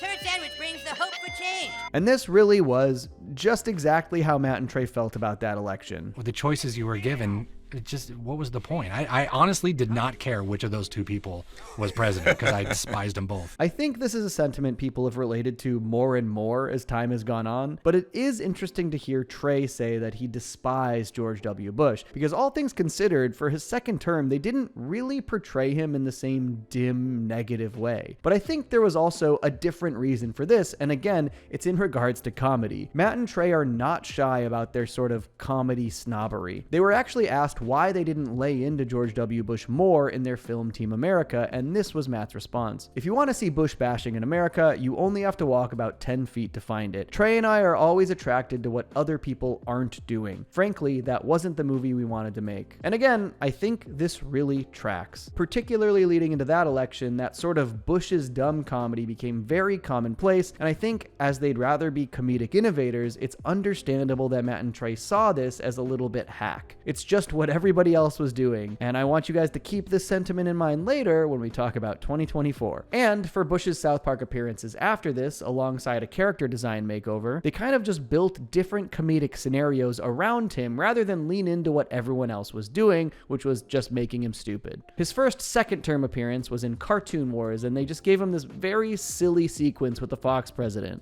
Are you the network president? Yes, Mr. President. We need to discuss this Family Guy episode, Mr. President. Mr. President, my hands are tied. In fact, they sort of flipped the script in these episodes, with Bush looking far more competent than he had previously or was in other satirical media at the time, and the media itself sort of plays the dumber role. The Family Guy writing staff is protected by something called the First Amendment. And what exactly is this First Amendment, Mr. President? I think this was mostly a reflection of how Matt and Trey were feeling about the media in this exact moment due to their censorship woes. Bush's next appearance would be probably his most substantial in South Park history, and it's probably his funniest as well. Mystery of the Urinal Deuce is all about 9/11 conspiracists, particularly the ones who make the age-old claim Bush did 9/11. But the fun spin that South Park puts on this idea is that the real conspiracy is that while Bush did not do 9/11, he wants everybody to think he does, to make it look like the US government has far more control than it actually does, basically to make themselves feel threatening and powerful enough to do anything. Really, we just rerouted them to Pennsylvania, then flew 2 military jets in the World Trade Center filled with more explosives and shot down all the witnesses. I wish I could play this entire clip. It's too long, but it is very funny. Basically just laying out how absurdly complicated the reality of that kind of conspiracy would be. And this is definitely the one episode that sort of makes Bush just look like a full-on villain, completely antagonistic, attempting to showcase power and to control the minds of the people. Pretty different than his earlier appearances. Bush also makes a really brief appearance in The Snook, with Cartman trying to warn him about the nuke that's inside Hillary Clinton. Huh? Who? Look, I know you're not the biggest Hill Dog fan, but she is in great danger right now. Hill Dog? He's also got a little cameo when the government commended Randy for taking the biggest crap in the world. Hey, look, Sharon, it's the president!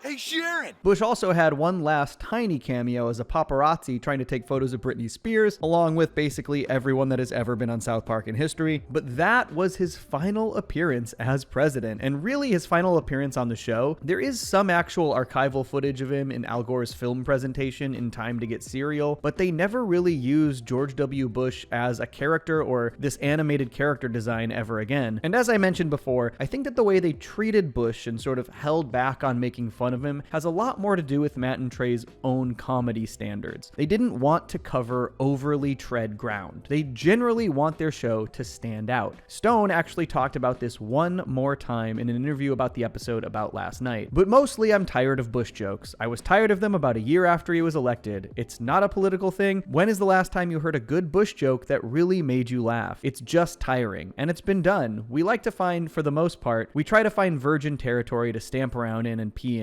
Bush has just been done. And again, I think this is an attitude you should keep in mind as we move into more modern eras. Okay, on to Obama. Yeah, Obama! Change!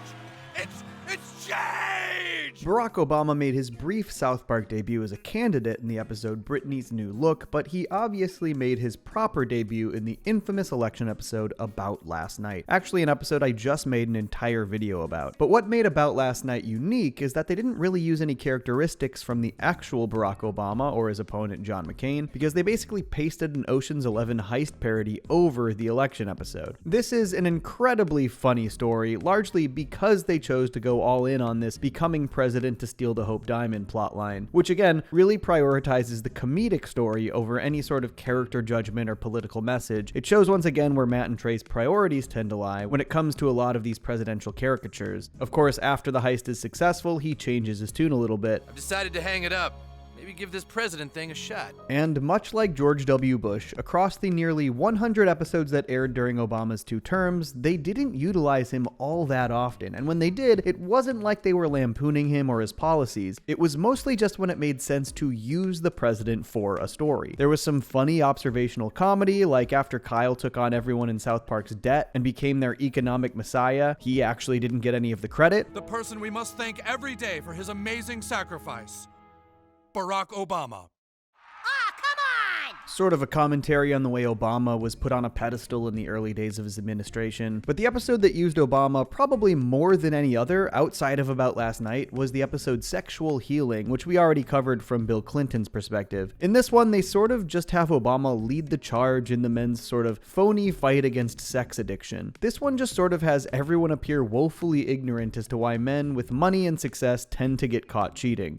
So we must keep our nation's youth away from money and success. This one feels very in line with Mystery of the Urinal Deuce, where they sort of just use the president as a government figurehead for a bigger story. They blame sex addiction on an alien crashing at Roswell. They go in to kill the quote-unquote alien wizard, which is really just a dude all dressed up. As I mentioned in the Clinton section, it's basically just a means for men to avoid any responsibility for their actions. The wizard alien is dead. Sex addiction is no more. The episode Funny Bot went pretty hard at Tyler Perry in his movies, revealing that Obama is a huge fan, even planning to watch his films with his family as the world ends. I know, it's embarrassing, but I simply can't help myself. He does also call Perry the greatest threat to mankind at the end of the episode, so there's that. There's also a silly little moment at the end of Asperger's when Duck President is swapped back out for Obama, but this was more about Stan's view of the world shifting than any actual commentary about Obama. I do think that in general, Obama was mentioned more in his era than Bush was in his. In the episode Poor and Stupid, NASCAR Cartman, or NAS Cartman, criticizes Obama. I don't know about y'all, but this President Obama is pissing me off. So I'm gonna do some dip and speak my mind. Similarly, he did this in 1%. For one, he thought that Obama himself created the presidential fitness test, which is pretty funny. And he also blames all of his own problems on Obama. Don't you get it, Mom? People voted for Obama, so now that everything sucks, they have to blame me! The big twist of this episode was, of course, that Cartman was quite literally doing all of these things to himself. He also made a brief non-speaking appearance clapping for Randy's incredibly sarcastic speech against football, pushing Sarcastball into the national conversation. And then there's the 2012 election episode, Obama Wins, which is actually a pretty interesting relic in retrospect. This episode sort of tied the election to the then news that Star Wars had been sold to Disney. And though Obama is a big piece of this story, he's not really the main character like we saw in About Last Night. We didn't want it to center around the president again. We wanted to just be our characters. Right. But what's really interesting in this story is about Cartman stealing ballots from swing states to change the election results. This was an idea that was rightfully presented as absurd, and it came 8 years before the claims of a stolen election were eventually made by a candidate. Though the web of deceit is very funny in this one, Obama conspires with the Chinese, who hire Cartman to steal the ballots, all because the Chinese want to own and protect Star Wars from Disney. I told you China would get the rights to Star Wars from Disney as long as my presidency was secure. But after this, Obama wasn't used nearly at all for his entire second term, with only one more small appearance in season 19 leading up to the 2016 election. He invites Kyle to the White House to commend him for his speech on Caitlyn Jenner and even surprises him with a ride back to South Park with Caitlyn Jenner. And that was Obama's final appearance during his tenure as president. He did have one final cameo in the vaccination special as one of the adrenochrome drinking elites who kidnaps children, an episode that was obviously pointing out how ridiculously absurd these claims were. But I guess when you're someone who thinks people drink children's blood to remain youthful, you're probably exactly the type of person who would point to a South Park parody as proof of this, which is incredibly embarrassing. Once again, Obama tends to be a presidential character in South Park who sort of molds as needed to the story, not unlike George W. Bush. There are minimal references to their policies, and they're used for various stories as seen fit. And frankly, this is also how they used Bill Clinton, even though they specifically focused on his sexual promiscuity within the stories they fit him into. But I think through 3 presidents and Al Gore, you've got to see this pattern emerging. There is a focus on comedic traits and narratives with some references to policies and actual politics. This was mostly the way they used these characters for most of their run, and Obama was no different. Boom, baby! She's such a turd sandwich. So I think we have to take one more little detour because this is a character that has been used a decent amount in South Park history and obviously is at the center of the entire season 20 debacle. Hillary Clinton has made brief appearances across most of the history of the series, though at first she was just sort of used in these running newscast gags where they would kind of just fully insult her. But Hillary Clinton's ass just keeps getting bigger. Her first real appearance was in season 11's The Snook when she was campaigning for president back in 2008. This entire episode is a 24 parody where Cartman needs to warn everyone and try to disarm a nuke that has been placed, well, inside Hillary Clinton. I do think within the brief moments of Hillary characterization, they sort of paint her as a phony. We can see how her accent changes entirely when she's talking to her people versus when she's talking to the rally goers. No, I will not be bullied by terrorist threats. Because it is in towns like South Park that you find the true America. Hillary makes a couple more small, irrelevant appearances after this, but she really shows back up on the scene in season 19 while debating Garrison leading into the 2016 election. This sequence feels a bit more about Garrison's characterization than anything, but they do show Hillary as a calm debater who is continually upstaged by Garrison's antics. But I believe there are several things that we can... No, you shut the hell up! You've got a dumpy butt and 7 chins. Syrian refugees are all terrorists. And this more or less leads into the dynamic we see in season 20 as well, which is of course widely considered to be a pretty big disaster. By Matt and Trey themselves even. Because season 20 was kind of a nightmare. It was probably the hardest season we've ever tried to do. Obviously, we'll talk a ton about this in the next section, but a lot of season 20 is basically spent with characters exasperated by the fact that Hillary is absolutely blowing her campaign against Garrison. Pretty real. Even when Garrison is trying to throw the election and is telling people not to vote for him, Hillary blows it. She's actually capable of running this country. My opponent is a liar and he cannot be trusted. No! Oh my God, she is such a turd sandwich. Even though they clearly anticipated a Clinton victory in the 2016 election and it messed up their entire plan for the season, it's also pretty clear that Matt and Trey don't think much of Hillary. They are definitely not fans of the Clintons. And honestly, her whole little arc on South Park sort of ends with a whimper because of the failed election prediction. Her last appearance shows her sending Gerald to Denmark to try and heist the troll trace technology and stop Garrison from getting into office, but we just never see her again after this. Honestly, there is a lot of really interesting ideas to really dissect in terms of season 20 and how and why it went wrong, and I do plan to do that in a whole separate video, but largely it does come down to the election upset. Hillary also made one last appearance, again as an adrenochrome drinking elite in the vaccination special, just like Obama, and again, if you think they were pointing to a real thing that happens and not satirizing conspiracies, please seek help. Should have put up a goddamn wall. Obviously, this is the most unique section in this entire video because Trump was not portrayed in the same way previous presidents had been. Though there was one really brief appearance of actual Donald Trump in season 5's The Entity, ironically enough coming to South Park to potentially invest in Garrison's invention. But Trump running for president coincided with season 19 of South Park, which was basically their second attempt at a serialized light season. And there is a really clear theme to season 19 that I still find really interesting and effective. Basically, South Park reconciling with its own history and its identity as this sort of relic from the 90s that has survived for a couple of decades. They bring in PC Principal, this PC character who questions everything about how things are run, and so they start to update the town locations, the town gets their first gay kids, and they kind of interrogate what about the show has evolved and what hasn't. And they chose to use Garrison as the sort of holdout character who pushes back against things changing, since he is this sort of important, long-standing institutional character from when the show began. But again,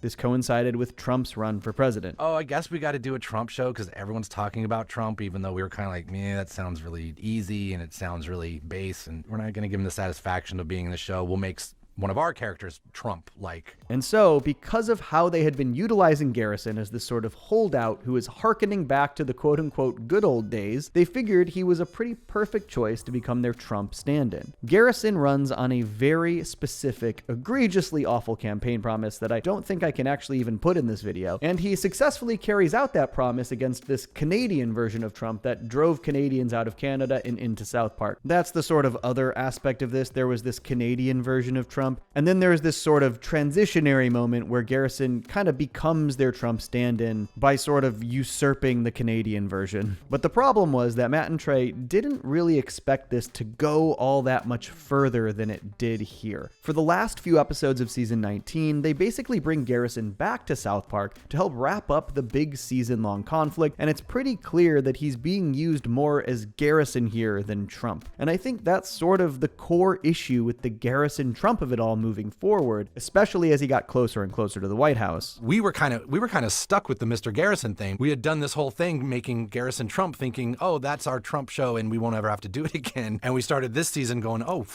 Garrison can't just come back and be teacher. The curveball of Trump's continued 2016 success and eventual victory, after they had already committed to Mr. Garrison acting as their Trump stand-in, forced them to fundamentally change how they approached the president as a character. Trump just kept taking over everything, and we had to sort of like move with it. We were hoping that by November it was going to be all about Garrison coming back to try to be a teacher again, and having to make amends for being such a dick. For the first half of season 20, you really see Garrison in there, panicking as he realizes that he might actually have to deal with the reality of being president, desperately trying to throw the election so that he climbs out of the grave he dug for himself. And then there's a clear shift after Trump won the election, sort of emphasized by this transition scene where Garrison receives his Trump hairpiece a la Darth Vader. The big struggle is that Mr. Garrison is also an existing South Park character who has 19 years of history on the series before he became their Donald Trump. So obviously, with Garrison having been a huge part of the show for the entire duration of its existence, that means they're far more likely to use him as a character than they were other presidents. And it's obviously going to change how that character is used compared to previous presidents as well. They had to both reconcile the character that came before and the modern commentary or current events being parodied from the Trump administration. Obviously, Garrison was used as Trump pretty heavily for the back half of season 20 to wrap up the whole Troll Trace storyline, and then season 21 uses him for about 5 of 10 episodes, but the ways they use him really vary. He's actually not even in the episode Put It Down, but his tweets are,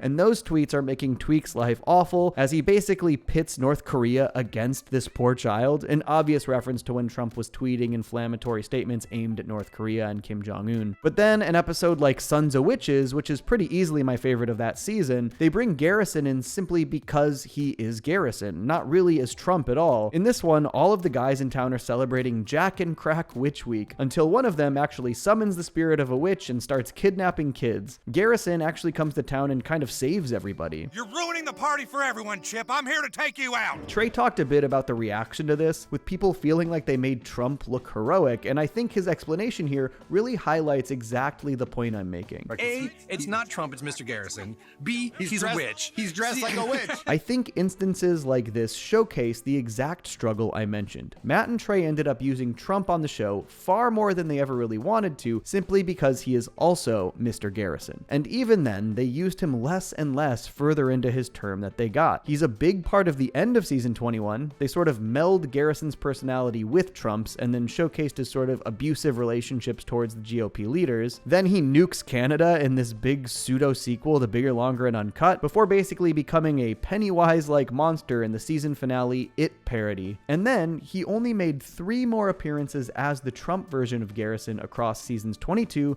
23, and 24. And even during season 21, Matt and Trey were feeling the Trump fatigue. It was just like we were so bored of ripping on Trump. And I think if you look at all of the comments they made about Bush earlier in their careers and how their priority is trying to tread new ground comedically, you can fully understand exactly why they started moving away. For one, it wasn't their usual MO, but also everybody was doing the same Trump-centric comedy. All of the late-night shows were riddled with it. SNL had Alec Baldwin on call to play him. There was literally an entire animated show called Our Cartoon President. It was a little exhausting. And the fact that they used Garrison Trump so often in seasons 20 and 21 sort of shifted people's perceptions of how South Park handles presidents, because it was an entirely different circumstance. Yeah, South Park has always made fun of presidents or used them in comedic ways, but not nearly as often as people seem to think they do. And the only real reason they did so often here was because he had melded into Garrison, a hugely important character. And I think this is further evidenced when you look at the vaccination special. They were obviously so eager to get Garrison back into his usual role. Hell, even the most recent little Garrison Trump appearance in season 26 Spring Break